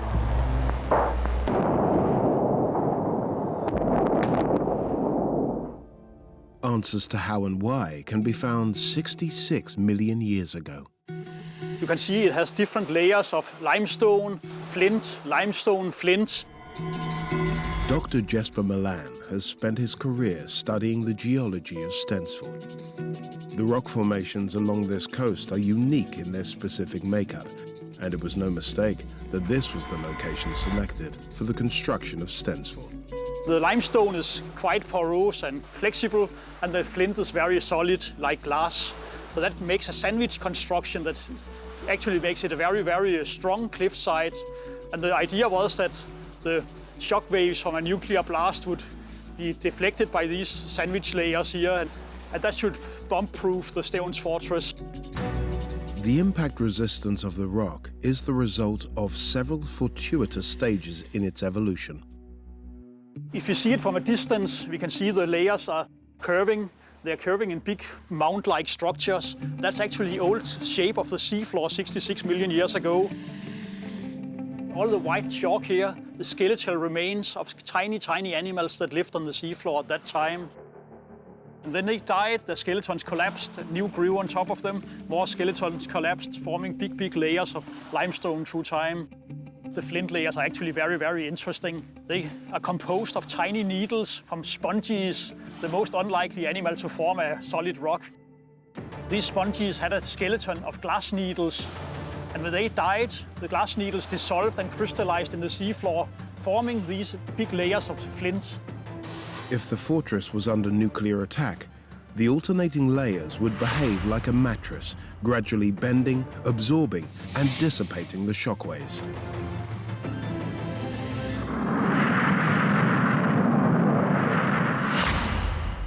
Should war strike Stensford, the base had to remain operational. This required it to be equipped with the very latest in surveillance technology. And this is the heart of the underground. If war broke out, you would have your operations center down here. This was really top-of-the-line electronic surveillance gear in the 80s. Red ships are Warsaw-Pact ships, of course. The blue ships are our own NATO ships. The green ships are civilian, and the white ships are unidentified. This is where you would have your overview of all traffic going through the sound. Throughout the Cold War, there were times when tensions nearly boiled over into full-on conflict. During some of the major crises, this place went into high alert, which means lockdown. Cuban Missile Crisis was one. You had people down here for a week and a half. Hungary, 1956 was another, and Czechoslovakia, 1968 was another. You would have the order clear fort, which means everyone is underground.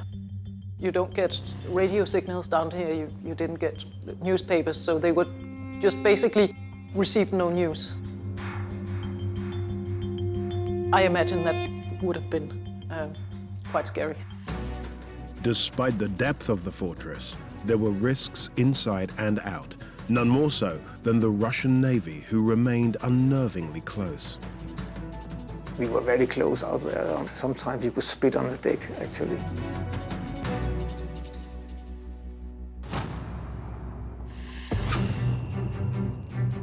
Visible to all the world, Stensford was constantly under threat during the Cold War.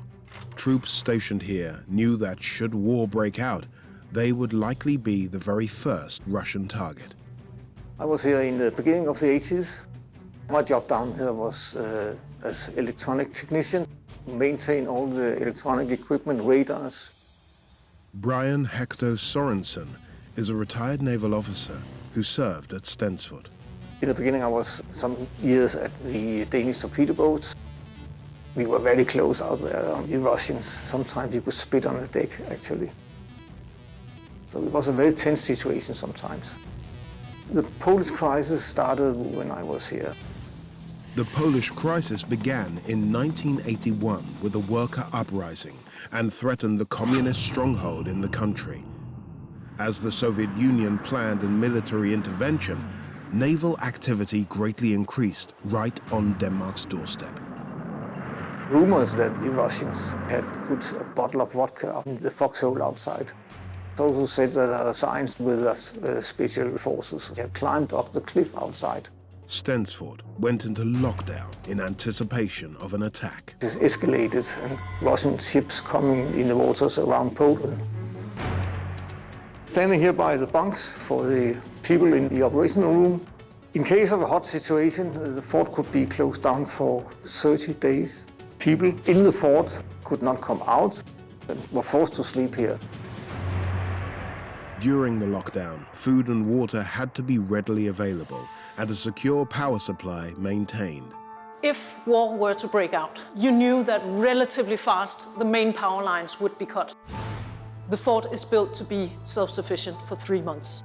That's why you had your emergency generator, and that runs on diesel oil. The troops below ground were on constant alert. This room was where I was normally stationed when I was on duty, when in shooting exercises and in a hot situation. This room is the radio room. It was a restricted area where only cleared people were allowed for security reasons. You could say this room is the heart of the Stevns Fort. This is where everything is controlled. 30 people was on duty all time down here. One of the most important jobs was operating the formidable cannons aimed at the narrow passes of the Øresund Strait. This is the ammunition magazine. Here we have playing the grenades with a fuse, 6 at a time, 6 each minute. Different types of grenades, about 500 of them.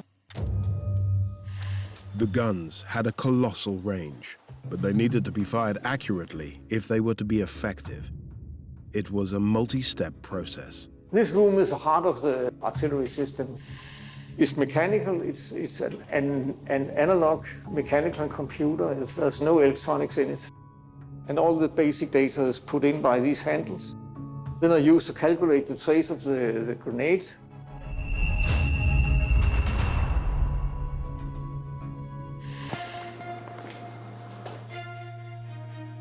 Inside the gun, you could have a crew of 18 people in here. Here we have the main gunner, and then you would have people manning sort of each side. This is actually the main barrel. Down here, you can climb all the way down to the underground.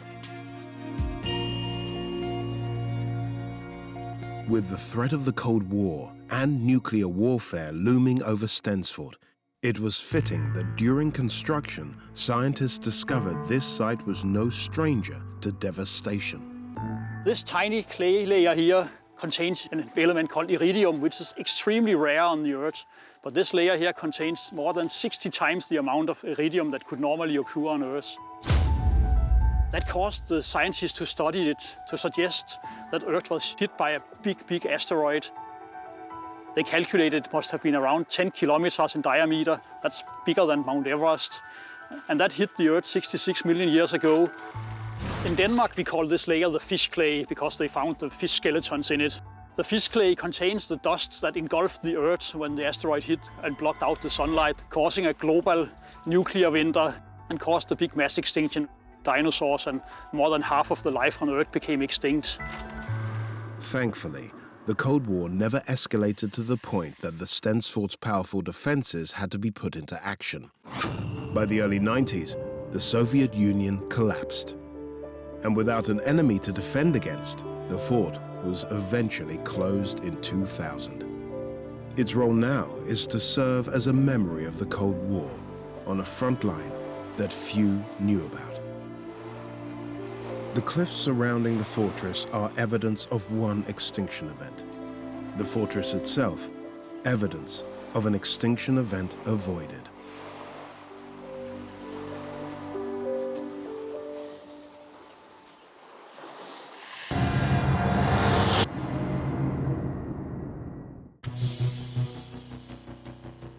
In the northwest of England lies the city of Liverpool. Beneath the Mersey River is one of the greatest man-made engineering achievements of the 20th century. Over 2.3 kilometers long, it was unprecedented for its time. Nobody had seen anything of this scale before. Prior to being known as the home of the Beatles, the global port of Liverpool was experiencing growing pains. Traveling from one side of the Mersey to the other required ferries and lots of time. The growing popularity of cars meant people needed a quicker way to do business, and engineers had the answer. It's all done by hand picks, small explosives. So how did the tunnel's designers figure out how to beat the river at its own game? It was very, very difficult to control the groundwater.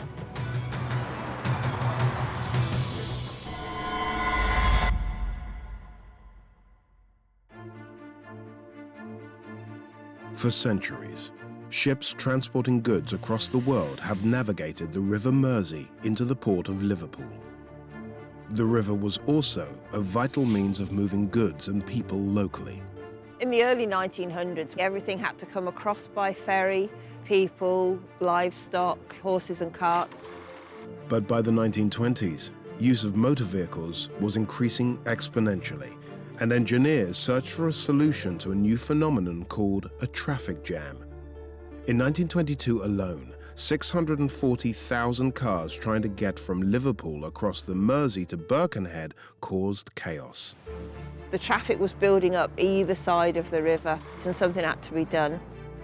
Local engineers got to work, attempting to solve a problem that no one in the world had successfully done yet.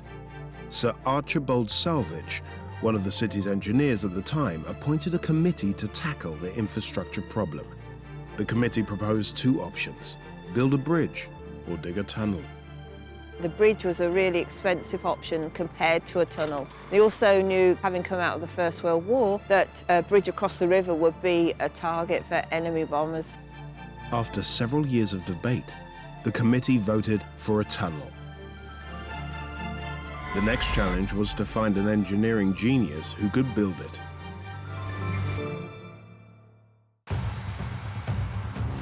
Determined to keep the traffic flowing freely into the city of Liverpool, Salvage asked the government for financial support to build the tunnel. Chancellor of the Exchequer was Winston Churchill, when they agreed to fund it to the tune of £2.5 million. Sir Archibald Salvage appointed Sir Basil Mott, who was one of the real titans of British engineering at the time, to lead on the project. Sir Basil Mott had overseen some of the country's largest engineering feats, including bridges over the Thames and installing the first escalators into London's underground. But nothing would surpass the enormous engineering challenge he was about to face. If there's some joint or fault of the lock, the water can come through that joint, so it can make some severe damage or severe failure of the tunnel.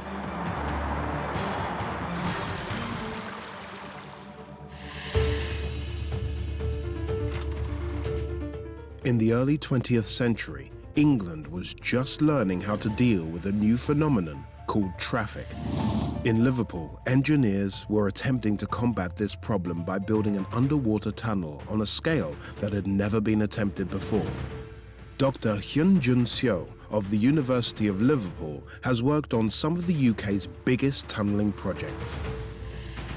Underground water excavation is very difficult. 100 years ago, it was very difficult to control the groundwater. Under the river, the soil or rock condition is much softer. So during the tunneling, the water pressure control is one of the important parts.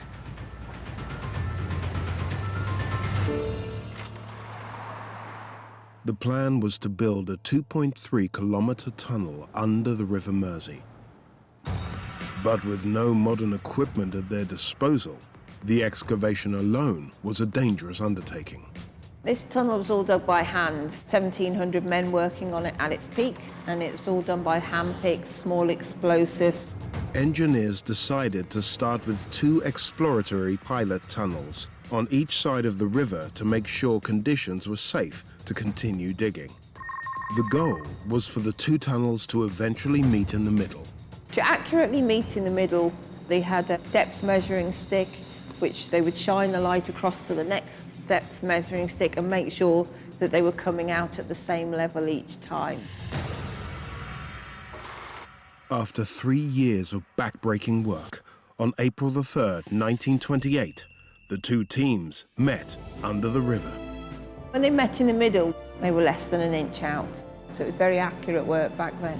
Even though the pilot tunnels were a success, plans called for the main tunnels to be enlarged, meaning tunnelers had to dig both up and down. And soon, only a meter of rock stood between the workers and the raging river above. Modern underground construction uses boring machines to seal the tunnels as they go. But workers in the early 20th century had rudimentary technology to keep the mighty river Mersey at bay. More than 1.1 million tons of rock needed to be excavated and removed. Experimentation was necessary to find the best solution to waterproof the walls. We make a borehole and we take a sample and we know all the ground condition before the tunnel construction, like underground mapping. However, 100 years ago, they don't know the ground condition very well. Workers installed 100,000 cast iron linings, weighing more than 63,000 tons, all by hand to support the tunnel. If there's some joint or fault of the lock, the water can come through that joint, so it can make some severe damage or severe failure of the tunnel. But water wasn't the only issue engineers had to deal with.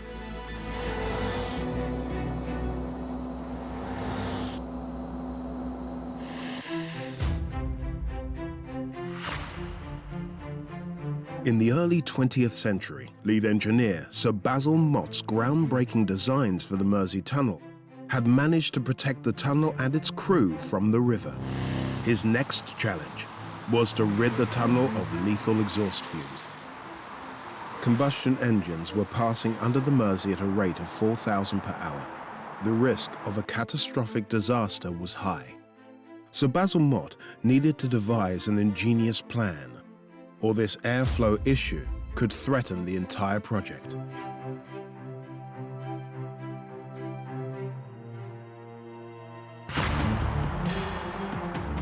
Using a mixture of longitudinal and transverse ventilation, they designed a unique system to vent toxic fumes from the tunnel. The air is now coming down from the fresh air fan, and it comes down the shaft and it meets these walls. These walls we call our banana walls because they're curved. The longitudinal system funneled air along channels running parallel to the road. It was then diverted away and the air filtered.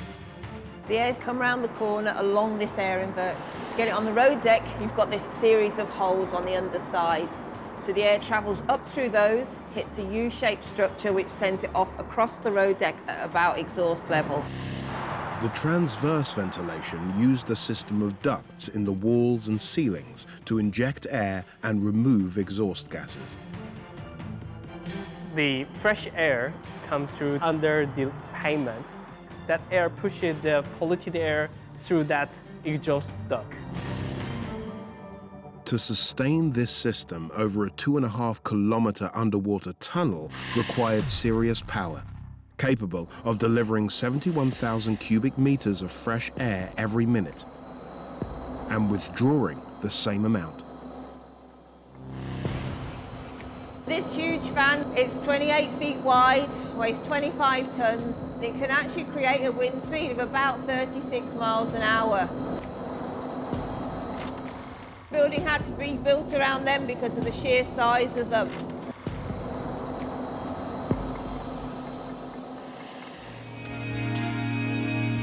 Having overcome this mammoth undertaking, on the 18th of July 1934, the tunnel was officially opened by King George VI. This tunnel was actually described as the 8th wonder of the world when it opened because nothing had been built on this scale before. People came on holiday to Liverpool just to drive through the tunnel. because they'd never experienced driving underwater before. Not only was it deemed the longest and largest tunnel ever attempted beneath a major body of water, it was by far the most modern and technologically advanced. 2 underwater junctions would service 4 lanes of traffic under the Mersey, between 2 entry and exit points on either side of the river. The Mersey tunnels is a 24-hour operation. It never sleeps.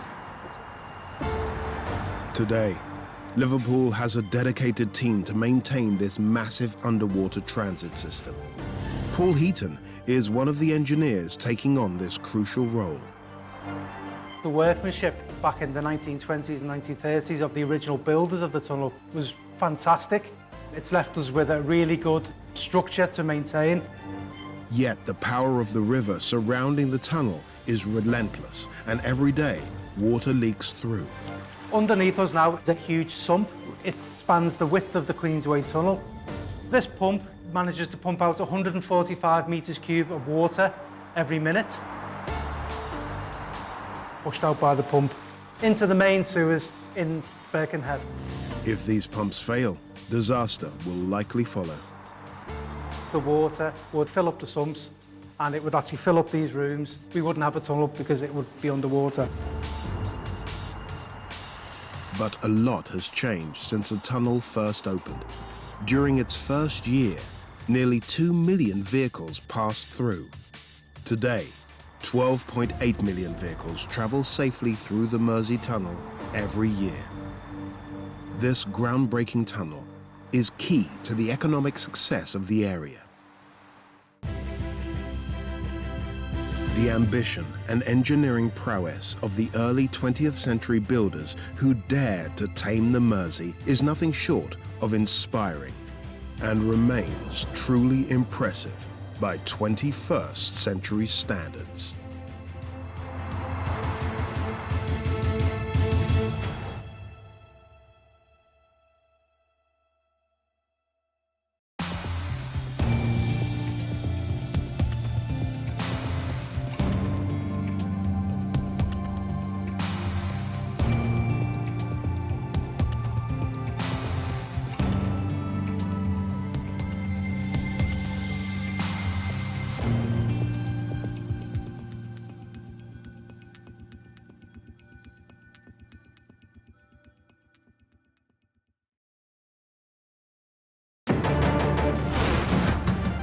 Hidden 18 meters underneath the town of Ramsgate, England, lies a wartime labyrinth with a story to tell.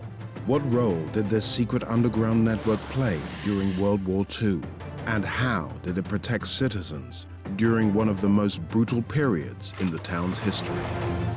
It must have been like going into a scene from Dante's Inferno. Thousands of kilometers away, underneath Butte, Montana, lies an abandoned network of mine tunnels, once known as the richest hill on Earth. Now, years after its closure, what is shaking the foundations of this once thriving town? Burn all! Kaboom. Not bad. And in northern Europe, just 300 kilometers from the Arctic Circle, is the site of the world's largest subterranean sporting venue. How did engineers build this Olympic-scale feat of engineering? And how is it continuing to drive innovation? No one had ever dared to build such a hall.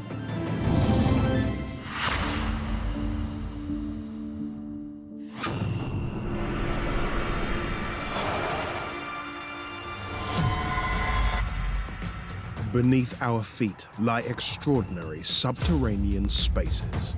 We're miles away from civilization down here. Caves, mines, and networks of tunnels. The jewel in the crown for underground technology. Some designed and built by humans. Others formed by nature over millions of years. How were they created and adapted? By whom and why? If the enemy takes one section, he's not able to stand down there and shoot into the other section. Throughout history, life underground has captured our imagination. It creates a very frightening but also very beautiful experience. Now we're taking you further and deeper. There's all kinds of wild theories about what could be below. To unearth the mysteries, the secrets, and the wonders of these underground worlds.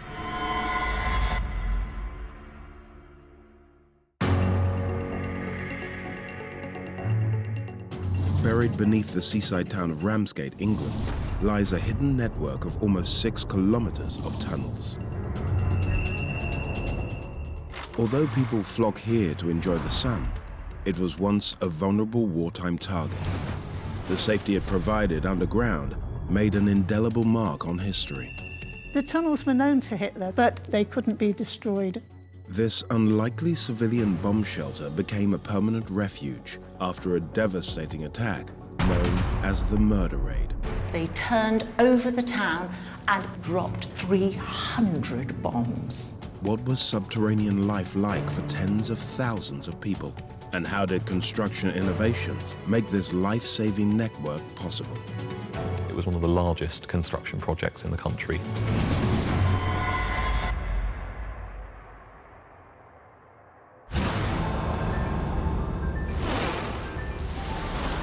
Situated on the east coast of Britain, the town of Ramsgate was one of the great seaside resorts of the 18th and 19th century.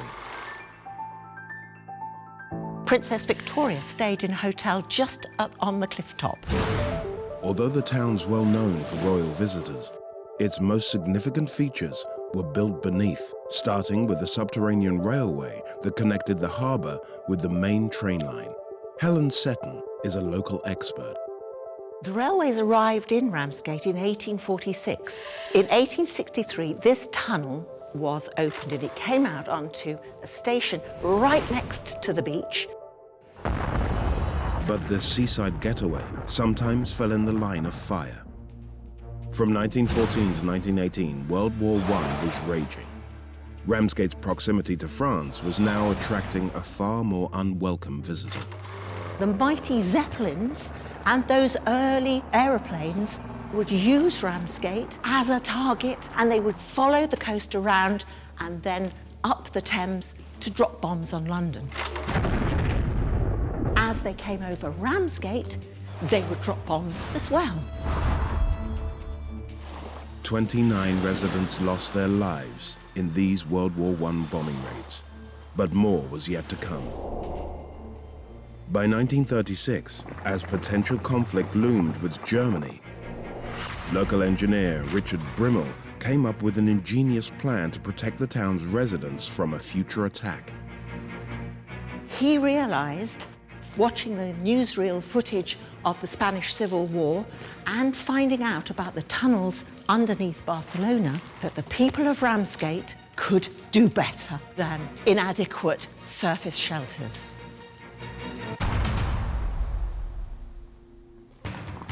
Brimmel designed a network of air raid precaution tunnels beneath the town, using the railway tunnel as its hub.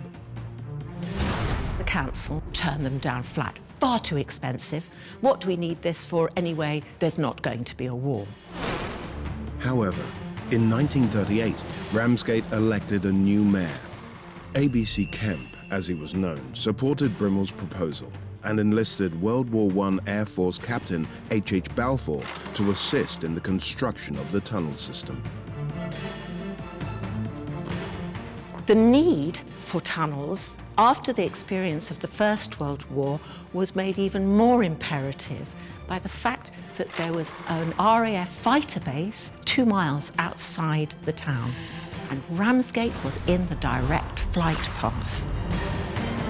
In 1939, after several rejections by the British government due to cost and foreign policy conflicts, Kemp and Balfour finally received approval to break ground on their 4-kilometer-long network.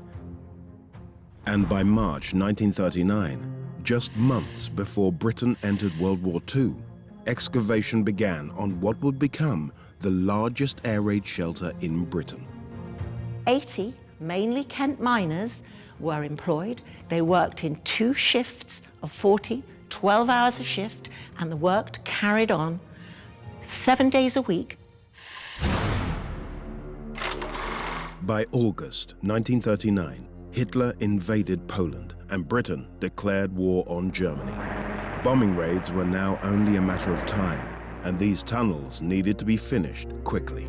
They started work at a rate of 24 feet a day, which is roughly where I'm standing, back to you. In an amazing feat of human strength, skill, and back-breaking labor, the 80 miners managed to dig out 4 kilometers of tunnels by hand in just 9 months. How the tunnel system protected the 40,000 residents from the German Air Force was remarkable. 12 permanently open entrances meant that no one in the centre of town was further than 5 minutes from safety when the sirens started. It was essential that people could get underground rapidly because it only took the German fighters 5 minutes to get across the channel. But how they constructed the tunnels needed to take into consideration the soft chalk they were digging in, as tunnel manager Isaac Naylor explains. As easy as chalk is to dig through, they still had to employ pneumatic shovels to be able to cut away at the front, and then that was then broken up and shoveled by hand into some small minecarts. The tunnels were 7 feet wide by 6 foot high. Any larger than this and they would have been made unstable. Despite their stability, the tunnels still required some reinforcement, so engineers utilized a unique building material for the time. We've actually been walking uphill on a gradient of 1 in 600. We've now got the concrete reinforcing, some 12 inches of reinforced concrete, primarily because as we go above 30 feet, chalk becomes weaker and weaker. Construction shafts were built to provide access for miners. This is a construction shaft, one of 11, that was bored down from the surface to allow the miners to excavate the spoil that they had created while digging. Their diesel locomotives pulled the trucks to points like this. The trucks were turned 90 degrees before being pushed into the centre there. At the heart of Brimmel's design was the use of Ramsgate's existing Victorian railway tunnel and infrastructure. We've got the ventilation shaft above our heads to make sure that all of the smoke and debris that was being created as the trains ran through, it had a chance to escape out up into the atmosphere.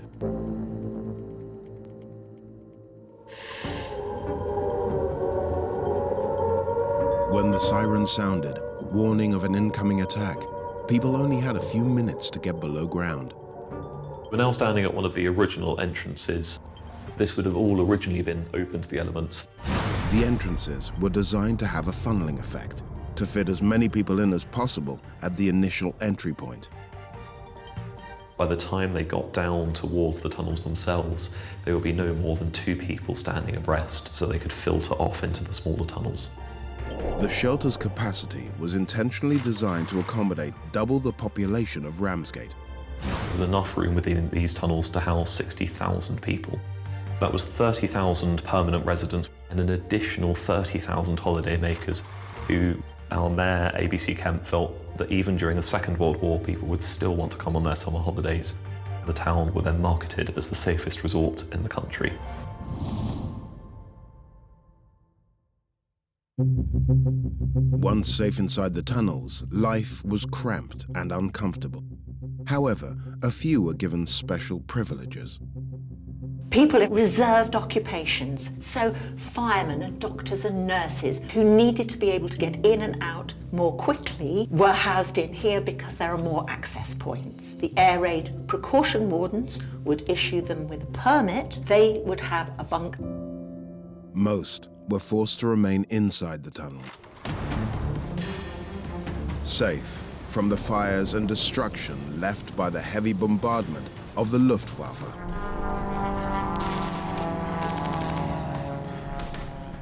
This confinement was far from pleasant.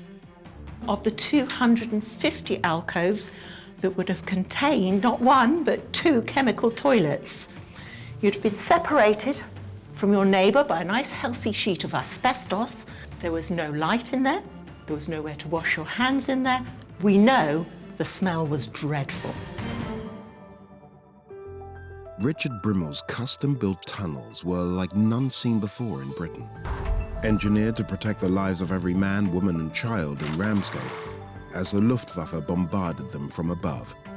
Each of the entrances, we had 2 right-angle bends to counteract bomb blast and shrapnel.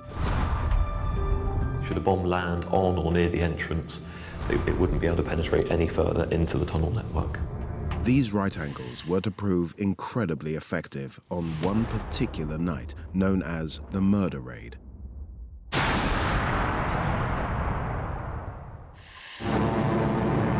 On August 24th, 1940, at the height of the Battle of Britain, the Luftwaffe sent a bomber squadron to the nearby Royal Air Force Base. Ultimately, the RAF prevailed, but Ramsgate was attacked in what's known as the world's worst assault from the air. They turned over the town and in the next 5 minutes dropped 300 bombs. Britain's largest underground shelter, the Ramsgate tunnels, valiantly protected its residents from this deadly assault. During that raid, 300 bombs killed 27 civilians and 3 service personnel. The rest of the town, thousands and thousands of them, were safe down here. Even with 300 bombs going off, deep in the tunnels right here, you would not have heard anything. It was this day that was known as the Murder Raid. The bombs destroyed 78 houses, left 300 unfit for habitation, and a further 700 damaged. The Murder Raid left thousands of Ramsgate residents homeless, and the tunnels suddenly took on a new purpose. This is the beginning of our tunnel town. Jill Gilmore is an expert on Ramsgate's turbulent history and its underground tunnels, known to locals as Tunnel Town. When people finally had the all clear after the Murder Raid, they left the tunnels and they went up out into the open, and it must have been like going into a scene from Dante's Inferno. There was smoke, there were flames, there were buildings that had collapsed, buildings that were on fire. You were confused because landmarks had gone and the road was blocked. And then imagine the horror of getting to your house, only it wasn't there.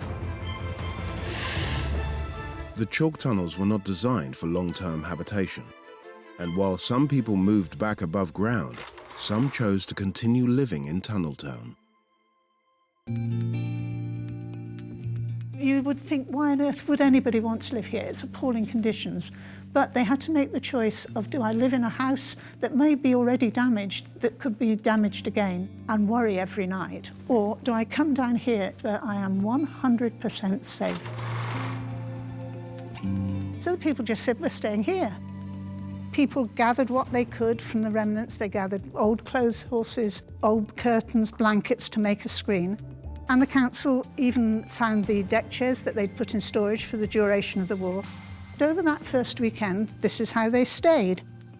Gradually, the place evolved into a subterranean neighborhood with a strong sense of community. In the evening, there would be all the families around playing games, the kids running around. This is where the main part of Tunnel Town was constructed, and this was a cafe that they could come and get food, and also the cafe owner was obliged to let them have hot water at night if you have a baby and you needed to heat up a bottle.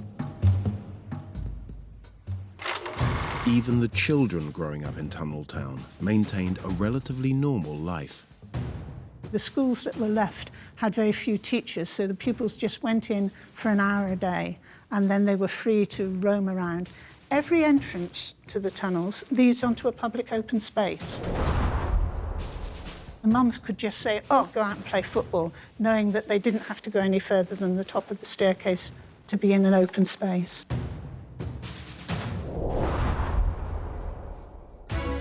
After the war, many families remained in the tunnels while the town was being rebuilt above them, until the last Tunnel Town residents left in the late 1940s.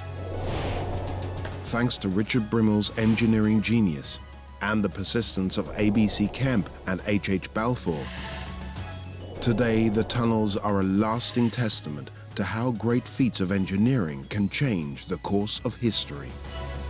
The tunnels were known to Hitler, but they were so well constructed and so deep in most places that they couldn't be destroyed.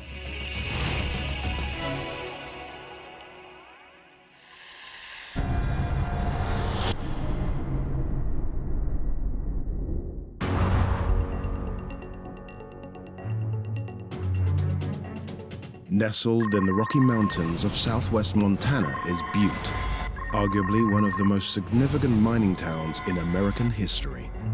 Within an 11-kilometer radius under the city, there are a staggering 16,000 kilometers of tunnel.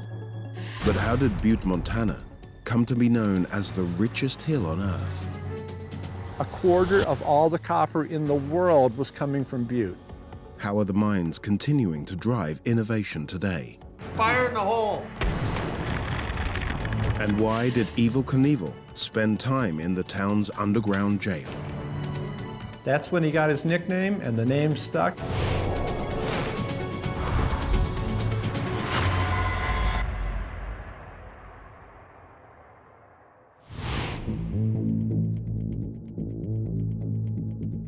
In 1864, the first settlers established Butte as a small gold mining camp.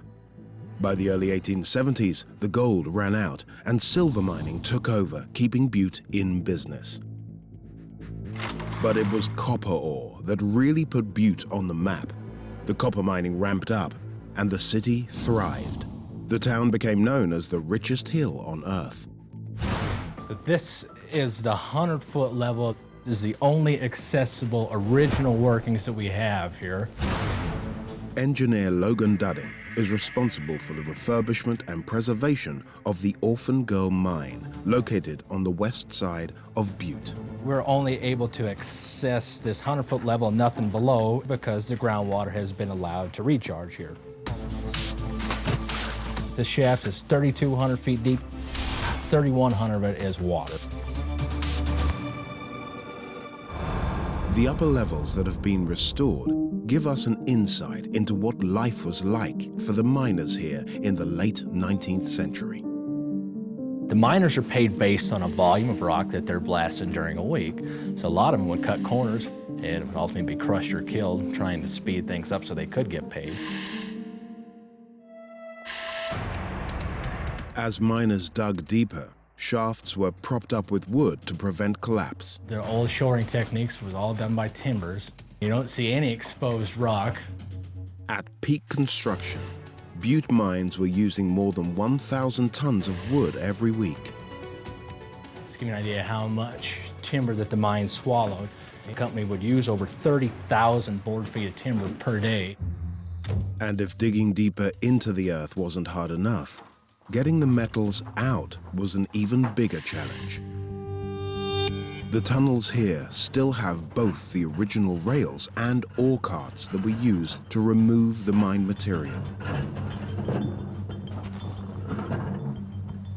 So these were the style of ore cars that would have been used in the Orphan Girl. If they have a load of rock, they'd weigh about a ton. If they had a load of ore, they'd weigh 3 tons. It gives you an idea of the weight of the metal versus the weight of the rock. You know, you weren't shoveling dirt or small pebbles, you were shoveling boulders. After these things were filled up, you had to shove them by hand, and that was called hand ramming. In the late 1800s, Butte became a hotbed for mining, and the metals excavated here were exported all around the world. Here in Butte, we have more than 10,000 miles of underground tunnels. Dick Gibson is an expert in the town's extraordinary history. In the early 1900s, 1905, 1910, about a quarter of all the copper in the world, not Montana, not the United States, a quarter of all the copper in the world was coming from Butte. Mine engineers studying Butte created a 3D projection of what is now beneath the town. It shows just how vast, deep, and complex the network of shafts and drifts is. Yet, the natural resources underneath the richest hill on Earth wouldn't last forever. And by the mid-20th century, the town's lucky streak was running out.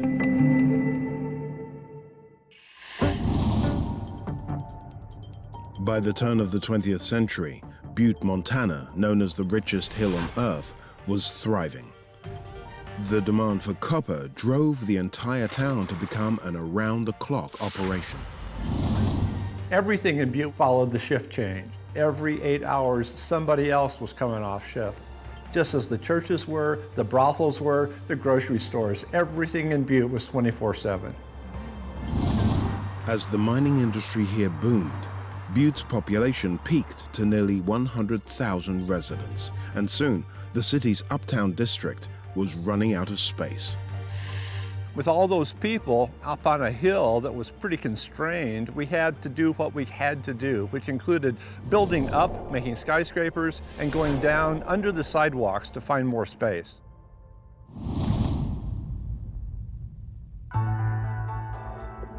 Over 130 businesses began operating beneath the sidewalk.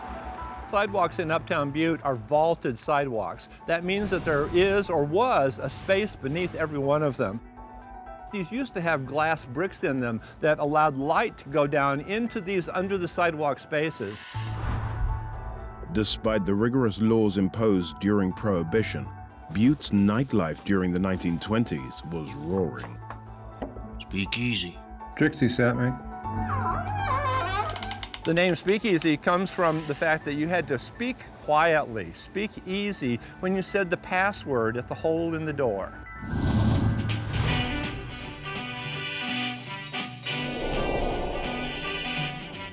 We're standing below the sidewalk. These skylights above me once held elegant stained glass that brought the light down through glass bricks in the sidewalk to light this otherwise fairly dark place. It was a high-class place. It was the kind of place that regular run-of-the-mill miners probably weren't coming to. We have so many touches of elegance. We have nice arched ceilings here. We have carved columns. We have terrazzo tile floors. Welcoming these people, these elegant flapper ladies, bankers, lawyers. These are the kind of people that would have been coming here during Prohibition time. But in the mid-20th century, Butte started to shrink almost as quickly as it had grown, and Butte's underground town was all but forgotten. When this place was rediscovered in the early 2000s, it had been abandoned for quite a few years. Prohibition ended in 1933, but the place continued as a saloon for a while. But Butte's population was declining. It was no longer a popular place and may not have been used at all for a few decades. Just around the corner from the Speakeasy was the Butte Underground Jail, built in the basement of the old City Hall. Butte had quadrupled in population, so we needed bigger and better of everything. So the City Hall was built at that time. In the dungeons, the basement below it is where the jail was built. We have about 46 beds in here. They were typically occupied, maybe by murderers, maybe by drunks. The places were crowded, they were hot, they were humid, because the boilers for the building were down here too. The toilets were open. There were no places that you could go for privacy, no privacy whatsoever, and it was a place that you did not want to come back to. In 1956, the infamous Evel Knievel was held here for reckless driving. When Robert Knievel was arrested, another guy was already here, William Knaufel. William Knaufel already had a nickname with the police. He was called Awful Knaufel because he was in and out of jail all the time. The jailers said, look at this, we've got Awful Knaufel and Evel Knievel. That's when he got his nickname, and the name stuck, and he kept it, and he was proud of it for the rest of his life. By the late 1950s, global competition caused the town's growth to level off and then enter a long period of decline. In the early 1980s, high production costs and low copper prices resulted in a full shutdown. For the first time in its history, Butte was a mining town without a mine. Now, decades later, a new generation is bringing Butte back to its roots. After a century of weathering the booms and busts of the mining industry, the town of Butte, Montana, began to revitalize. Scott Rosenthal has spent 30 years working in mines all over the world. and now leads a hands-on mine engineering course at his alma mater, Montana Tech University. We're standing in one of the original underground drifts constructed in 1937 here in Butte. The students have rehabbed this. Down the entrance ramp, students are brought into the mine, where they spend each class drilling, digging, securing, and blasting different drift areas. So the students are working on getting new mesh to replace the old mesh and the old rock bolts out. Fire in the hole!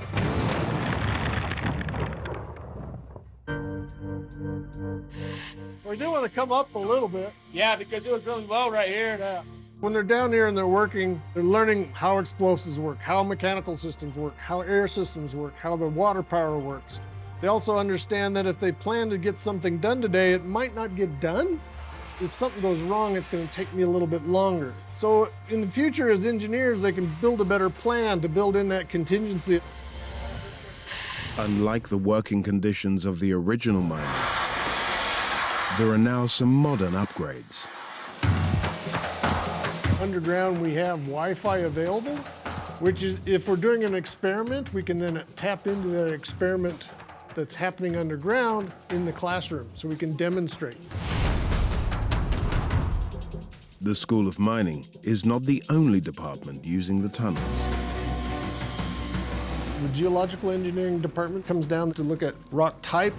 Occupational Safety and Health Departments monitor the noise, look at different hearing protection. We've also had the Geophysics Department down here. They thump the rock and they're looking for, is there a big fault or some discontinuity in this rock wall? The hands-on classroom also serves a larger purpose for the university. In 2013, a Department of Energy grant supporting a geothermal project is reducing energy consumption on campus. So we're actually using warm mine water to partially heat one of our buildings.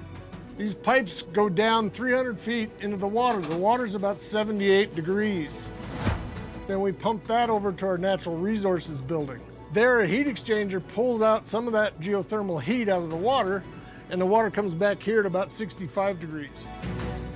New life is growing roots in these tunnels, giving back to the land what the mining industry once took from it. This is an underground greenhouse, and the reason I'm down here is I don't have to heat it. The research is led by Dr. Paul Conrad, a specialist in mine reclamation and environmental restoration. We're looking at pine trees and there's sagebrush that's growing here right now. Sagebrush is a big thing here in the western United States. The goal is to one day replace what was lost to excessive deforestation during the building of the mines. 2 years ago, we actually planted about 65 trees that we had developed down here on it's a reclaimed site here in Butte. We actually had about 60 to 65% of our trees that we planted out there survived the winter. And so we're pretty excited about that.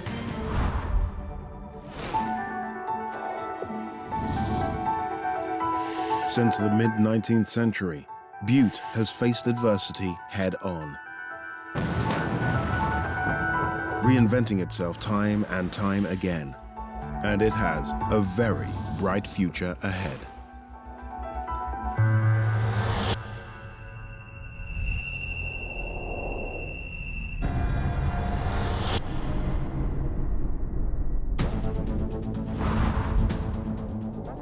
"96 kilometers above Norway's capital city of Oslo lies the small town of Gjøvik, and a subterranean world that exists in plain sight, with one of the world's largest unsupported man-made caverns, 30 meters above the town.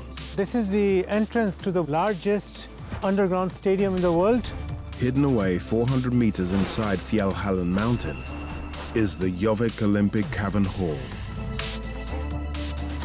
It's quite unique to have a world attraction which no one can see.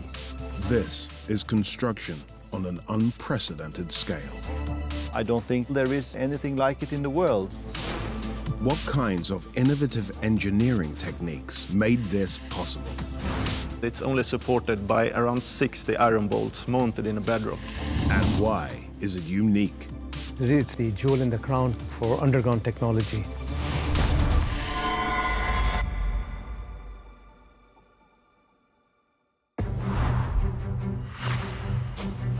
Hidden just over 400 meters inside Fjellhallen Mountain is the Gjøvik Olympic Cavern Hall. When Lillehammer won the 1994 Winter Olympic bid, the small nearby town of Gjøvik vied for and was awarded the host site for 16 ice hockey games. But they didn't have a facility large enough to accommodate the world stage. What they set out to create was on a level that had never been attempted or achieved. Geologist Rajinder Kumar Basin played a key role in creating the solution. This is the entrance to the largest underground stadium in the world. There are still several houses up there, but of course during the construction of the stadium, the houses were vacated, but everything went very smoothly and people have returned back. Although digging underground may seem like an unlikely choice, Norway has a history of building within mountains. The mountain is there, so if you can make a hole in that, then you have not used any space outside, so it's environmentally friendly. It's impressive because no one had ever dared to build such a hall. It's quite unique to have a world attraction in the middle of Gjøvik, which no one can see. Torvild Sveen is the mayor of Gjøvik. When I very first came here, I was just feeling that it's a boom, boom, boom, boom, boom, boom, boom, boom, boom, boom, boom, boom, boom, boom, boom, boom, and it's kind of, yes, you are actually hoping to see a troll when you come here. Tales of trolls and prehistoric cavern dwellers became an unlikely inspiration for the Winter Games held here, where building below ground is a Nordic tradition. In Norwegian folklore, there is quite a rich tradition about telling stories about trolls. As a nation, we remember our history, we remember where we came from because we were a mountain people. The rich Norwegian culture would influence this underground space in another way, through the ancient runic writing system. There is carvings called runer. That is the signs of the first people that were living here as fishermen and hunters.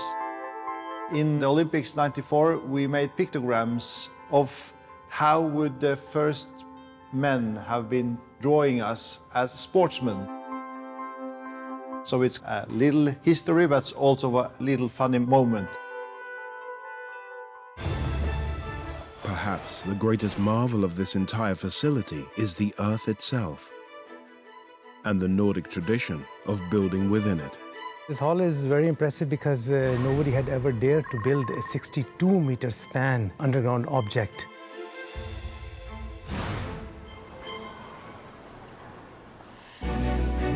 In 1994, the Norwegian town of Gjøvik was approved to host the Olympic Ice Hockey Championship Games.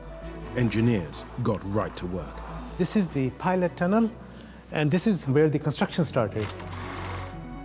Drilling and blasting technique was used, and this tunnel is approximately 150-200 meters long, and it came right up to the cavern roof.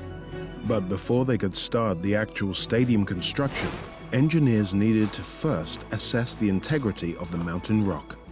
To do so, the team used cutting-edge mapping equipment, created especially for the excavation by the Norwegian Geotechnical Institute. The rock type here is called gneiss. This is a metamorphic rock and has a lot of micro cracks. As you can see here, you can basically peel off the rock, so they're not very good rock quality.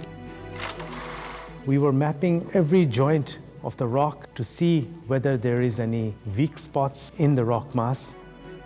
And these weak zones can present some stability problems, but it was important to see that many of these weak zones died out after a few meters. So we were recording these weak zones in a very systematic manner and simulating how the structure will behave when excavated.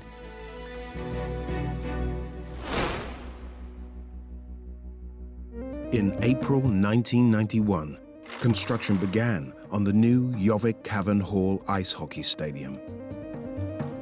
Construction took less than 1 year to complete the excavation of the stadium. And it's about 27 meters high and more than 90 meters long. The team was able to map the rock in such detail and with such accuracy that they could move forward with a bold plan to design and build the cavern with no supporting pillars. the arched roof would support itself.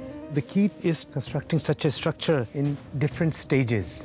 Stage 1 of the construction, which is the pilot tunnel. Then you have stage 2, where you're slashing on the sides. Then you have stage 3, removing the abutments.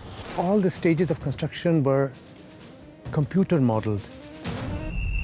The plan for a self-supporting dome called for extra diligence during the excavation stage. But hollowing out a mountain is rough work. It took about 170 tons of explosives to blast this big hole, which is here. 140,000 cubic meter of rock was taken out. And we were surprised when this construction was completed. When performing precise excavations with hundreds of tons of powerful explosives, careful monitoring is crucial. The observed deformations on the top of the mountain are of the order of 5 to 8 millimeters, which matched very well with our predictions. We're allowing the rock mass to bear the load itself. Building underground has some other unforeseen benefits. We know that the temperature underground does not vary as much as outside. For example, today outside it's -10, and here inside it's more or less constant temperature. So the ventilation costs and other costs are dramatically reduced. Maintaining a comfortable 16 degrees Celsius inside for players and spectators comes at a minimal cost. Yet keeping the ice frozen was a much bigger challenge.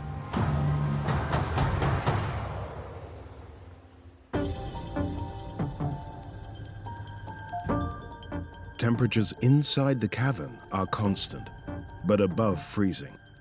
And what gives visitors a pleasant experience causes problems for the maintenance of the venue's centerpiece, the ice rink.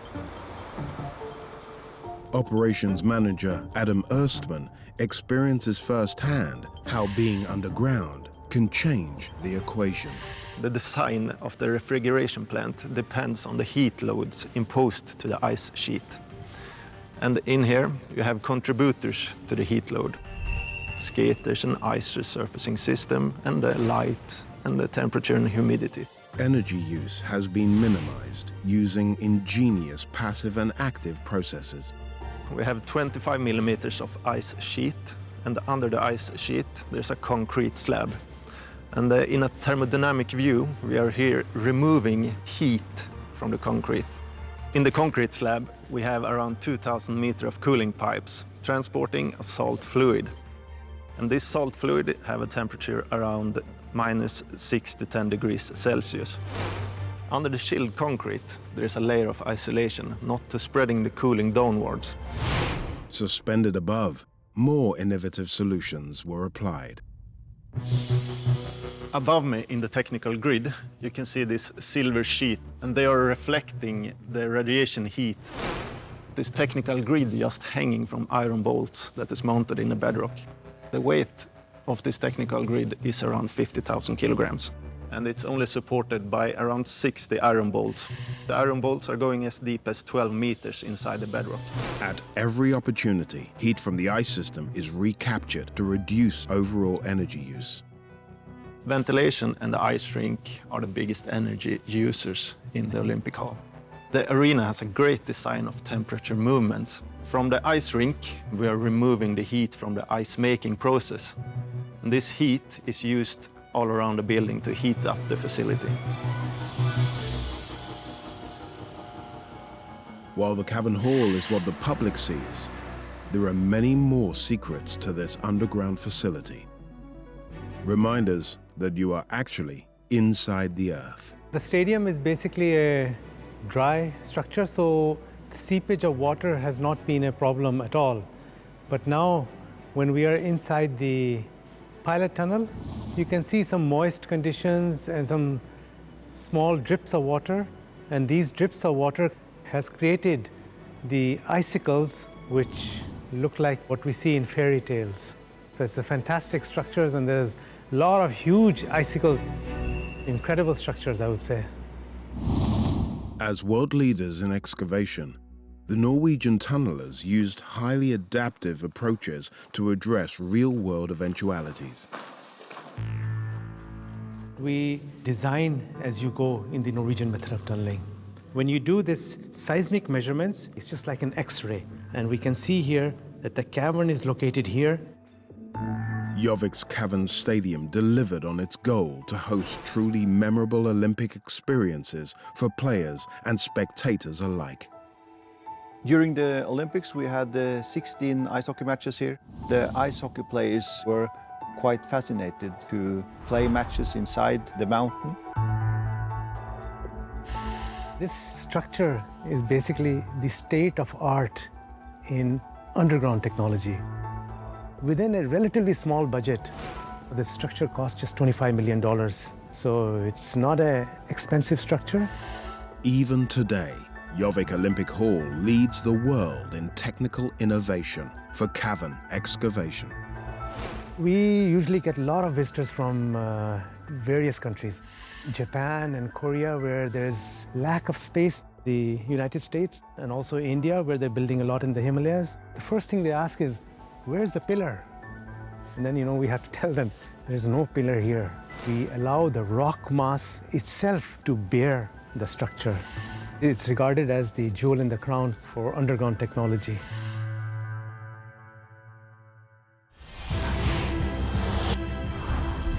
Gjøvik Cavern Hall isn't just a unique sporting environment and feat of engineering. It represents Norway's commitment to sustainability, along with just a hint of Nordic magic.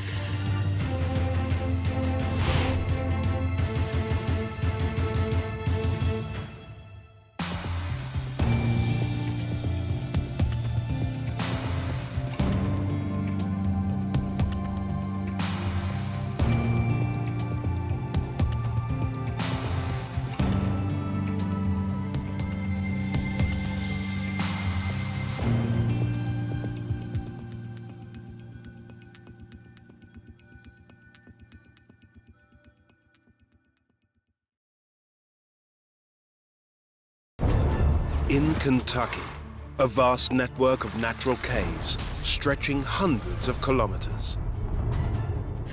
How was this massive labyrinth discovered? And how did a raw material found buried in the caves help change the course of history? We continue to explore the cave because we have by no means found all of it. Thousands of kilometers away in Croatia, this underground military base was one of Eastern Europe's best-kept Cold War secrets. How was this impenetrable fortress destroyed? And how are the locals keeping its legacy alive? It's unbelievable that things like these actually survive. And in the UK, this once prosperous mine was the center of a booming industry. Yet a century later, it was suddenly abandoned. What happened to this forgotten frontier? And how is it being rediscovered? We can actually see this mud has been completely undisturbed for at least 120 years.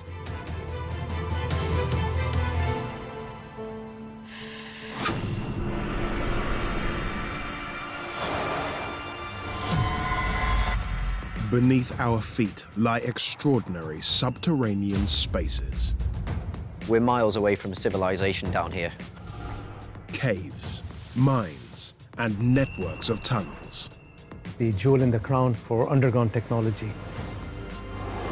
Some designed and built by humans. Others formed by nature over millions of years. How were they created and adapted? By whom and why? If the enemy takes one section, he's not able to stand down there and shoot into the other section. Throughout history, life underground has captured our imagination. It creates very frightening but also very beautiful experience. Now we're taking you further and deeper. There's all kinds of wild theories about what could be below. To unearth the mysteries, the secrets, and the wonders of these underground worlds.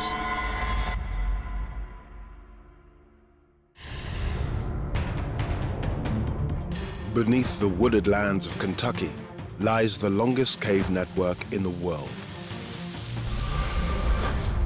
This massive labyrinth, consisting of over 800 kilometers of passages and cathedral-like caverns, has uncovered some of the earliest prehistoric artifacts in the region, including human remains over 6,000 years old. Native Americans had to be pretty hardcore cavers. We continue to explore the cave because we have by no means found all of it. This subterranean maze has many mysteries, including one that may have changed the course of American history. They would pump it to the ceiling to be made into gunpowder. And an intrepid explorer and guide whose legacy is famous to this day. Stephen Bishop was the very first person to see this. He was the first to ever cross the bottomless pit.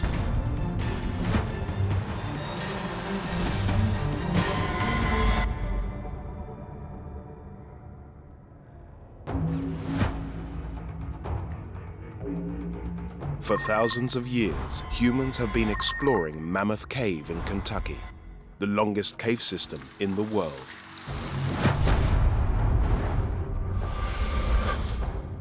It is indeed massive, but it's got a great history.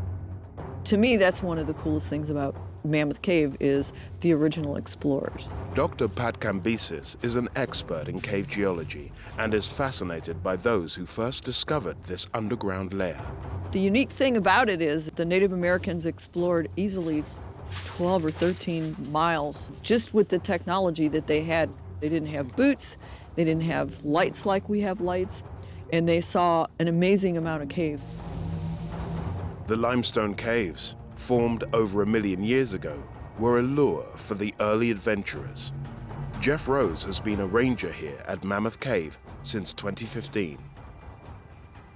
Prehistoric Native Americans would have utilized Mammoth Cave for shelter, not only from storms during the summertime, but also sheltering from just the heat.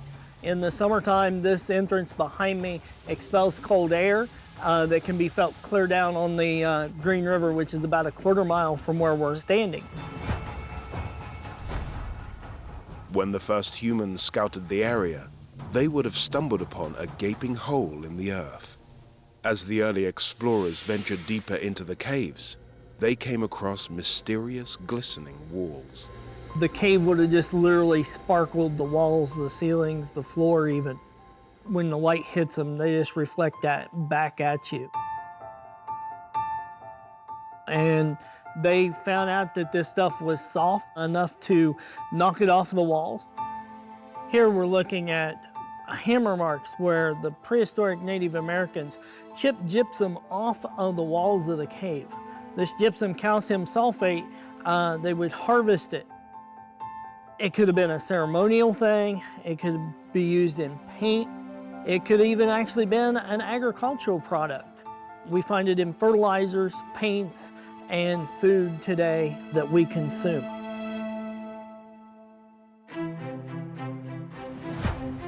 Using mussel shells gathered from the nearby Green River, the Native Americans mined many different materials from the passages of the cave. The other minerals, selenite, only has one use, and that is a laxative. Epsonite is fertilizer and for soaking aches and sprains. The mining was extensive. The prehistoric Native Americans would travel upwards of about 20 miles of Mammoth Cave. There were several other entrances that would later be connected to Mammoth Cave, that they would have utilized those sections of cave as well.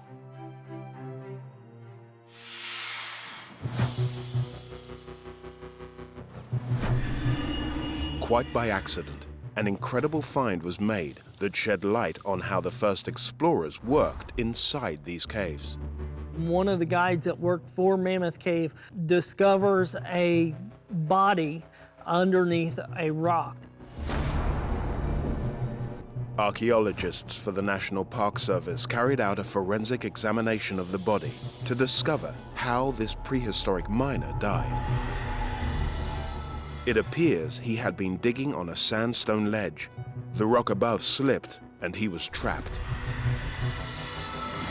His body was well preserved when it was found centuries later. He became affectionately known as Lost John. In addition to the prehistoric miner, thousands of artifacts, including pottery, woven cloth, and a handful of drawings were also unearthed. So here is one of the prehistoric Native American drawings that we see in the cave. They believe that the cave became more ceremonial. Mammoth Cave lay undisturbed for around 1,300 years, until European settlers once again uncovered the extensive passages in the late 1700s.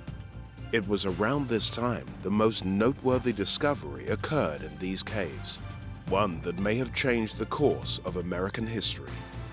Europeans would have tested the dirt in the cave, and it contained saltpeter.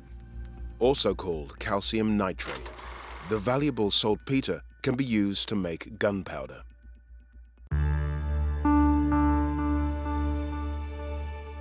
Word spread about the quantity and the quality of saltpeter that was available here. During the Revolutionary War, the demand for gunpowder skyrocketed across the country. The saltpeter operation in Mammoth Cave became an essential part of the war effort. They produced 400,000 pounds of nitrates. That number by itself is just amazing. Without this nitrates, it's hard to tell where this country would have been at that time. This right here is one of the leaching vats that were used for the War of 1812. Still in place here when the war ended. The boxes were used to leach the nitrates out of the soil. Leaching is a process of extraction by dissolving the nitrates. Once they got that nitrates out in liquid form, they would pump it to the ceiling and gravity feed it back outside, where they would cook it down to the nitrate crystals, and then they would ship that off to be made into gunpowder.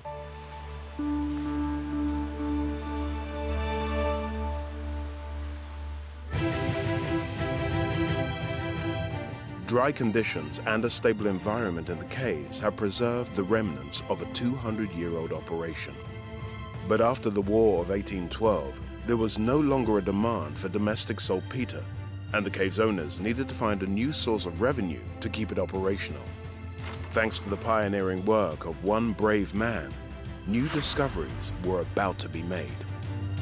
No one had ever done this type of exploration before.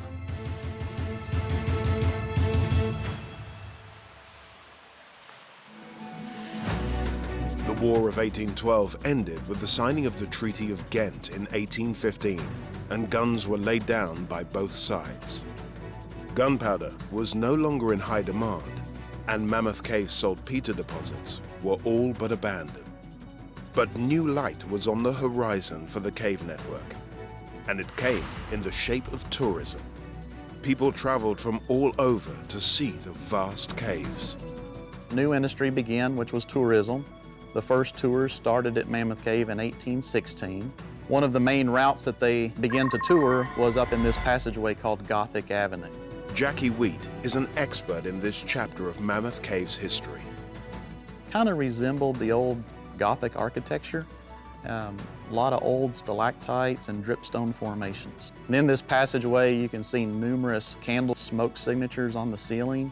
We call this historic graffiti. We wouldn't allow it today. This candle smoke writing dates back to the early 1800s. Some of these names written on the ceiling are the old gods that worked here early on, the Miller family, the Gatewood family.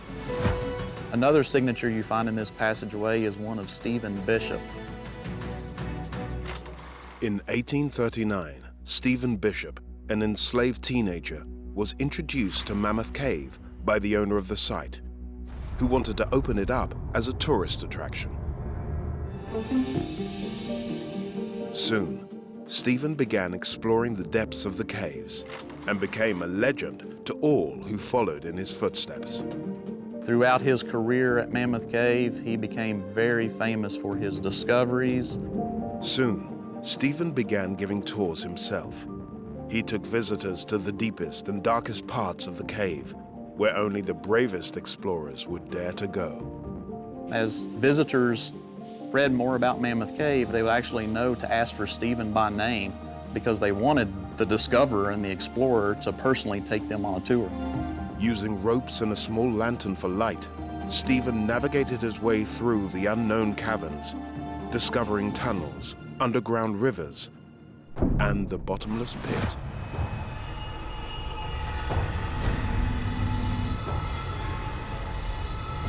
He was actually the first person to ever cross what's called the bottomless pit. Behind me you see a steel bridge today that spans the bottomless pit, but in Stephen's day, it would have been just a black void. No one had ever done this type of exploration before. To span a ladder or a pole across it, hoping that it hits something on the other side, and then trying to scoot out on it, not knowing how deep he might fall, what was beyond it. And while his journey to the other side of the bottomless pit was extraordinary, it certainly wasn't his last accomplishment. We're now at the very bottom of the cave system at the water table. The next big discovery that Stephen Bishop made was the underground river system. Word of Bishop's discoveries spread, and scientists flocked to see for themselves. One find in particular caused great excitement. The eyeless cavefish are very unique. They're an endangered species, no skin pigment, no eyes. They live their entire life in a dark environment. Unique to Mammoth Caves, the incredible eyeless cavefish, Amblyopsis spalaea, has adapted to the lightless and low-energy environment of the caves. As it evolved, the species stopped growing eye structures and unnecessary skin pigments. Stephen Bishop was the very first person to see this. He actually went beyond the river system and found many more miles of passageways. It's a remarkable achievement for him to accomplish with very limited resources. Today, Stephen's legacy lives on. His courage and determination continue to inspire the next generation of explorers. It was his map that was used decades after he was long gone and had passed away that many generations continued to use and explore off of that. While over 600 kilometers have already been mapped, experts estimate there may be another 1,000 kilometers still to find. Thankfully, one organization has made it their mission to follow in the footsteps of Stephen Bishop and to document as much as they can of the seemingly never-ending passages.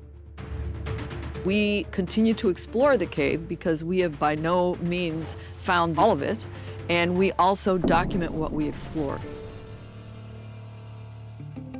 Dr. Pat Kambisis and her survey team now make regular monthly exploratory missions into the caves on the hunt for new tunnels and more answers. You start with one point and you pick a second point and you set your measuring device so it measures the distance between the 2 points. And then you have a compass of some sort so that you could get the bearing between the 2 sites. There is a person who is taking notes and making a representative sketch of the cave. The data they collect can be turned into highly detailed maps. The maps tell us how long the cave is, how deep the cave is, and where it is in relation to the surface. We use these maps as the basis for continuing our exploration work and our survey work.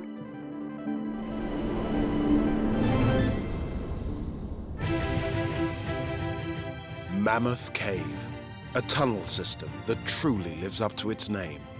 Its enduring allure is the promise of secrets hidden in the depths. From ancient times to the present day, people have sought to understand the mysteries of this labyrinthine network. But the lasting lesson when it comes to Mammoth Cave is that there is always more.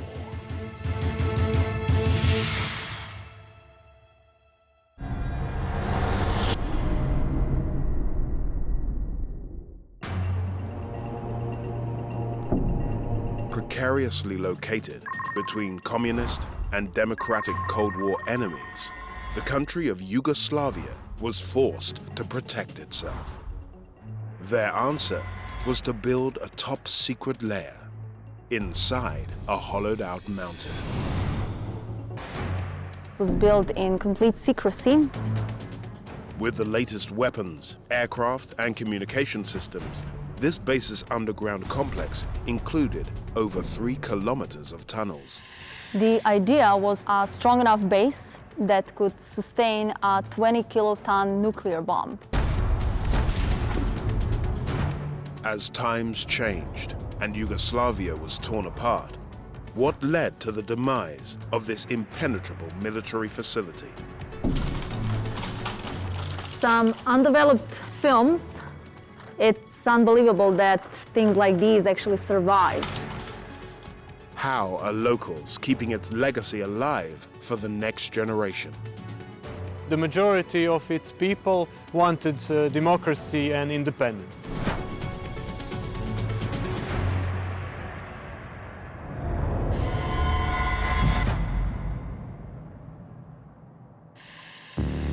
World War II hadn't officially ended before the next round of geopolitical tensions were already brewing. This time in a Cold War between the communist nations of the Eastern Bloc and the democratic countries of the West. Caught in the middle was Yugoslavia. Made up of 5 member nations, it chose not to side with either Cold War superpower. In 1944, Yugoslavian revolutionary Josip Broz, nicknamed Tito, and his formidable resistance army, the Partisans, led a ferocious campaign to drive occupying Axis forces out of the country in order to establish their own communist state. When the Cold War began, Tito did not fully align with Soviet Russia and was the first communist leader to openly stand against Stalin and the empire he created. Tito embarked on one of the most ambitious military defense projects in history, codenamed Objekat, to protect Yugoslavia from foreign attack. Today, Croatia is full of remnants of the past military might of Yugoslavia.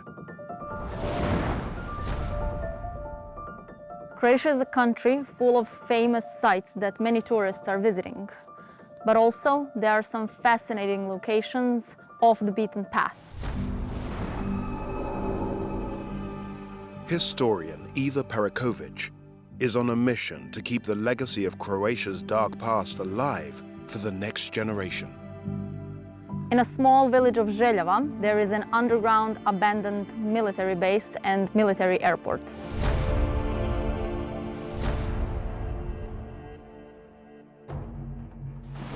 Željava Air Base, part of Tito's top-secret Objekat military installations, was built deep into the mountains near where Croatia meets Bosnia. Strategically, it has been chosen because of the good position. It was deep enough into the Yugoslavian territory, but also close enough to the important points of the former country.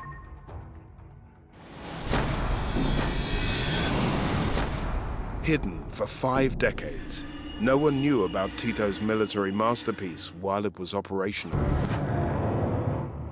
Inspired by hangars used by Swedish Air Force. The construction of this place lasted from 1948 till 1968. It was a top secret project. Throughout that time, it was built in complete secrecy, and over $6 billion American was spent on it. This makes it the biggest European military project and definitely the most expensive one. When I came here for the first time almost 7 years ago, I was shocked by the size of it and by the story about this place, but also with the fact that prior to that point, I did not know that this place exists.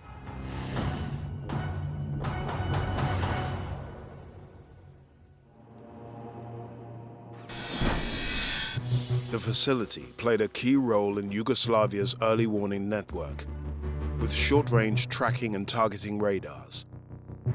It was also armed with surface-to-air missile systems. The idea was to build a strong enough base that could sustain a 20-kiloton nuclear bomb, equal to the one dropped on Nagasaki. The huge amount of knowledge, expertise, and experience was put into this place. This massive subterranean airbase was able to house 2 full fighter squadrons and 1 reconnaissance squadron, all within its 3.5 kilometers of strategically planned tunnels. The total length of the inside facility is about 3.5 kilometers, with the middle part wide enough to fit about 80 MiG-21 airplanes, each with its own power and fuel station. It was also designed to be a fully self-sufficient underground city. Power generators, fuel tanks, kitchen and a cafeteria that could host up to 1,000 people at a time, rockets and bomb storages, doctor, classroom, crew quarters. Those were all parts of this complex for a normal, everyday functioning of the base. The complex had its own underground water source, and fuel was brought by a network of pipes. Fuel lines were cut through the mountains from oil stores, running underground for 21 kilometers into the center of the base. The top-secret airbase, operational throughout the Cold War, was almost entirely impervious to outside attack.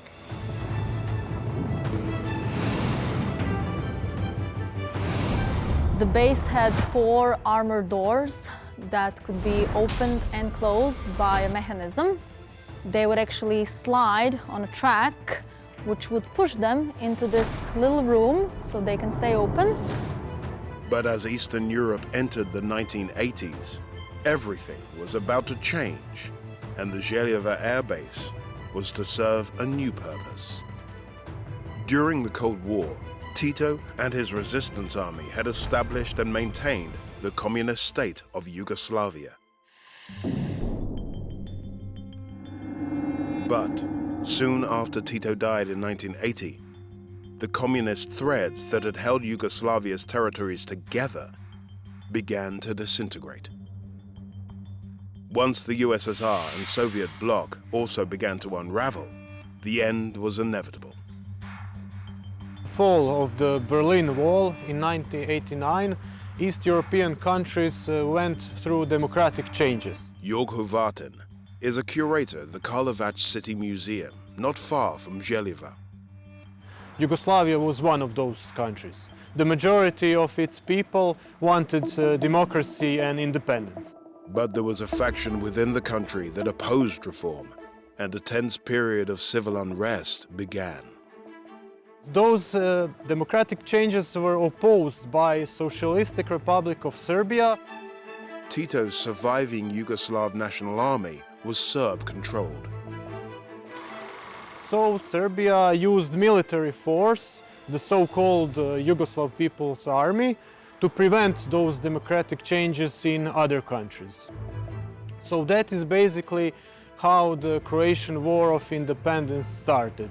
Or we call it in Croatia the Homeland War. The Croatian military was outnumbered and outgunned compared to the Serbs. Croatia had inferior weaponry and a lack of equipment. On the other side, there was a much stronger Serb-controlled Yugoslavia People's Army that was built through decades during the Cold War. So in the beginning of the war, it was a very unfair fight. So Croatian defenders needed to improvise. For example, in the lack of weapons, they put some metal on vehicles like trucks or tractors, so they could have something to fight back. Meanwhile, the Serbs maintained control of Tito's impenetrable base, although it was located in Croatian territory. From the underground Željava Air Base in 1991, there was an air attack on the Croatian village. So the Croatian soldiers fired with machine guns at the attacking MiG-21, and they damaged it and destroyed it. Tragically, most of the casualties were civilians.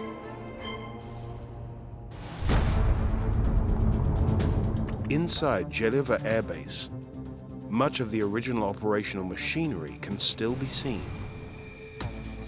The base had 2 power plants inside, and the first smaller one was right next to entrance number 1. And it's actually amazing to see the leftovers and the size of the machinery that was used. In the deepest recesses of the colossal underground complex lies the heart of Željevo. The top-secret headquarters was known as the Vidas Star. Deep inside the mountain, there was an HQ, the brain of the complex. The rooms around me were kitchen and a cafeteria, doctor, photo developing room, communication interception room, and everything else for a normal functioning of the base. Despite a huge military advantage, the Serb forces feared losing their assets in Croatia, including control of the airbase. When the Yugoslav People's Army withdrew from the base in 1992, they devised a plan to prevent Croatian forces from seizing it. The decision from the Yugoslavian army was to completely destroy the runways and the airplane base. Pre-designated areas were built into the structure with the purpose of being filled with explosives to destroy the base in the event of enemy invasion. The original designers couldn't have imagined its final destruction would come from their own nation being torn apart. This is the elevator shaft, or what's left of it, leading all the way up to the control tower on top of the mountain.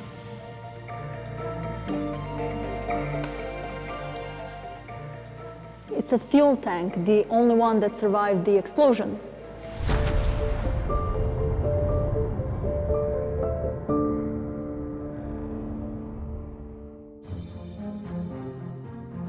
Today, what's left of the airbase lies scattered across the complex. Many of the aircraft were left abandoned at the site. Due to the number of landmines found inside the tunnels and the extensive explosive damage, the site will likely remain abandoned for years to come. And yet, a complex that was built to be indestructible still remains impossible to destroy.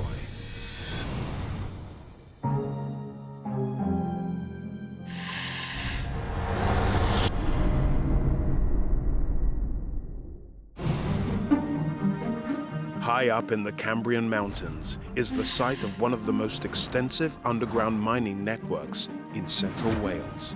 Many people, even locals, aren't aware of how much secrets are still hidden underground in this valley. For more than 4,000 years, miners have been drawn to this remote site to unearth valuable metals. Many hundreds of thousands of tons of lead ore came out from these mountains. We've got mining taking place in this valley right up until the last 100 years. While this prosperous mine was once the center of a booming industry, it now lies abandoned. The soil and everything else had fallen in and completely barred entry. But locals are determined to preserve its legacy. What caused this once flourishing mine to close? It was a matter of leave no stone unturned to find every ounce of it. And what does its future hold? There's still hundreds of miles more of these mines across the region still waiting to be discovered.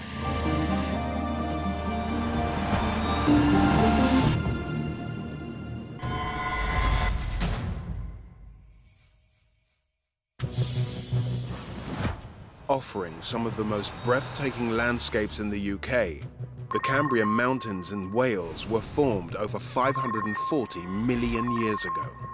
Within them are hidden treasures, if you know where to look. So there's much more to this valley than meets the eye on the surface. We've got a hidden world of underground levels, passages, tunnels. Cwmystwyth Mine, one of the most recently excavated, is known for its rich geologic diversity. Its tunnels cover nearly 8 square kilometers. Mining expert Johan Lord is on a mission to explore this forgotten frontier.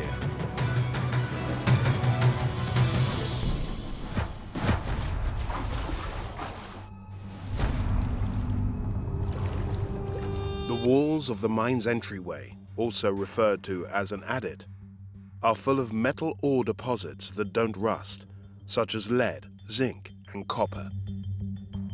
We are currently standing in one of the many cracks that go through the Earth's crust. known as faults. They serve as sort of escape routes for magma rising from the Earth's core millions of years ago through volcanoes, and this magma, carrying all sorts of minerals, condense and solidify within these cracks in the Earth, and as they cool down and solidify, they form metal ores within these cracks, and these are what are known as the lodes, which the miners then follow. Miners have been following the veins here for thousands of years. We've got mining taking place in this valley from over 4,000 years ago, right up until the last 100 years. The mines were first exploited for the ore of copper, about 2100 BC in the early Bronze Age. Moving on to the Roman occupation in the early AD centuries, it was first mined for lead.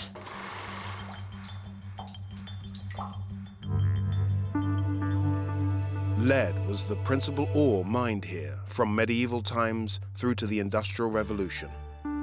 For a while, the market for lead was so strong that it was more expensive than silver. However, by the 1830s, as mining expanded in other countries, demand for Welsh lead plummeted.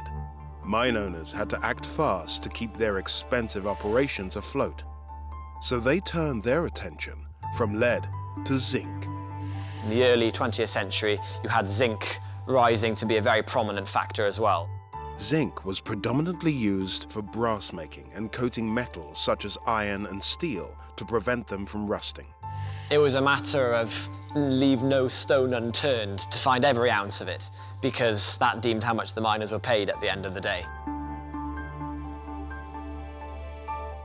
And this was one of the last chances which the mine had in a desperate attempt in the early 20th century to encounter new reserves of ore. And the level actually ends right here, with no mineralization at all. By the 1930s, there was no more mining, and the workings lay abandoned. They just gave up, they ran out of money, and this was the end of it. Today, only a few remnants of the mine's former glory remain. Still, mining enthusiasts like Johan have been exploring the abandoned mine for decades, searching for new adits. And after years of searching, Johan might have found one. My friends and I dug this out recently. It took us about 3 or 4 weeks to dig this particular adit open, pick and shovel work. The entrance to the adit had collapsed over the years. There was a weak timber-braced entrance which had rotted away, and the soil and everything else had fallen in and completely barred entry. So we had to dig down through that collapse in order to break through into the solid rock level which we now have on the other side of that collapse. Once Johan and his team had cleared the entryway, it was easy to see that their hard work was well worth the effort. Judging by the items and the rewards that we found in here, it was unlikely that any other explorers had been in here. We have some really good footprints here, so we can actually see the heel prints on this side, the clem as it was called, and all of those individual hobnail marks. So even though it's in fresh-looking mud, this mud has been completely undisturbed for at least 120 years when the last miners walked through this and left their mark. Quite remarkable. Once miners removed all the natural riches hidden within the walls, they would abandon their equipment, leaving behind artifacts that are just now being uncovered. This part of the mine closed about 140 years ago. Among the first things that we found was a tally stick, and there's a bunch of X's engraved with a knife onto the top of the stick, counting how many wheelbarrows of ore were taken out of the mine. These are the remains of some explosive boxes. There's actually a miner's boot print still on this plank of wood here. Today, navigating these tunnels is very different to how it was over a century ago. And what these artifacts tell us about the dangers of mining these narrow tunnels is remarkable. The box was a dynamite container, 2 scrapers in the middle, and a charger. The scrapers were used to clean the dust out of that shot hole before the naked gunpowder was poured in using the charger. And the charger is a long metal spoon, essentially, in which the naked gunpowder was loaded and it was placed into the back of the shot hole like that. They were later made out of copper or brass, but this one is iron, so this would actually produce sparks, which was yet another large danger to the people who were operating it. Despite the dangers, mining in 19th century Wales was a lifeline for those who were prepared to endure the horrors of this subterranean world. There's a very eerie feeling about the artifacts.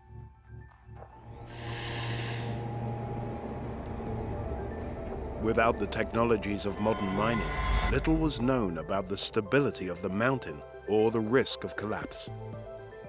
Even if the risk was known, materials didn't exist to properly protect the miners in the event of a disaster. On the heads was a felt tulle, or a hat. This is original to Cwm Mine. And the candle would have been placed, and we can still see a little black smudge there, where it would have been, on a ball of clay on the front of the tulle.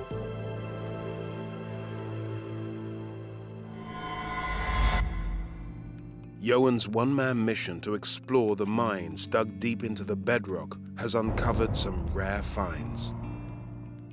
This area that we're going to next, even fewer people see. It's sort of behind the scenes, if you like, with a bit of a dangerous collapse on the left-hand side here, having to go up and past. But it does open out again on the other side, so that's where we're going next.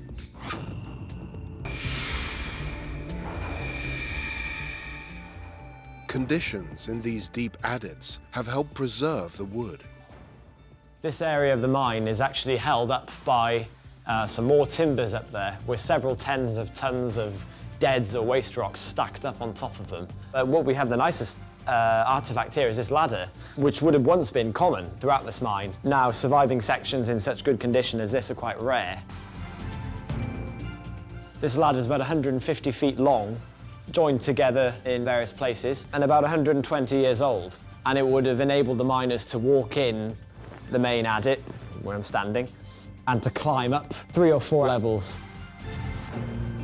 Just walking the drifts was a treacherous business in the 1800s. But workers here also moved tons of rock.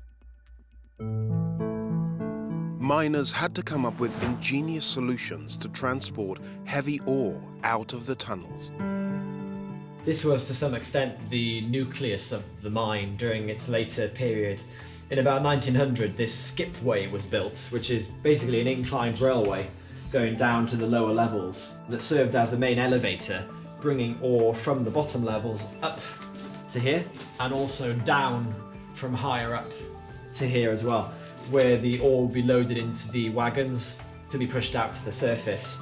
It was actually worked by a compressed air winch sited at the top. The skipway extends over 90 meters below the valley floor. Miners were stationed on each level, ready to load the wagon, which would then continue on its journey along the skipway.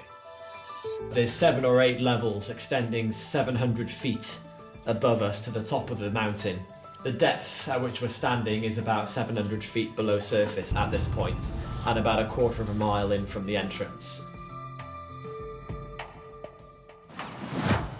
Recently, Ioan made another monumental discovery. We are approaching the most productive area of the Cwm mines, which are the workings on the main vein that was called the Comet Lode, and it's up behind this big pack wall here. This pack wall retains a huge amount of waste material that was gained from those workings, and platforms extending up about 500-600 feet. The wooden hopper here was built into the pack wall with a sliding door behind these 2 hinges, so that material could be thrown down, piled up behind the door. The door was then opened to direct the material into wagons sitting here, and then all that material then was trammed out over the bridge behind me. The sheer size of the Comet Lode is hard to fathom. This is one of the largest excavations on the Comet Lode. When the entire width of the vein is extracted, the chamber that's left behind by all of that material, all of that rock being taken out, is called a stope. And this one in particular extends up for about 200, 300 feet in height. So you can see timbers right up there high above us. Above those timbers, that's merely a working platform, and above that is another 500 to 600 feet of workings going right up to the top of the mountain. To see workings on this scale, where men would have hung on chains hundreds of feet above us with one little candle to light their way, is quite spectacular and worked in this place. Of course, the miners would never have seen all of this in its entirety. They would have seen one or two little candle lights like twinkling stars high above them. They wouldn't have had an idea of the scale or the shape of this cavern in its entirety.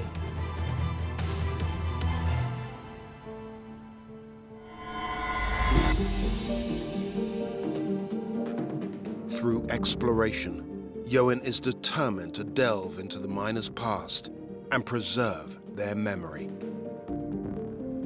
There is no one comprehensive map, there probably never will be, of the 20, maybe even 30 miles of workings in here.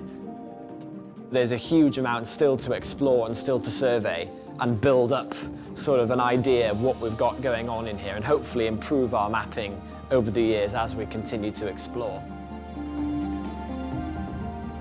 There's still hundreds of miles more of these mines across the region still waiting to be discovered.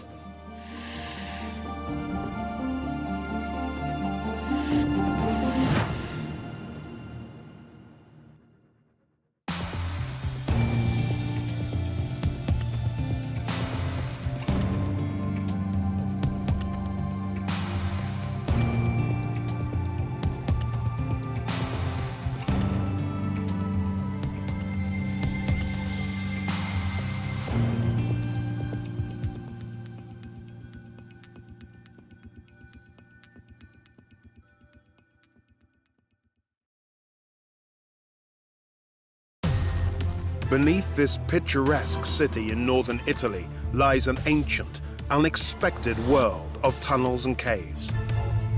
Who built this intricate subterranean maze? And why have locals kept it a secret until now? And we have an enormous amount of remains of bones. More than 5,000 pieces have been recovered. Hundreds of kilometers away, in central England, lie the remains of a vast prehistoric cave system with a dark past. What mysteries still linger below the surface? Fewer people have been through these passages than have walked on the moon. And hidden more than 40 meters below Kansas City, Missouri, an enormous limestone mine has been transformed into a modern-day metropolis. What new purpose does this underground complex serve? That was the aha moment that this could be something other than just a mining operation.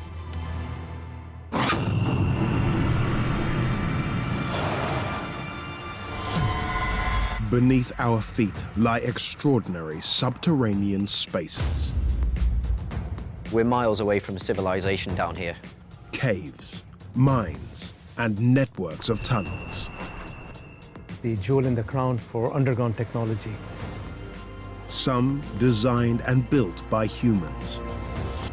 Others formed by nature over millions of years. How were they created and adapted? By whom and why? If the enemy takes one section, he's not able to stand down there and shoot into the other section. Throughout history, life underground has captured our imagination. It creates a very frightening but also very beautiful experience. Now we're taking you further and deeper.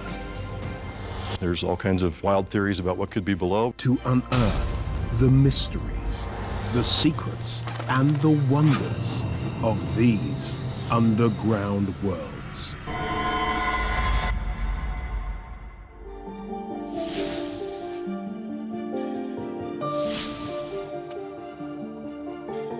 In the scenic Italian region of Umbria, an unprecedented landslide unveiled a hidden world beneath the modern town of Orvieto.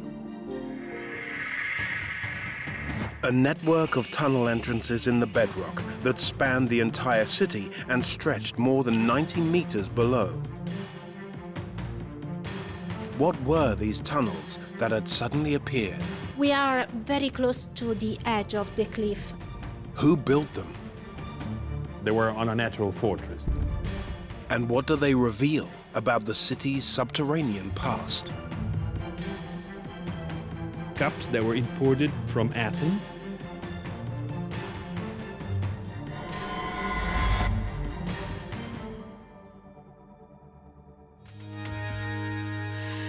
In 1978, after the unexpected landslide, residents of Orvieto were taken by surprise.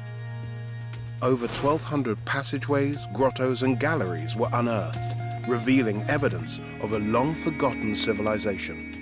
Even today, the tunnels are being explored. Archaeologist Claudio Bizzarri is currently excavating the tunnel system. Here we are, inside of this amazing site. Findings prove the tunnels were built in the 5th century BC, predating the Romans. We have vases, we have tiles, we have animal bones. We have so many different things that allow us, like, to open a window on the Etruscan city of Orvieto. Orvieto's beginnings could be traced back over 3,000 years, when the Etruscan civilization controlled this part of Italy.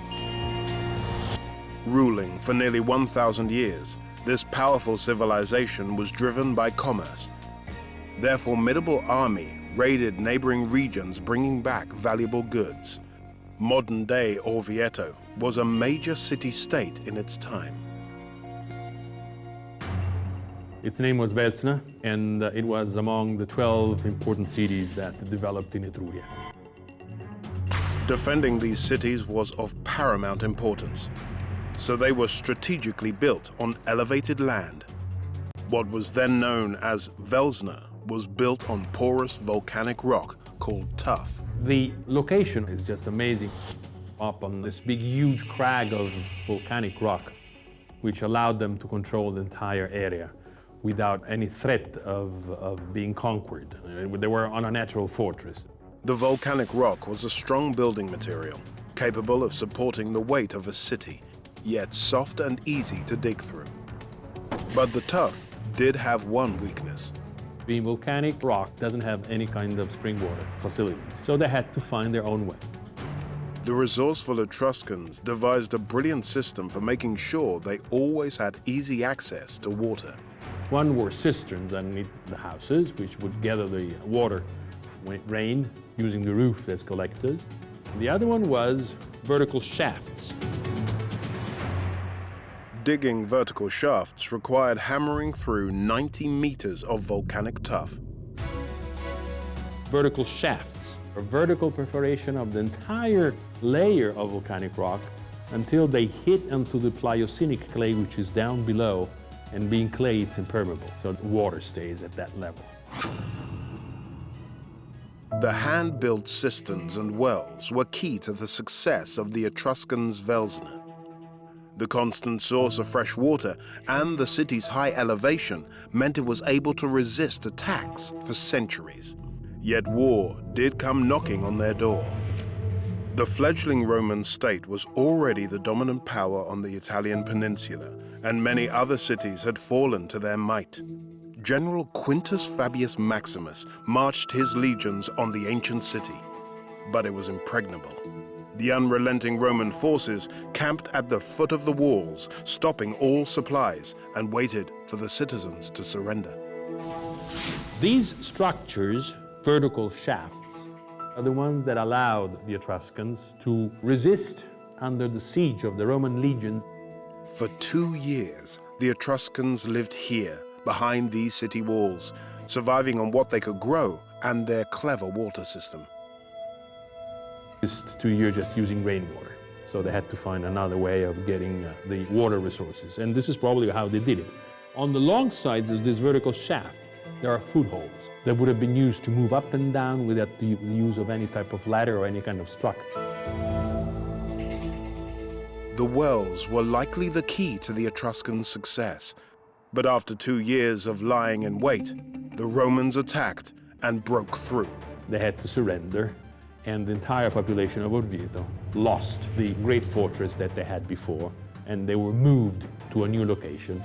Seeing its value as an impenetrable city, Orvieto, destroyed in the battle, was rebuilt by the Romans. The ingenious underground system was forgotten for hundreds of years, until the Middle Ages, when locals found a way to bring this subterranean world back to life. In the Middle Ages, they're reusing some already existing areas, and they're making new ones. These additions included wells and cisterns, but also cellars, grottos, and galleries. Some spaces contained kilns, furnaces, and storage structures. Where we are right now, it's a mill, and they produced olive oil in this area. Basalt, a volcanic stone, was used to crush the olives. They would be vertical on these platforms, moved by animal power, and they would reduce the olives into a pulp that was then removed from the milling area and brought into the press. And that's where you got the pure olive oil that is so famous. The oil was very versatile, and the Romans found many uses for it. It was used for ointments. It was used, for example, for lighting. You know, a lot of the lamps were fueled with olive oil. Then times changed once again. With the Roman Empire a distant memory, the Holy Roman Empire now ruled the land.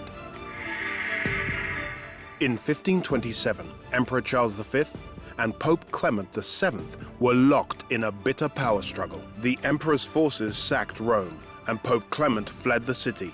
He headed straight for Orvieto, planning to hide out there until the danger passed. While in exile, he ordered the refurbishment of Orvieto's underground well network, in the process increasing the water supply and adding new wells in case the emperor lay siege to the city. One of these new wells, built in 1527, is famously known as the Well of St. Patrick. But this isn't your average well. It was one of the most innovative engineering masterpieces of its time.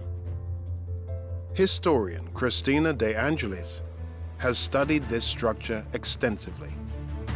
We are very close to the edge of the cliff. There was not that much space to dig. The architect was planning a very special structure for the well. 2 staircases wrapped one on top of each other, with 248 steps.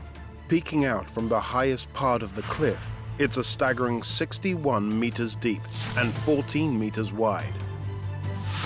At the time of the well's design, the architect-engineer Antonio da San Gallo the Younger modeled it off the newly constructed Bramante staircase at the Vatican, which allowed for traffic to flow in 2 directions. With dual staircases, one on top of the other, it went all the way from the top to the water at the bottom. One staircase was for descending and the other for ascending. To collect the water, usually during the past we're using pack animals. The reason why there are 2 staircases is because people outside, they can make a kind of line going down and exit, they have not to wait for the animals in the way back.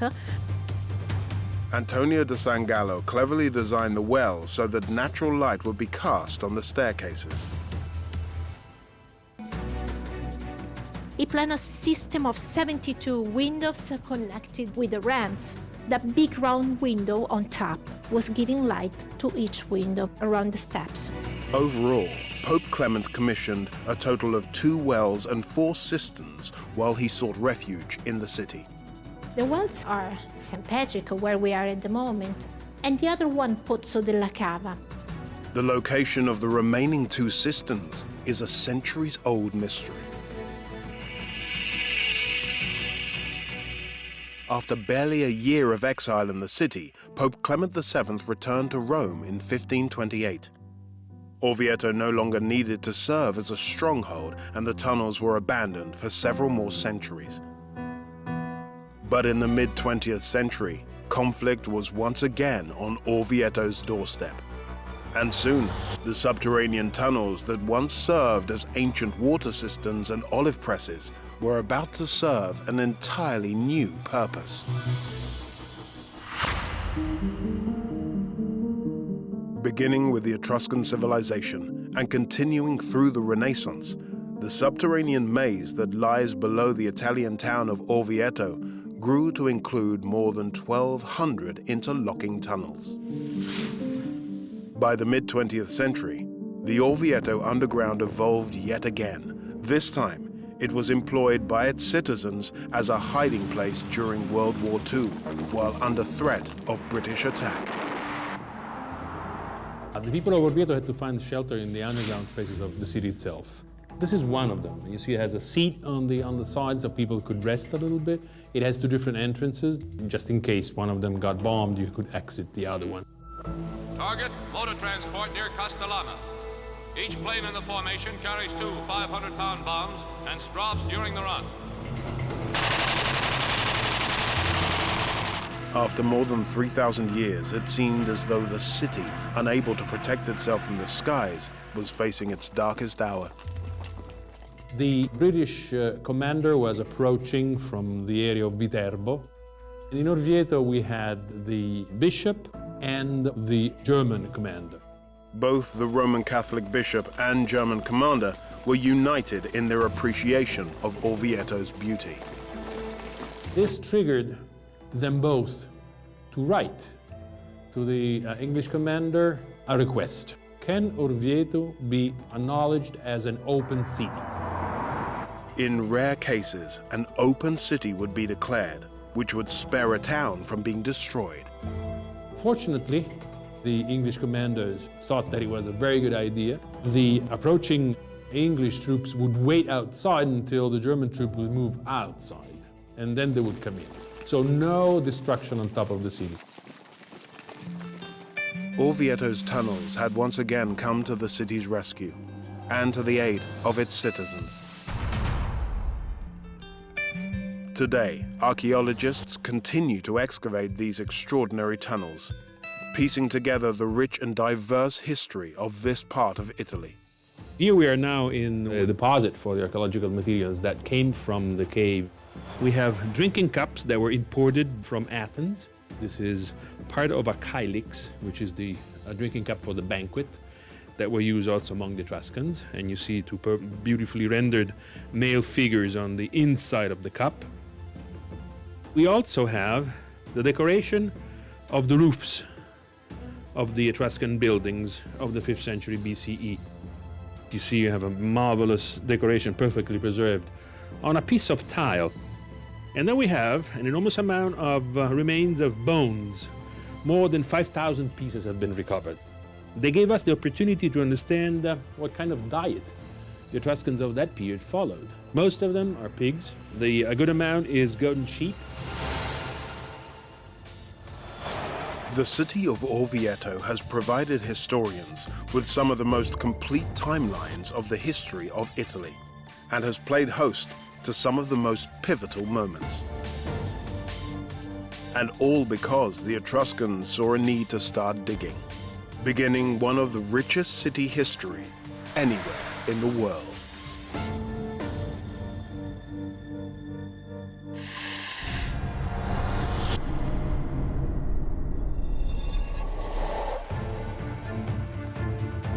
Carved into the scenic hills of the Peak District National Park is the largest natural cave entrance in the British Isles. Upon entering this eerie subterranean lair, there's evidence of people mining its natural treasures since Roman times. Within the Peak Cavern are remnants of a once thriving community. Over 100 people live within the entrance to the cave. And clues to a dark past. This was the biggest criminal hub in the northwest of Great Britain. Could these deep, dark passages lead to the gates of hell? This is what gives the cavern its name, the Devil's Arse. And how many more mysterious passages and chambers lie undiscovered in this underground labyrinth?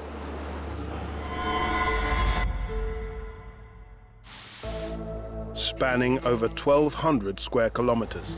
The Peak District in central England is home to one of the most spectacular natural caves in the world. We are at the entrance of Peak Cavern, the largest natural cavern entrance in the whole of Great Britain.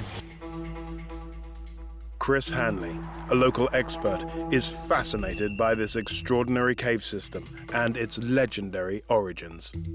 I first came here probably in my teens. We'd heard of this mysterious place with its devil connotations. So as we walked up here and saw it's just an absolutely majestic cavernous space. Before it was called Peak Cavern, the caves were known as the Devil's Arse because of the sound that emanates from within. The noise is created when we have a lot of surface rain. This chamber floods way past my head height, and as the water recedes back down through that hole, the cave air comes out and bubbles through the water, which gives a very, very large flatulent sound. I've heard the noise for the very first time. It was like huge. When the wind is right and it's blowing down the gorge, you can actually hear the Devil's Arse flatulence maybe up to 10 miles away. This is what gives the cavern its name, the Devil's Arse. It's the endpoint of 17 tributaries from the surrounding hillsides. For some, however, the strange noises that come from the depths of the cave weren't a deterrent. In fact, some locals took advantage of this demonic subterranean sound. And the further you went into the earth, the closer you were to hell.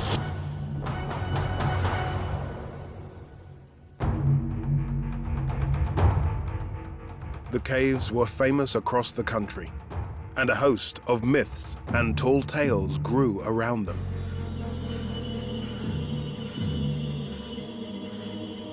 According to legend, in the 16th century, the cave was a popular meeting spot for local thieves. In the 1500s, bandits used the Devil's Arse to their advantage. It would have been the devil himself making such a noise as to keep anybody away. The bandits were very clever, and they knew exactly how to play the peasants.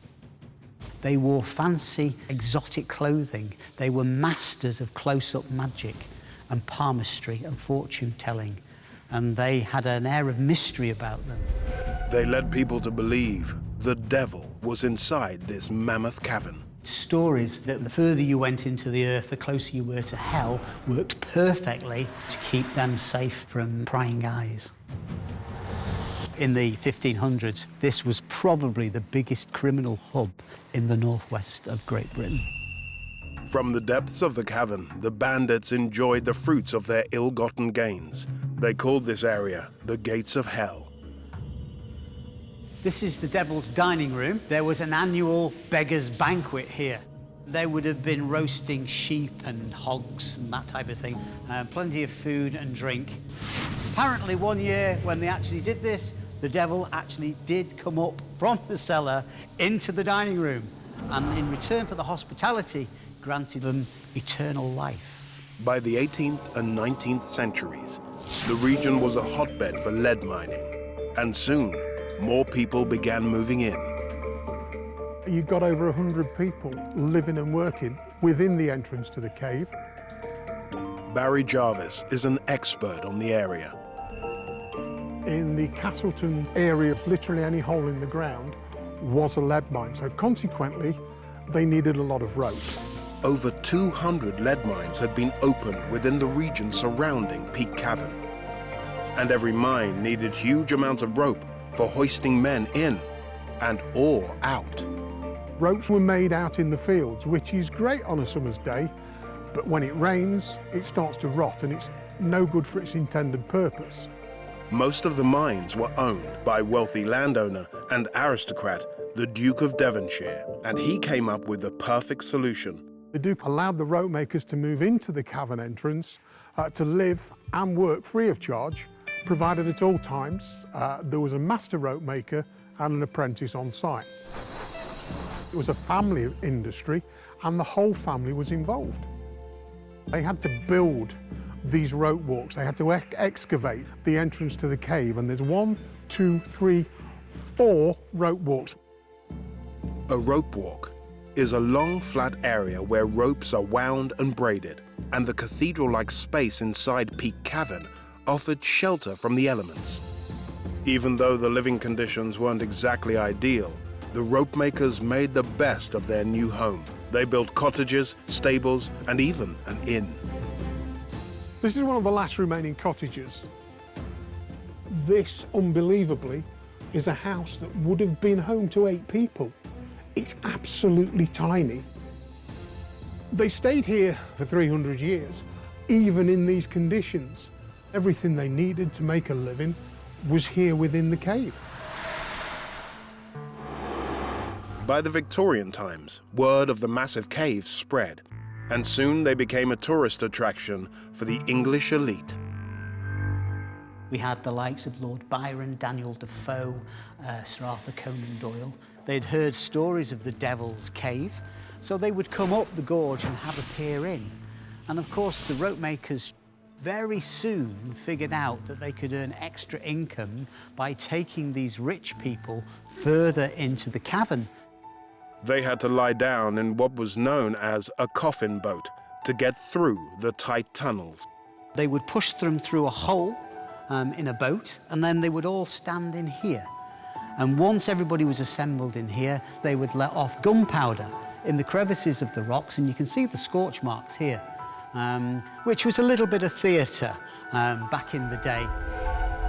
Yet some visitors required a little more room to navigate these narrow spaces, and the locals were willing to make accommodations for special guests.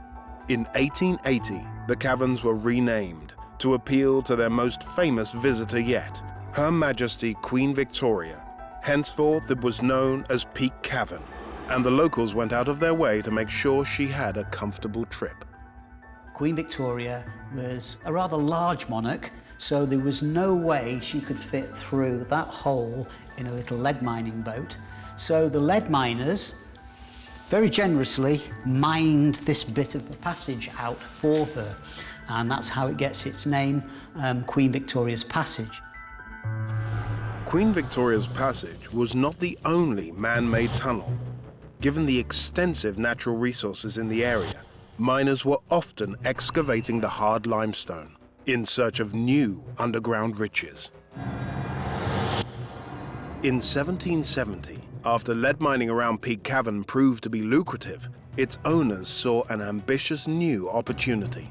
In an effort for miners to access fresh seams of lead, the Speedwell Tunnel was created a kilometer away by redirecting underground rivers and extending the passageways that ran below Peak Cavern.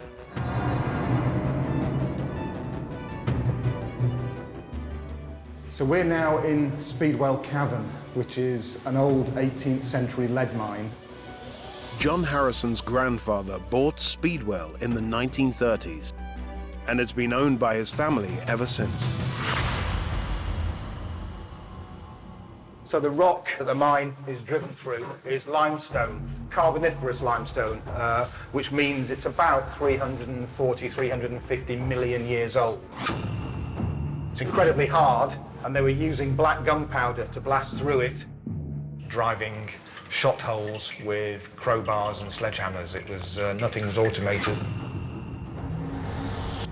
Blasting a tunnel over 150 meters underground was an incredible feat of engineering. Miners were working below the water table, so torrents of water would often flood the tunnel following a blast. Faced with the enormous challenge of how to minimize the high water pressure, the miners came up with an ingenious solution. They created a canalway, which boats could float on to carry the heavy loads out of the mine.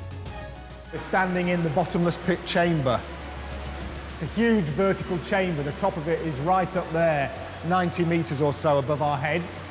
This is entirely natural, formed by the action of water dissolving out the softer minerals. So we have limestone on either side, but in the middle, a vertical vein of fluorspar and originally lead that you can trace right the way around the chamber. But the path ahead of them was treacherous. A massive 30-meter drop to an underground lake. So the miners built this platform and originally built it as an aqueduct so the boats could continue their journey straight across unhindered to enable them to continue into the far reaches of the mine.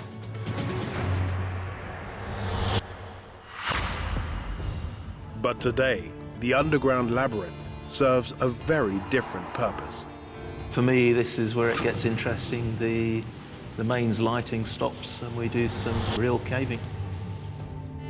Expert caver Mark Macaulay has been visiting the subterranean passages for the last 10 years. This is Peak Speedwell system. Colostomy crawl is pretty much as it sounds. Crawling through hands and knees in mud. Cavers are always at the mercy of nature in this subterranean labyrinth. The water levels are constantly rising and falling. A passage can be safe 1 minute and a death trap the next. The water that we can hear is the mainstream passage through the Peak system, and it goes underneath the show cave. If you can't hear that water, it means there's too much water flow going through, and the water level is starting to rise. On a wet day, the water will rise all the way up this slide and go through the show cave. If cavers can't evacuate the passages fast enough, they could be trapped by rising water. There's 2 food dumps, big watertight plastic bins that have got water, food and sleeping bags inside. So you can stay there until the water levels go down, or if they're not going to go down for a week or more, the divers will come in and get you out. These impressive passages have been formed purely by the force of the water eroding the limestone.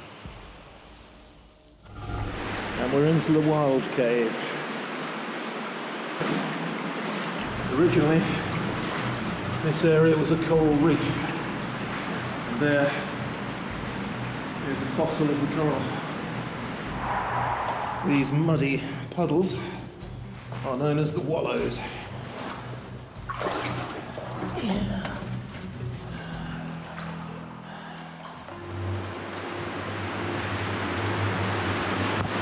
This is the tube.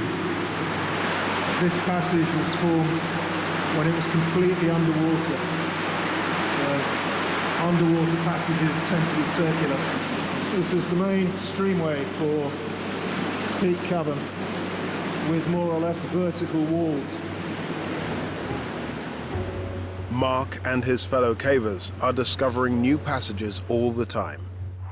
In the neighbouring Speedwell system, we've uncovered 80 metres of new passage. Fewer people have been through these passages than have walked on the moon. Digging it out by hand and moving the mud away, there's likely to be miles of new passage in there. Despite being located deep below the Peak District, this massive subterranean system has shaped the lives of those above ground for centuries. Intrigued by its mysteries, cavers like Mark continue to believe these subterranean passages will lead to new discoveries.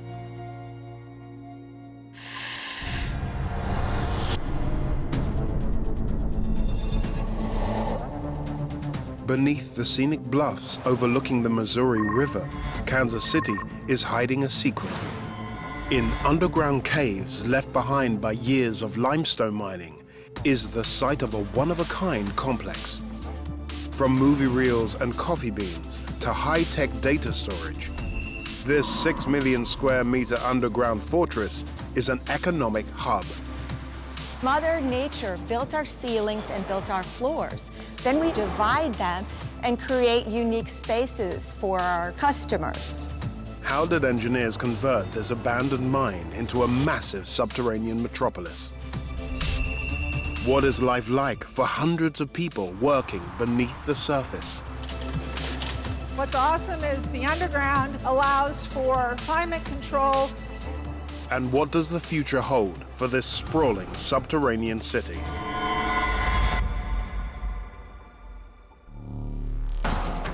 Hidden from view, hundreds of people are escaping city life and heading for the hills. Inside the hills, that is. In 1945, miners began extracting a 270-million-year-old limestone deposit called Bethany Falls. Structural engineer Mike Bell now oversees the development and management of this space. Right here, you can see what the original limestone looks like before we paint it. So the strata we're in here was about 270 million years ago. So here's the limestone. This is the shale, and then the Middle Creek is the next ledge of limestone. So it goes Bethany Falls, shale, Middle Creek, and then there's another shale level, and then it just keeps kind of going from there. So that'll all get painted white, pillar that is. And then over here, we've got, this is another 200,000 square feet that we'll build out. So right now we're excavating the shale. We're gonna let the underground kind of what we call breathe. It just kind of adjusts. It's got to reshift the stresses and the pressures from above. With the heavy lifting already completed by the miners, developers determined that underground construction would be less expensive than erecting a normal industrial building on the surface. The mining process conveniently left 3-meter square pillars 12 meters apart, an ideal layout for new office space. And early on, you can see pillars were random in fashion. And then there became the point in time, and you can see a semicircular shape right here. That was the aha moment that this could be something other than just a mining operation. We then changed the mining style from a random pillar method to a standard grid, what we call the Rumen pillar method. Every 65 feet, we put a pillar, 25 feet wide by 25 feet wide, and it goes for 2 miles. Since the first tenants moved in, the underground business complex has grown in more ways than was originally anticipated.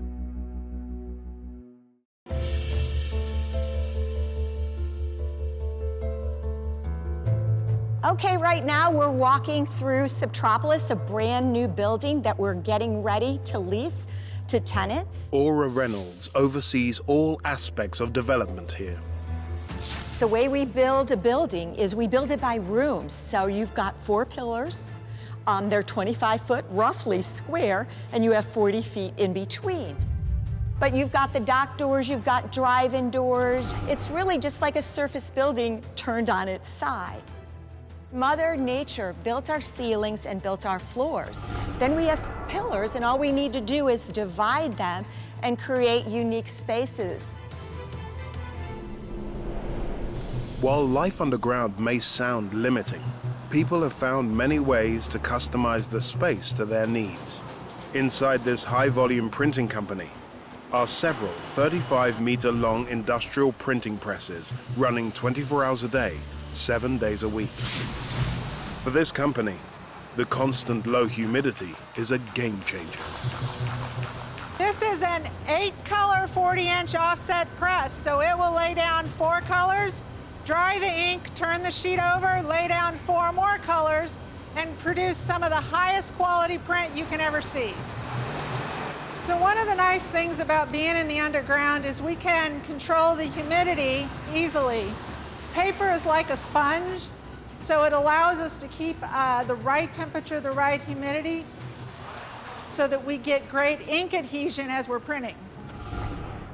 For work normally done outdoors, one of the benefits of operating in a controlled environment is the ability to conduct business rain or shine, a crucial factor for this vehicle upfitting company.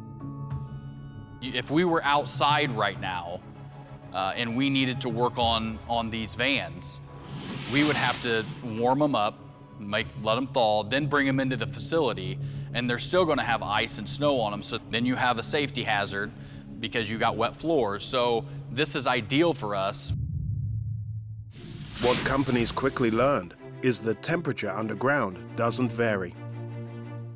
The temperature in this room is somewhere around 70 degrees, 55% relative humidity. That's the ideal storage temperature for green coffee. This food distributor has benefited from the stable climate for more than 20 years. We have well over 100,000 square feet of unroasted coffee. We've got coffee from all over the world: Brazil, Colombia, Peru, Ethiopia. In these temperature conditions, it doesn't degrade at all. And then right through these doors is a cooler built into the cave. It's in the huge cooler unit that the advantages of being underground really become clear. Once the evaporators cool the rocks, it takes much less energy to keep the space cold. I mean, once these rocks get to a temperature, it just, it kind of radiates and takes less energy. The energy savings in the underground for the coolers could be as much as 50%. The stable temperature isn't just ideal for storing food. It's also perfect for the motion picture archive industry. We are a record storage company. The movie industry is our crown jewel. We archive for them for many, many years. We've got about 200,000 different titles and reels here in Kansas City. Being underground here helps us to store the material. We save a lot of energy because of the stable temperature. We don't have to air condition or heat. I will say, when you're shutting down at the end of the night and you shut down all the lights, it's really dark, so you can't even see the hand in front of your face. It is pretty creepy walking down the aisles, exiting the building alone. Hear those noises in the background, but I've never seen anything move, so that's a positive thing. But regardless of whether you're above or below ground, one industry requires the highest level of security. And conducting business inside a mountain is about as safe as you can get. This data security company has very strict requirements for their office space. We host the most sensitive data, the most mission-critical applications and workloads for highly regulated organizations in our regions. These cages also go underfloor, so no one can climb under the floor and up. Cameras, they're motion activated. For a company whose business is to keep data protected, a former limestone mine is the perfect place for their headquarters. So underground gives us three key benefits. One is that the environmentals are very consistent and they're much easier to control. Things like data center, temperature, humidity, those are very important things to kind of keep in check. Secondly, we're protected from nature, the natural hazardous kind of events like tornadoes, which allows us to keep our customers' mission-critical workloads up more often. On more than one occasion, living in the Midwest, there's been, the tornado warnings even sitting right on top of us, yet we're down here not really worried about it. In fact, this is the place we go. For all the merits of the vast underground space, it, like any other space, requires maintenance in order to remain functional. The pillars over time, concrete cracks. It's a material that contracts over time. We'll actually rip the shotcrete off and redo it, put new mesh up, put new rebar, then paint it. The maintenance of the facility is important, but not as critical as making sure the whole structure doesn't collapse. A team carefully monitors every fraction of an inch of movement in the bedrock. I'm measuring a floor-to-ceiling point. I have over 400. I measure every month. It takes about a week to do it, and I'm using an densimeter pole that measures in 1/1000th of an inch. Every point has its own setting recorded in the book. I look in the book to see what the setting is, then I do that setting. So the difference between when I recorded last time is 1/1000th of an inch. So hardly anything. So, which is what we want to see. And we do this every month to monitor stability of the underground. One of the things that's very important in the underground is safety. So we take it very seriously, and that's why we take so much time every month to make sure everybody's safe under here. The mine is rock solid, and at the far end of the complex, beyond the refurbishment and the lights, are the freshly excavated limestone caverns, just as the present-day miners leave them. This is essentially the mine. This is what it looks like before we do anything. I mean, the amazing thing is this was all under the ocean at one point.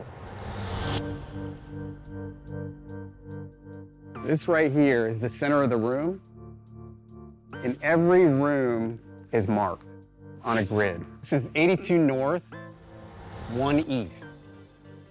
You know exactly the room that you're in based upon the center of the room, and every room has that. So as you go along, if you do get lost, take the flashlight, look above the center of the room, you'll get the grid and know exactly where you're at.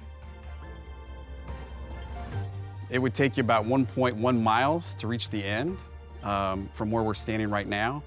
We've built out about 6.7 million square feet of industrial space. So we got another mile to go, another 7 million square feet. When you go to the way back, if you didn't have that light, it's dark. It's time to head back to 8600.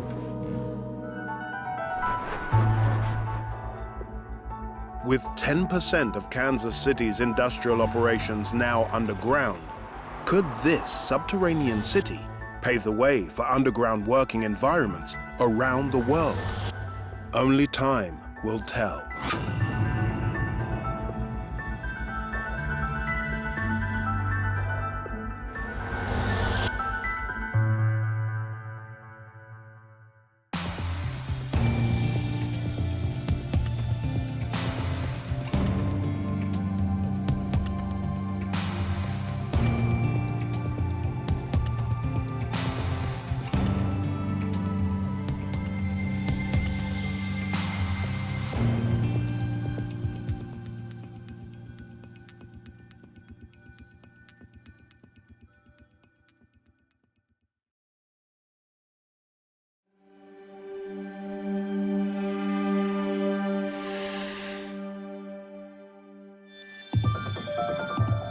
A mysterious underground tunnel system lies below an ancient city in southwest England. It's got quite a lot of medieval graffiti on it. What was its purpose, and how has it evolved over time? Thousands of miles away in Vermont, a subterranean city that's rock solid. How has this mine stayed at the forefront of its industry for over a century? We just pulled out of there 34 tons of select Olympian white.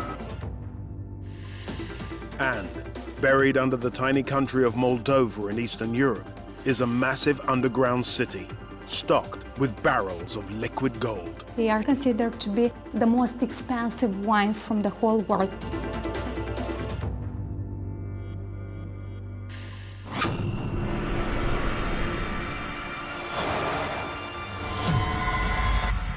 Beneath our feet lie extraordinary subterranean spaces. We're miles away from civilization down here. Caves, mines, and networks of tunnels. The jewel in the crown for underground technology. Some designed and built by humans. Others formed by nature over millions of years. How were they created and adapted? By whom and why? If the enemy takes one section, he's not able to stand down there and shoot into the other section. Throughout history, life underground has captured our imagination. It creates very frightening but also very beautiful experience. Now we're taking you further and deeper. There's all kinds of wild theories about what could be below. To unearth the mysteries, the secrets, and the wonders of these underground worlds.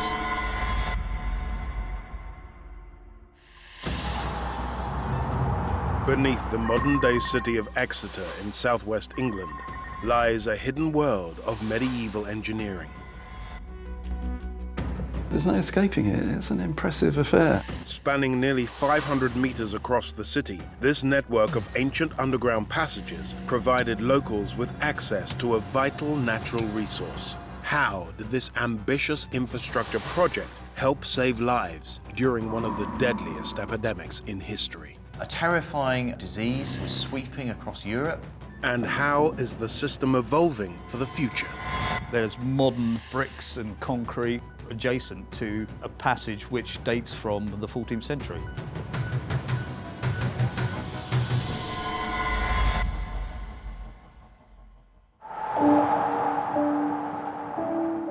Buried 6 meters under the bustling streets of Exeter are the remains of a network of tunnels with a fascinating story to tell. You'd never believe that in this unpromising setting there actually is a very fascinating medieval world tucked away out of view. Accessed through an unassuming entrance, this maze of passages stretches right across the city. Just as we come through here into the first bit of the passages is a really interesting stretch. Archaeologist John Allen is an expert on the city's ancient subterranean tunnel system. This is a little bridge underneath the medieval street. The street itself is all gone, of course, but you can see here that they've made special effort to build a vault, which is made with these blocks. They're very nicely finished with a fine chisel. Before this impressive system was built, Exeter's water supply came from natural springs at the surface, allowing early inhabitants to establish a settlement. But by the Middle Ages, supplying Exeter with fresh water became a huge logistical challenge. Professor Mark Stoyle is an expert on the region's rich history and evolving infrastructure. During the 1100s, the cathedral first decided to build a gravity flow aqueduct. And it's partly for prestige, but it's also, of course, because these great monastic houses and cathedrals needed a lot of water for ritual purposes. They also needed them to supply the senior clergy with piped water of their own, which was great luxury. By the 12th century, as the city's population increased, so had the need for clean water. The church enlisted engineers to search for a new source of water in the nearby city of St. Sidwell. The earliest pipe system did indeed just line a deep trench under the ground. Water was brought into the city from springs which lay outside the city walls, underneath the walls, where it would be distributed from public fountains. The springs brought water into the city via lead pipes buried under the ground. But pumping the water from St. Sidwell's uphill to the cathedral was a challenge. So the medieval engineers installed a siphon system, similar to those used by the ancient Greeks, Egyptians, and Romans. Siphons allow water to be drawn upwards without the use of pumps. A combination of gravity and atmospheric pressure forced the water through the lead pipes as they climbed uphill. By 1346, construction began on Exeter's first underground section, known as the Cathedral Passage. This length of passage was built by cut and cover. You'd first dig the trench, and then you'd line the bottom of it with stone and build up walls in the bottom.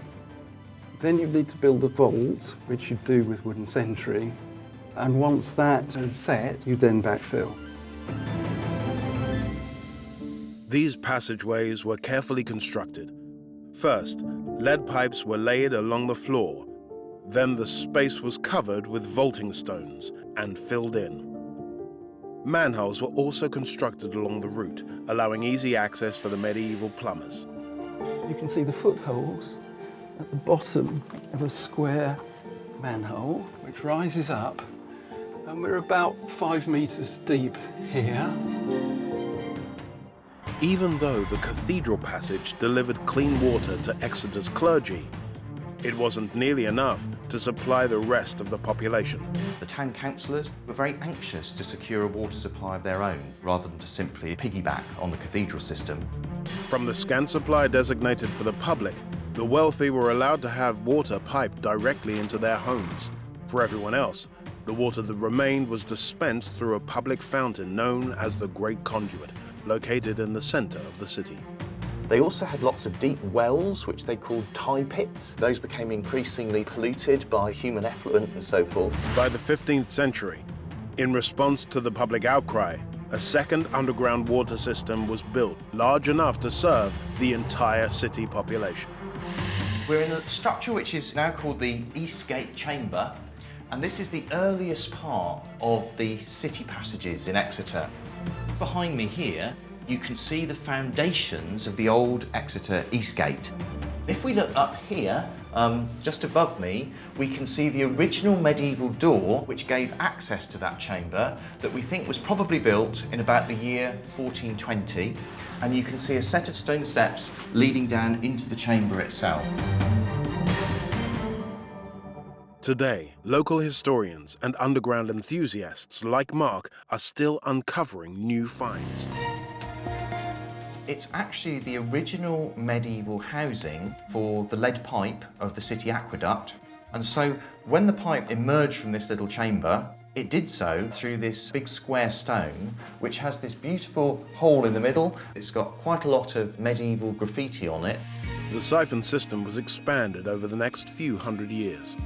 During the reign of Henry VIII, the system was expanded to Carfax, the great central crossroads of the city, where a splendid ornate fountain was erected from which all of the citizens could come to collect their water.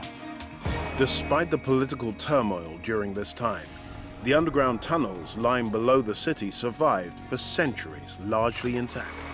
However, in the 1600s, during the English Civil War, Exeter's precious water supply was compromised. The ruling authorities in Exeter decided to declare on the side of Parliament and to turn the city essentially into a fortified stronghold. Residents of Exeter grew concerned that the opposition forces would sneak into the tunnels and either cut off the critical water supply or gain access into the city.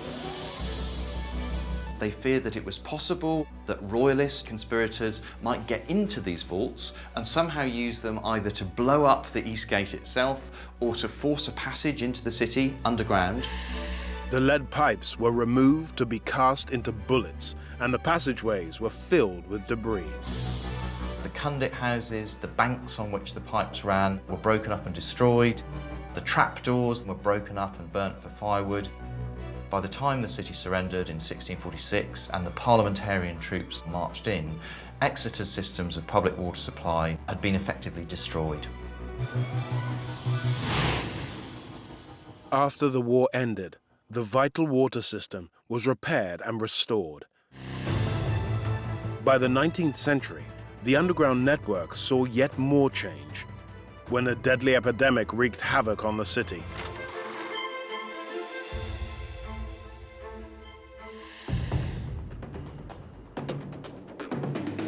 In the fall of 1831, cholera was spreading like wildfire across Europe, and Exeter's officials began to prepare the city for the disease, if and when it arrived.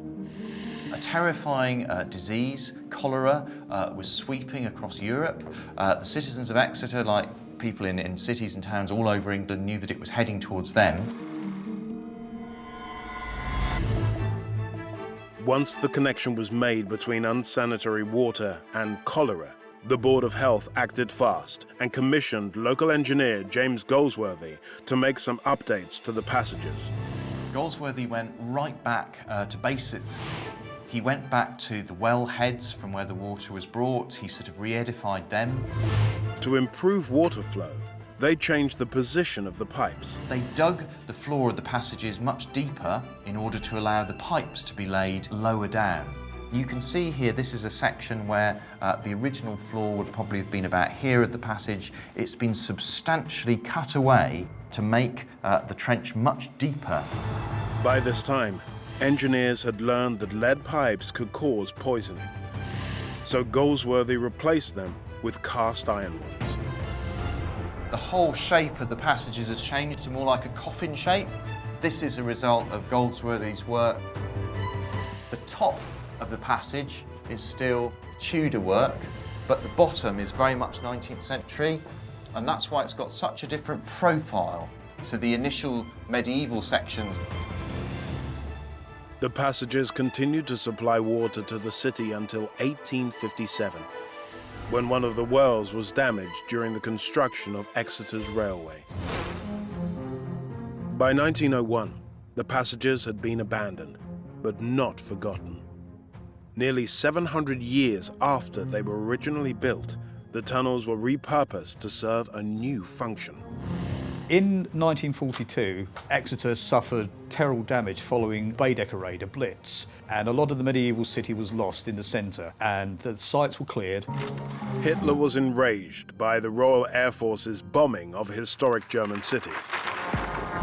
So he decided to launch a series of raids on some of England's most beautiful but strategic towns. Exeter was one of the first to be hit. 2 nights of intensive bombing left the city devastated. Some had taken shelter in the tunnels, but above ground, the city was annihilated and 265 people were killed. Following these fateful nights, much of the city was rebuilt, and by the end of the war, the underground tunnel network was rediscovered.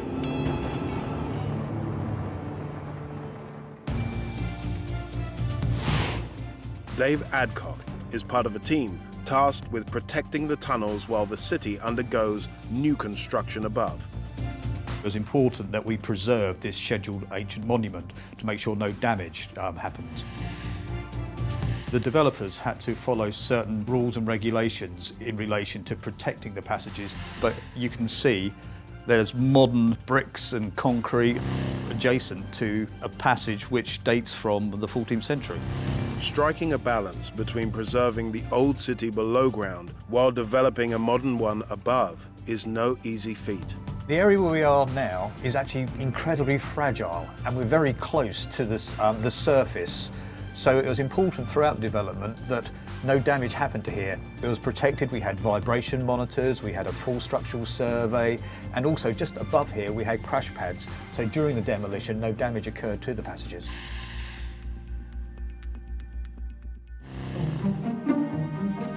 The constant monitoring of the passages over the years has thrown up some mysterious anomalies. Generally, the passages are dry, but as you can see here, particularly after rain, water will percolate through the street level down to here. As you can see, it's dripping. But also sometimes there'll be dripping and puddles when there hasn't been any rain. We're not really sure why that is, but we suspect that behind the vaulting and the passages that there may be sort of voids or old basements. We don't really know.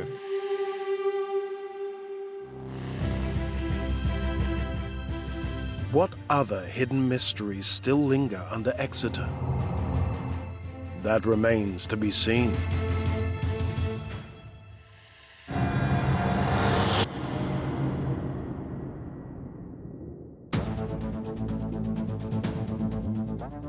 An unexpected natural wonder is hiding 2.5 kilometers under Vermont.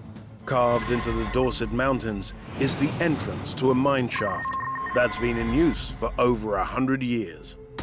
How did this area become one of the largest suppliers of the world's most recognizable building material?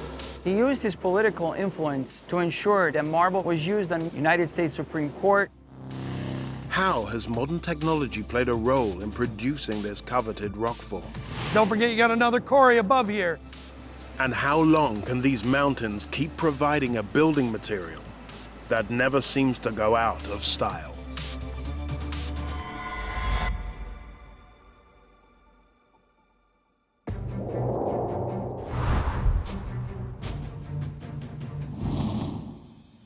Marble is one of the oldest and most beautiful stones on the market, and it's just as popular today as it was thousands of years ago.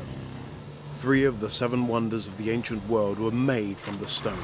The Temple of Artemis at Ephesus, the lighthouse at Alexandria, and the mausoleum at Halicarnassus were all built from the finest marble. This classic rock form remains a symbol of opulence and luxury throughout the world, and this quarry in Vermont has lots of it. While the entrance to the mine has been used for over a century, a lot has changed since 1902. Keith Millard is the quarry manager. About 140 metric tons of marble is removed each day from this mine.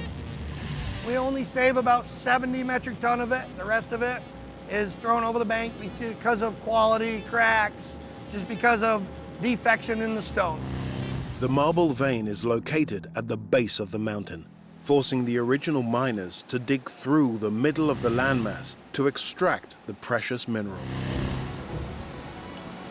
The purpose of the quarry being underground is you can never cost-effectively move the overburden. Overburden here might be 150 feet. Down the bottom of the quarry is almost 700 feet.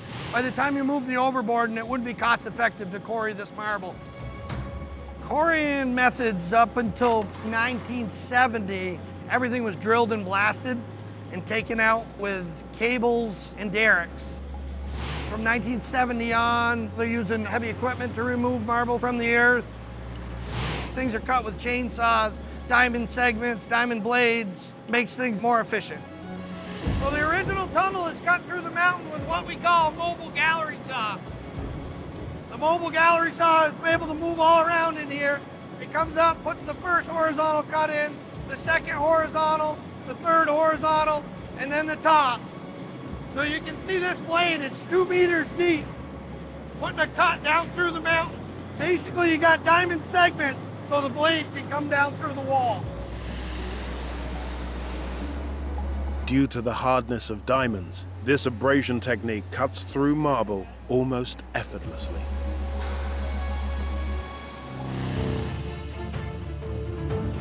So the diamonds grind that limestone up into small fragments, basically turns it into mud. After that, put water bag cushions in the blocks, we'll blow them up and we'll break the blocks off, and then come in with a loader and pick them out one at a time with the loader. Marble is difficult to mine.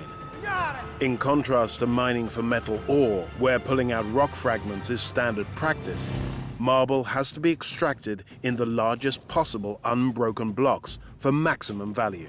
After the original tunnel is made with a gallery saw, you have a nice hole and an open floor.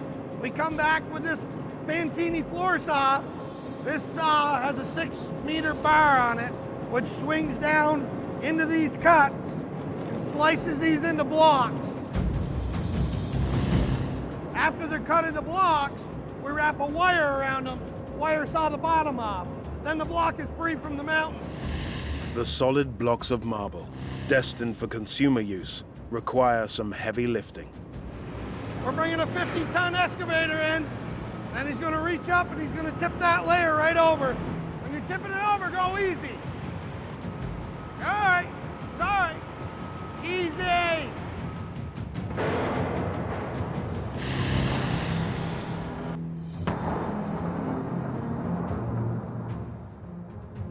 Vermont is often associated with pure white marble, and Danby Quarries is considered the finest in the world.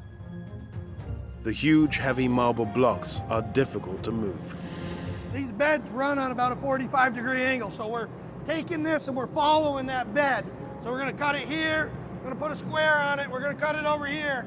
We're trying to separate these dark colors so we can get all this white right here. Probably 40 inches, and then when we're all said and done, we'll have a nice square block. Another remarkable characteristic of Vermont marble is its veining. Luca is the general manager of the quarry and a geologist by trade. This makes unique this quarry. In the same marble deposit, we have 10 different layers. This variation in the veining is a consequence of several metamorphic phases. The rock begins as limestone, then, through the metamorphic process, changes into hardened, more luxurious marble over millions of years. This veining, from south going to north, we have Maryland behind us and Quebec in that direction. The rock here is part of an ancient continental shelf that extended up the eastern side of the North American continent. The Shelburne Formation, it's a very well-known marble formation, marble deposit. It's dated from the beginning of the sedimentary process, the 600 million years ago, when ancient living organism in a marine environment died, making it a huge deposit of calcium carbonate limestone. Vermont marble has played a key role in building America since the early 19th century, and it would be difficult to find a significant building or monument that doesn't have Vermont marble somewhere in it. Peter Pravulovich is the director of Danby Quarry and has studied its history extensively. Our quarry spans 3/4 of a mile north to south and roughly 600 feet east to west. So we're now in one of the older sections of the mine. The quarry was originally opened in 1850s. In 1880s is when Vermont Marble Company took over and most of the production started. Over time, demand grew for the versatile and attractive building material. By the early 19th century, the residents of Vermont were convinced that marble was the key to growing their economy. Companies started popping up along the marble belt and producing different types of marble and having their own shops. The shops included cutting the blocks, polishing the pieces, and shipping them to other locations. But mining back then wasn't the same as it is today. Before modern equipment and safety gear, these caverns were hot, uncomfortable, and dangerous. In fact, the industry didn't truly take off until the innovations of one man changed Danby from a boutique quarry operation into a global marble powerhouse. In 1880, many of the entrepreneurs sort of joined forces and created one large company. It was known as Vermont Marble Company. It was headed by Redfield Proctor. They became one of the largest corporations in the United States and one of the world's largest marble companies. Redfield Proctor used his business success to propel his political career, serving as governor of Vermont and even Secretary of War under President Benjamin Harrison. He used his political influence to ensure that marble from quarries in Vermont was used on many of the federal buildings around the country. Some of the more notable structures that were constructed using Vermont marble are United States Supreme Court, New York Public Library, the Arlington National Cemetery, as well as many more. Making sure they can continue quarrying this timeless building material requires miners to maintain the safety of this space. So the room and pillar method has been around since the early 1900s. Most of the pillars are about every 40 feet apart. You're creating structure to support the ceiling. And don't forget, you got another quarry above here. So a lot of these pillars are stacked one on top of each other from one quarry to the other quarry. The positioning of the pillars is vital to the structural integrity of the mine, and the site designers are meticulous in their excavation planning. 3D mapping helps us understand where to chase the vein through the mountain. They are able to tell us within 1 inch of where we are structurally, from lining piers up from one quarry to the other, to where do we want to drill my phone line? Where do I want to put my emergency things in? So it helps us in many things because it's so precise and lets us know to the inch exactly where we are. This environment can be unforgiving if you make one full step. We just pulled out of there 34 tons of select Olympian white. No cracks in it, beautiful block. That'll be flipped up and then cut across the vein, and then it'll be made into slabs, sent out for kitchen countertops. You could go for Arlington headstones, depends on what it is, whether it's got any cracks or feathers in it. But it's not just the quantity and quality of rock buried inside this mountain that makes this marble unique. It's what's operating hundreds of feet below it.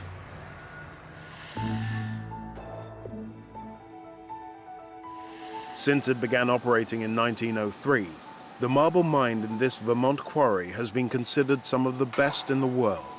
The mine encompasses various layers, each with different characteristics, allowing operators to extract more than 10 different types of marble. But even though Danby marble has been used in the construction of famous buildings all over the world, what few people know is that hundreds of feet under the ground, inside the same quarry walls where marble is extracted, there is a fully operational production facility. In the early 2000s, we started creating a factory inside of the voids that have been quarried in the past to start producing our own material into slabs and cut to size material. So this is a block that was just removed from the Brook Quarry. We're bringing it up, weighs about 65,000 pounds. So what he's doing is he's trying to get that block very nice and square on there so we get every slab that we can out of this block. Right now they're mixing mortar. They put it underneath the block so when the gang saw blades go down through, the slabs can't shift or move side to side in the gang saw cart, and it'll hold them upright after they're all cut into 2 cm slabs. All right, guys, go ahead, put the cables around it, pick it up, bring it down, put it on the car. To cut the marble into blocks, the quarry workers use a giant cutting machine that operates just like a bread slicer. So basically these blades, back and forth, slice this block into 3 cm slabs. These are diamond segments that are soldered onto these blades that actually cut through this marble. The purpose of the water keeps the gang saw blades, the diamond gang saw blades, when they're going through the marble, keeps them cool. Otherwise they'll heat up and break.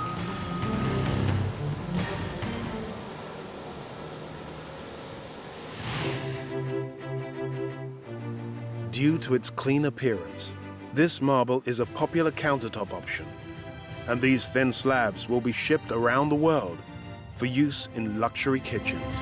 We just separated about 60,000 pounds of slabs right there. Putting wedges in there to make sure they don't tip or slam back together. So we brought this block in, it weighed about 45,000 pounds, put it in the gang saw, cut it into 39 3 cm slabs, made beautiful Eureka slabs. They weigh about 1,100 pounds apiece. All of the finishing touches are done in this cavern, and the final stage is grinding down the rough mined surfaces and polishing the slabs to a high shine. They'll be brought from here over and put on this auto loader, set on and gone to go through the polish line, and they'll be ready for sale.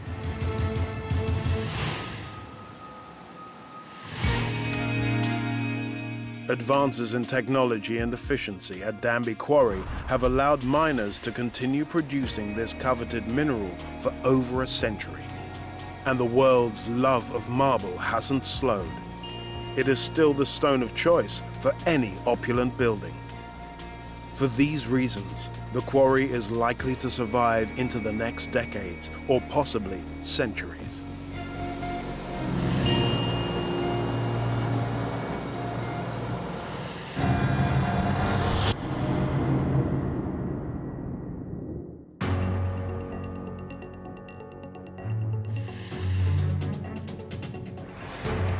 Blanketed by the rolling hillsides of Moldova lies a world hidden from sight. 120 kilometers of winding tunnels and mazes, more than 60 meters underground, contain the secret to the country's success. For Moldavian people, wine is a part of our life. Rich in history and geology, this massive subterranean city is unlike any place in the world. But it would take decades before this region could distance itself from the Eastern Bloc and come into their own. It was a very difficult period for our winemakers. How does the unique geology of these caverns contribute to the thriving wine production? It doesn't matter what season is outside. Inside the cellar is always 12, 14 degrees. What caused the nation's most successful industry to come to the brink of disaster? That's why in that period, a large part of our vineyards was destroyed. And how did Moldova's most flourishing product make an epic comeback?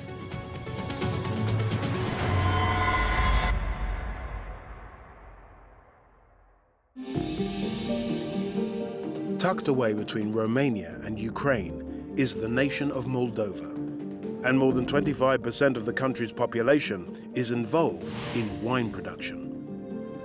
Rich soils and vine-covered hills can be found at every turn, and its sunny slopes contain the ideal conditions for growing grapes. Our country is a small one, but we have the same climate like French region, which is well known by winemakers. That's why we are blessed to make good wines very special wine, and the same quality, why not better than French? But before this region was known internationally for its wine, it extracted another precious commodity from the ground, one that helped build the Moldova we see today. The land in this area of Moldova was formed 12 million years ago, during the Miocene period, when it was under the ocean. A reef rich with organisms thrived, leaving behind deep reserves of limestone. We are inside of Krikova mine. This mine produces limestones that used in construction in Kishinev city and nearest area. Igor Nicoara is an expert on the region's geology and its mining history. On this wall we see results of industrial extraction of limestones.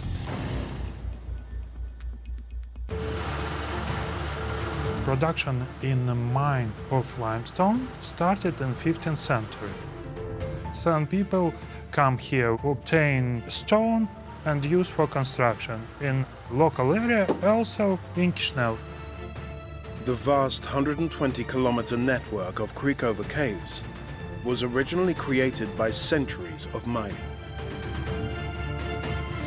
Here we can see some boreholes that help to detailed geological prospection of rocks.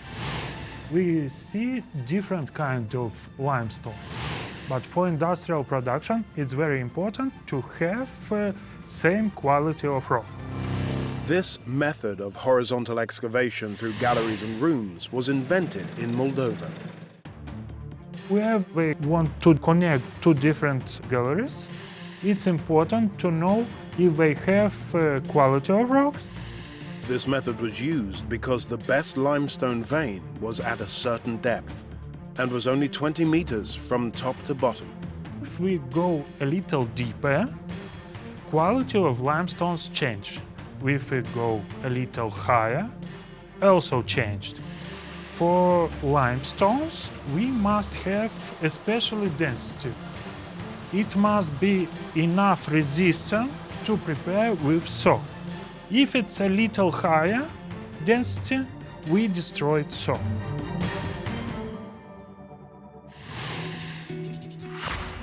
Thanks to the tunnels left behind by centuries of limestone mining, Moldova's wine industry was able to grow exponentially. Once the major producer of wine for the Russians, the country was running out of room to store its precious export. Creative winemakers ventured underground into some abandoned limestone mine tunnels and found the perfect environment in which to store their libations. It doesn't matter what season is outside. Inside the cellar is always 12, 14 degrees. Temperatures in Krikova's subterranean network do not fluctuate, and 12 to 14 degrees is the temperature for wine aging and storing. Natalia Solari is an expert on the nation's wine industry. The humidity here in the cellar it is sometimes about 97 or 98%. That means that here we have wonderful conditions for storing the wine.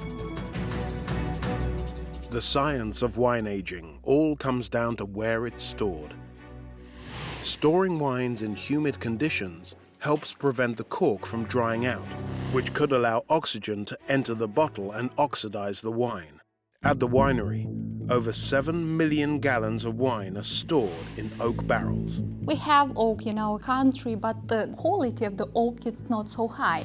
We import the oak barrels from different countries, from France, Spain, Italy, and some of them from the United States of America. The chemical processes that occur in the oak barrels give the wine a fuller body and more complex taste.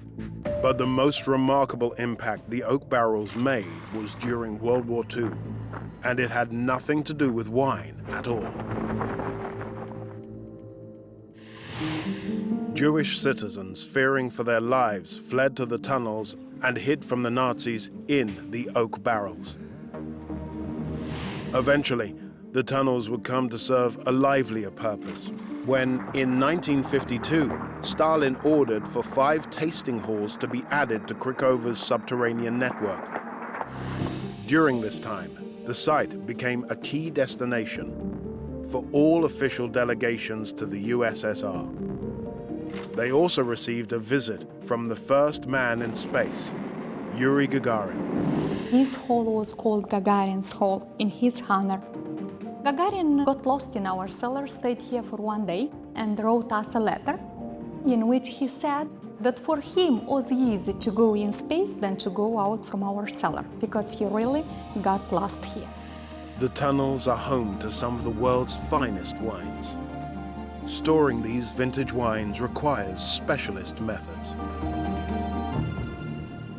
One vintage wine of note is a dessert wine called Easter Jerusalem, produced in 1902. They produced around 400 bottles of wine. Some of those bottles of wines, they were opened then, drunk, some of them just disappeared. There are only 1 bottle of wine in the whole world which is keeping here in our national collection. Shockingly, the most valuable collection currently stored here belonged to Hermann Goering, Commander-in-Chief of Hitler's Air Force. After the Second World War, all the bottles from Goering collection, they were confiscated by Russian army. The bottles were shipped in Russia, where Russian soldiers had drunk, remaining around 4,000 bottles of wine. They are considered to be the most expensive wines from the whole world.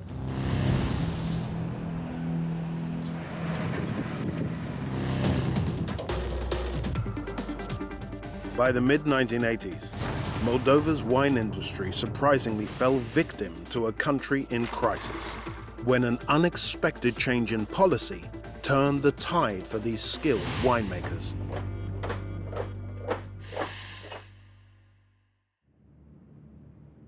In the mid-1980s, Soviet President Mikhail Gorbachev attempted to curb alcohol abuse by launching a partial prohibition campaign, and it took a toll on the Moldovan winemakers. 1/3 of vineyards were forced to close. Our Moldovan wine production was affected by anti-alcoholic order from 1985.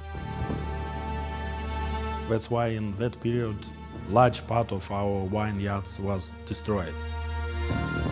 In 1991, Moldova gained her independence, and over the next 2 decades, wine production began to grow again, with Russia still its major consumer. But in 2006, Russia issued an embargo that sent the smaller country into yet another crisis. Our industry was put down about 75–80%. It was a very difficult period for our winemakers. With the embargo, the Moldovan wine industry had to rethink its game plan. Losing Russia meant they had to turn to other markets. It was a lesson to produce better wines and to occupy our wines in other places, in other countries. Although the embargo was lifted, today Moldova has future-proofed itself and exports to 50 countries across Asia, Western Europe, and the US. Now we can say that Russia, it's only about 10% of our export in our country, and a biggest part, the 19%, it's in other countries of the world. Moldova is the 11th largest production of wine in Europe, about 2 billion hectoliters of wine. Some of the wine produced here is world-leading in its class. Here we are at the sparkling wine factory, and this is the deepest point in our cellar because here we are around 100 meters down. The sparkling wine is made using the French champenoise method. The first alcoholic fermentation took place in big stainless tanks. The alcohol is then bottled, and a liquid solution containing yeast and sugar called liqueur de tirage is added. The second alcoholic fermentation, and the most important stage, because we'll transform a still wine into an effervescent one, into sparkling. During fermentation, sugar consumes all the yeast, producing alcohol and carbon dioxide. Trapped inside the bottle, it forms bubbles. The bottles are then placed upside down to ensure all the sediment gradually accumulates in the neck of the bottle. Every 2 days, all the bottles that we have here, they are turned by hand under an angle of 45 degrees. A team of workers rotates as many as 35,000 bottles of the sparkling wine every day. In 8-10 weeks, the bottle will change the angle and the sediments from inside it, so they will be collected here on the crown caps. The sediment is then frozen, cooled to minus 25 degrees Celsius, and removed in the disgorgement process. The crown caps, they will be just popped out under the high pressure, which exists already in the bottle of sparkling wine. Now Moldova's wine industry is thriving, and the Craiova cellars continue to grow. At the far end of the caverns, miners are still extracting limestone, which means more and more space will become available for winemaking in the future.